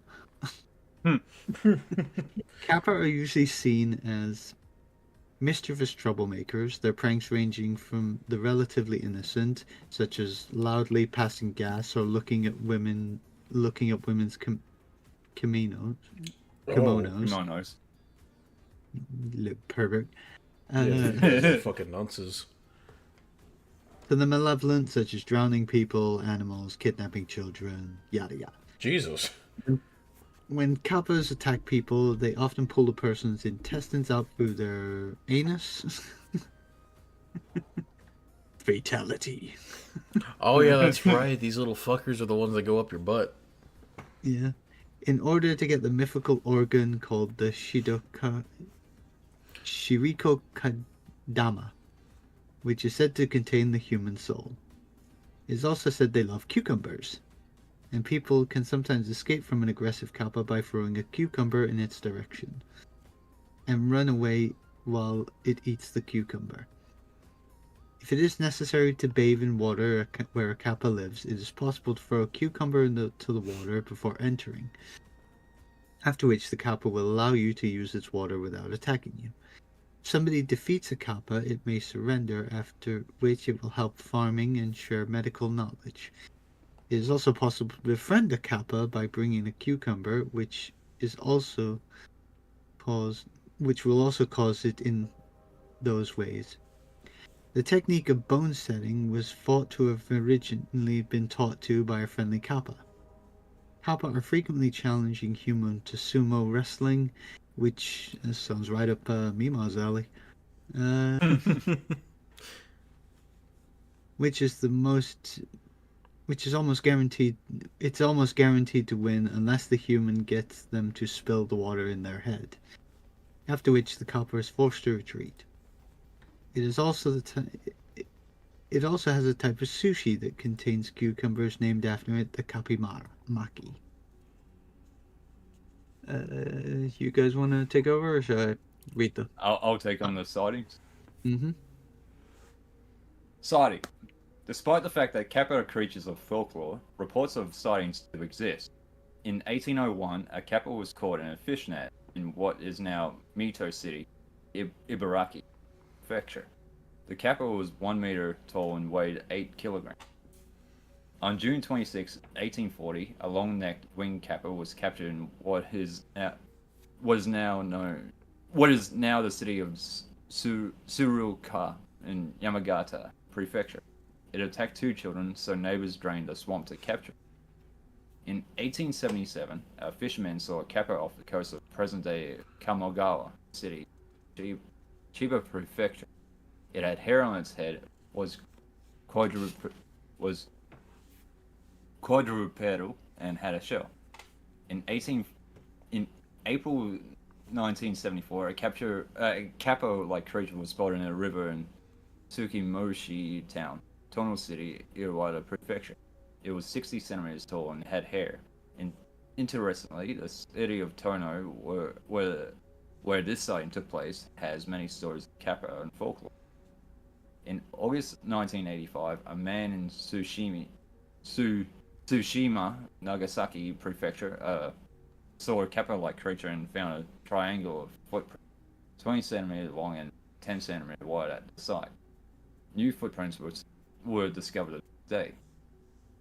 In June 1991, a mysterious creature entered the home of a person named Matsumoto in Saito, Miyazaki Prefecture, and left footprints 12 centimeters long, 10 centimeters wide, and 60 centimeters wide, foul odor, and eerie mucus. The mucus was analyzed in 1995 and iron oxide detected. In spring of 2014, near the Kanda River in Tokyo, a former detective and graduate student lecturer named Kitoshiba saw 3 kappa-like creatures scavenging for leftover food. He said that they were 1 meter tall, murky, green, and had hairless, slimy skin, body shape similar to humans, but with short neck, small head, and long arms. He saw it at a distance of 3 meters and heard it scream. Explanations. One. Sorry. Oh, I was gonna say I was gonna read it, but go ahead. No, if you want to really go for it. Oh, okay. Explanations. One possible explanation for these creatures is that the giant Japanese salamander, which is rumored to grow up to about 8 feet in length and lives only in clean, clear streams, which is unfortunately where people like to play. Another is that it could be a new or prehistoric kind of amphibian, such as a temnospodil? Spondil? It could be also a misinterpretation of a sea turtle, or perhaps an undiscovered species of turtles. This could be likely, as some turtles are known to eat cucumbers. And we have some lovely images of the kappa. Fart repel. 5. That guy's straight blasting. Oh shit, I'm gonna fart in this kappa's face. Ha ha ha. Oh my God. So, King Ass Ripper literally is going to be the one that protects you from a kappa. My gosh. But who's gonna protect us from King Ass Ripper? Oh. Quick, just chuck King Ass Ripper some mayonnaise and run. Oh my God. He's a yokai unto himself. Oh, Lord. Oh, the Bunny Man. Bunny Man. I'll get this one. This one actually terrified me as a kid when I learned about this. Easter Bunny's gone rogue. The Bunny Man is an urban legend monster that was first seen in a 1900 newspaper article. It was a giant humanoid bunny or a man in a bunny costume holding a knife. It is mentioned in the cryptozoology book Monsters of Virginia, as well as Monsters of Maryland. The legend. The Bunny Man is an insane murderer who has reports of killing or sightings only on Halloween every 10 to 20 years at 12 a.m. under a bridge. And that is in Fairfax County. It is said that if you stay there beside the bridge in the town of Colchester, Virginia, you will see him. After 12 a.m., there will be a bright white light under the bridge. Under the white light will appear a humanoid murderous bunny with an axe or knife. There have been very few sightings of this murderer. There's little that is known about him, except that some say he escaped from an insane asylum. The tale of the Bunny Man started with a series of unsolved brutal murders that allegedly originated from an insane asylum that existed buried in the wilderness of Clifton, Virginia, in the early 1900s. Just as the lunatics in the asylum were about to be brought to their death, it had shut down. More and more people were beginning to move into the town where the asylum was. The mayor issued a formal request for the head of the asylum to move people somewhere else so they wouldn't escape and cause chaos in the town. According to the tale, in the autumn of 1904, the inmates were packed into 15 transports to be moved to a new facility. It is said that sometime during the journey to Lorton Prison, the driver of one of the vehicles violently swerved for the purpose of avoiding something in the road, and the transport careened off the road and crashed into the dark wilderness. Most of the inmates on board and the driver were killed in the crash, but some survived and escaped into the surrounding landscape, disappearing into the black of night. The very next day, the police were hard at work scouring the area to hunt down the escaped inmates. After an exhaustive and intensive manhunt that lasted for months, the authorities are said to have apprehended all but 2 of the estimated 10 convicts that had escaped, a Marcus A. Walster and a Douglas J. Griffin. As the police were still searching, they saw a footprint in the mud, and in the front footprint it said, "You'll never find me, and you know it too. Signed, the Bunny Man." The police knew what happened to one of the inmates, but not the other. One evening, on Halloween night of 1905, a group of teenagers went to Colchester Overpass, near Clifton, Virginia, which was known as the Bunny Man Bridge, the very one from which Walster's lifeless corpse had been found hanging. It is said that the 3 of the teens would later be found dead, their throats slashed, with long cuts up their abdomens, as if they'd been gutted like a rabbit. The story apparently caused quite an uproar at the time, with parents warning their kids not to go anywhere near the bridge. Another night on Halloween, the Bunny Man allegedly struck again. This time, 7 teens were said to be partying under the bridge, while a young woman by the name of Adrian Hatala, was still spooked by the stories and keeping her distance. According to her account, there was a dim light which approached the bridge, followed by a blindingly bright flash of light emanating from under it at around midnight, after which she could hear the anguished screams of her companions wafting towards her through the chilly night air. When she went running to investigate, she found the bodies of all of her friends hanging under the bridge, mutilated in a similar manner to the teens who had been found in the previous Halloween. According to the story, she would apparently eventually be charged with the murders and locked away in a mental institution. The murders happened again and again in 1913, 1949, and again in 1976. The bodies of several teenagers were allegedly found hanging under the bridge, murdered and mutilated in a similar brutal manner. Sightings. There is no one who actually survived to tell about the experience of facing the Bunny Man face to face, but people have had their cars hit with a supposed axe that was flung into the windshield. The police and some of the murder victims' friends and families were the only ones to survive. Some people who lived close to the bridge never walked near it and have some things to say about the supposed Bunny Man. "You have been messing up my property by dumping tree stumps, limbs, and brush, and other things on the property. You can make everything right by meeting me tonight and talking about the situation." This was a call to a police station in Virginia, and they investigated the area, and this was what they had to say about the investigation. After a very extensive investigation into this and all other cases of this same nature, it is still substantiated as to the very existence. Oh wait, as to whether or not there are really everyone in this case that may have had any knowledge of any incidents concerning a white rabbit.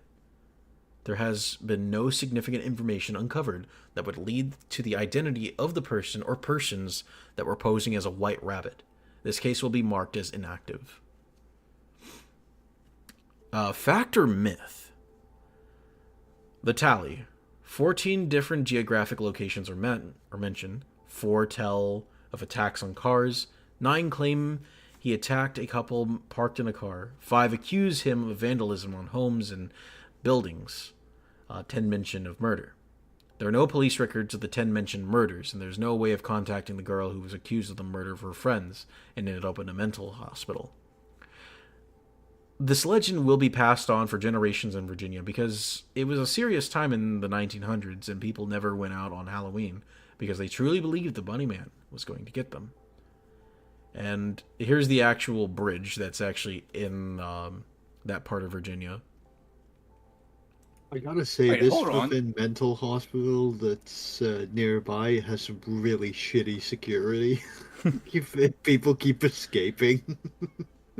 Yeah, wait, hold on. That bridge in the first image, that kind of looks like something from what was that series on YouTube? Marble Hornets. Yeah, oh my god, I remember that series. Yeah, that was a good series. Because I remember seeing there was like a tunnel that kind of looked like that. I'm thinking to myself, wait, hold on, is this where they actually record Marble Hornets also? Oh, this is obviously photoshopped. Oh my god, you could tell the blur effect right there. Jesus. Oh my god. But actually, there is a bridge like that in my old hometown near like Central Virginia. I'm glad that red circle's there. But it's exactly built up this way as well. Like, it splits from like a 2-lane to a 1-lane and then back to a 2-lane. It's really small ass overpass. But yeah, this is the infamous Bunnyman Bridge. Oh my god. Wait, I see Goku in that image with the red circle also. Oh my god.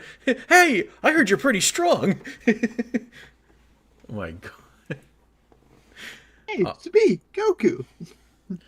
Alright, I think we have time for one more video and then we'll head out for the night. But let me go ahead. You were talking about the Bunny Man. I was just reminded. The first picture is Donnie Darko. Is that inspiration for Donnie Darko, or? I'm not even sure. Frank from when you were talking about the Bunny Man, yeah, I was thinking about that. I was thinking about that troll pass that we read back in Easter. Yeah, you little piece of shit. Oh my god. Jesus. Wasn't that the one where it was like, yeah, I made you read this, you fucking dumbasses. Haha, what you gonna do about it? Yeah. Oh my god. I'm telling you a story now, just waste your goddamn fucking time. Oh, fuck you, author. You get. Alright. I'm kind of hoping our last video tonight is Piss Nuke.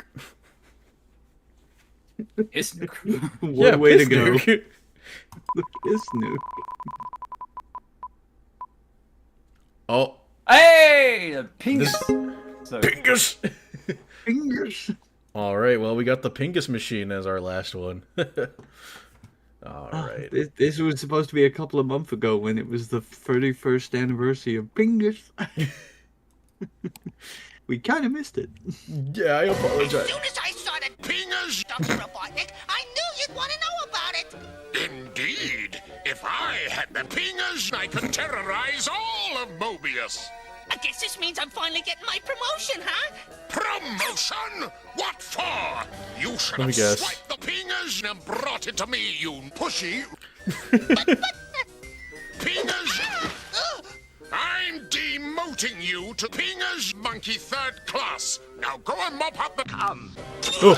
Penis Monkey! Penis Monkey! Oh my god, no. No! Finally found him. I didn't even realize it. I was like, oh, a monkey. And then you said it, and I'm like, oh no. That's a great freeze frame you paused on as well. Damn, he kind of thicked up. Damn, Grounder. Why do I have a musky yet familiar smell? Look at the grin on his face. He's straight down there. Oh, you know he's enjoying it. You seen a butt crack? Snooping as usual, I see. Not me! I didn't hear Wait, nothing go back about to when they Von walked through the door. Does the green robot have a butt crack? Yeah, Grounder has a butt crack. He does! Oh my god.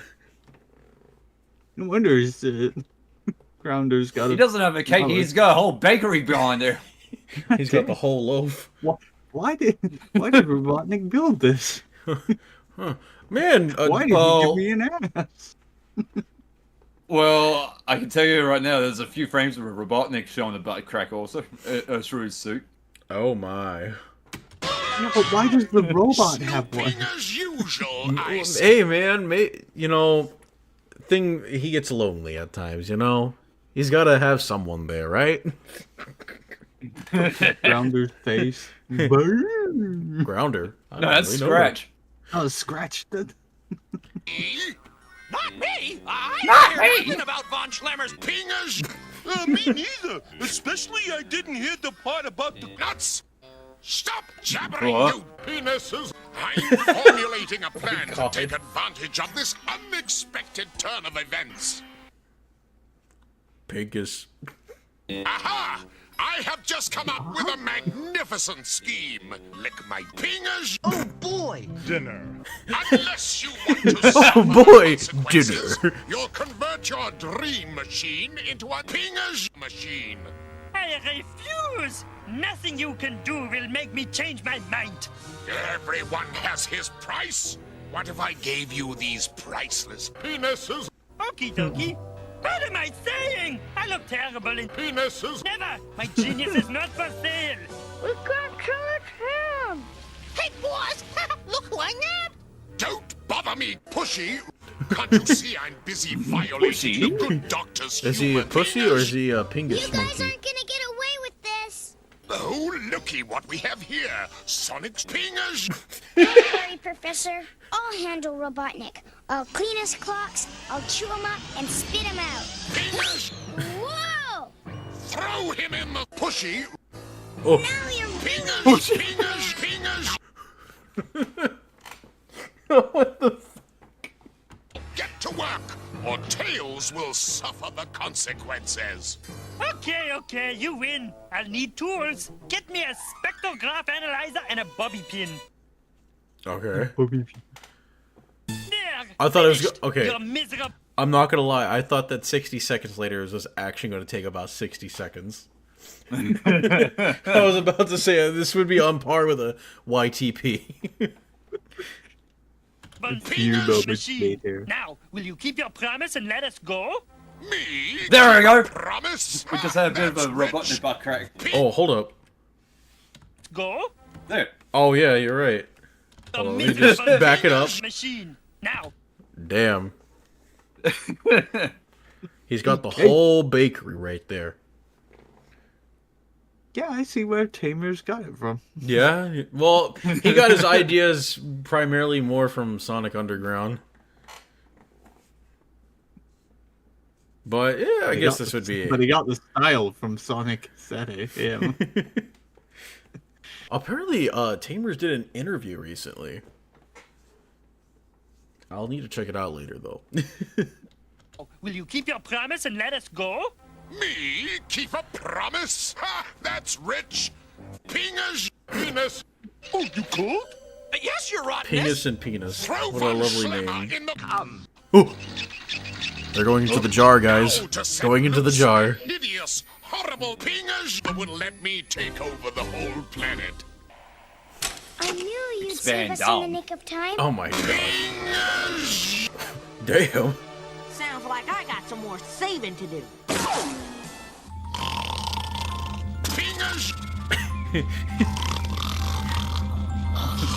Pingers. Wow, he's just snoring penis. Oh my god. It's the Pingus monster. Okay, I wasn't expecting that. It came out of his ping.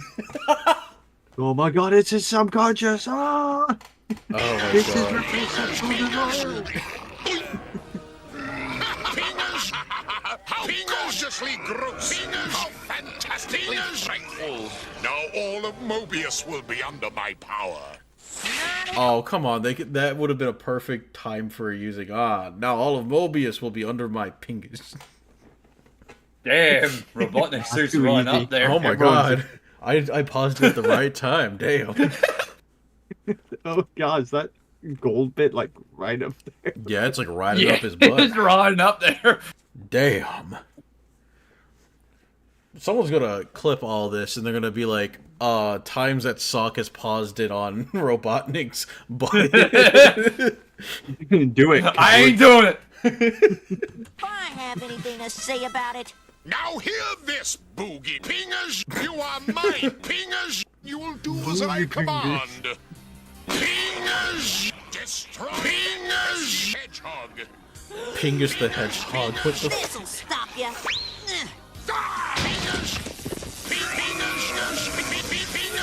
Oh my god.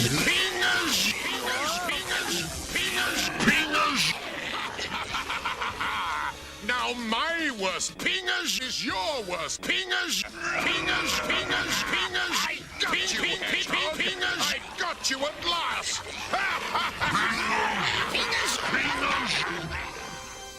Pingers. What the fuck? It ends. The way that just seemed like MK Ultra, but Pingus. I had a better response to that, but my brain is going, it is late in the night. It checked out hours ago. Oh, man. Yeah, but, speaking of checking out, it seems like we're at that end of the night, ladies and gentlemen, where we all have to check out. But I think before we head out, I just want to say thank you all for coming on and watching tonight's stream. Before I go into my usual spiel, SD and Sparky, do you guys have anything you'd like to shell out? Do you want to go first or shall I? I'll rock it. You go first, Sparky. You can find me hanging around Sock's server, just milling around. I'm gonna start being in VCs a bit more often, just to like hang around. And you can also find me in my own server, Eye of the Storm. Nice. For me, even though I only just showed up here probably like in the last, I want to say hour and a half of this stream, but it feels good to be back because we finally, out at my workplace, we've finally got harvest done. And, oh boy, feels good to just be working regular hours now. Well, that's good, man. I'm working retail, so we have Christmas, so oh no. I'm so sorry for you, Sparky. I have been in your shoes with retail. Not fun. I've probably told my horror stories about that, but that's for another time. But as always, ladies and gentlemen, if you want to check me out elsewhere other than my YouTube, I have links down in the description of this live stream. I've got a link to my Discord server that we're all in, Twitter and Instagram if you guys want to check those out. And yeah, if you like tonight's stream, leave a like and comment down below. And hey, if you like what I do so far, then go ahead and subscribe and hit that bell if you want to. And if you don't, I'm not going to stop anyone, but Sparky might, crash into your walls and make you subscribe. If you don't do it, I'll steal your left shoes. You heard it here. Right one, just your left ones. Just one.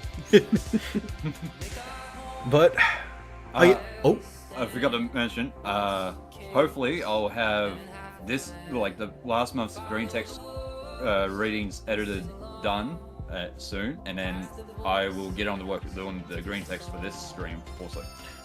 Nice. Well, I think it was mostly us laughing for most of it, so it'll be really easy this time. It was hardly Yeah, any. because like I did think you guys were going to do all 17 green text last month. I was like, oh, Yeah, sorry about that, SD. maybe 12 or something. It's all his fault. Oh my gosh. Ah, man. Well, I guess with that, if there's not anything else, then I'd just like to say thank you everyone for joining tonight's stream, and we'll see you next time. Y'all take care.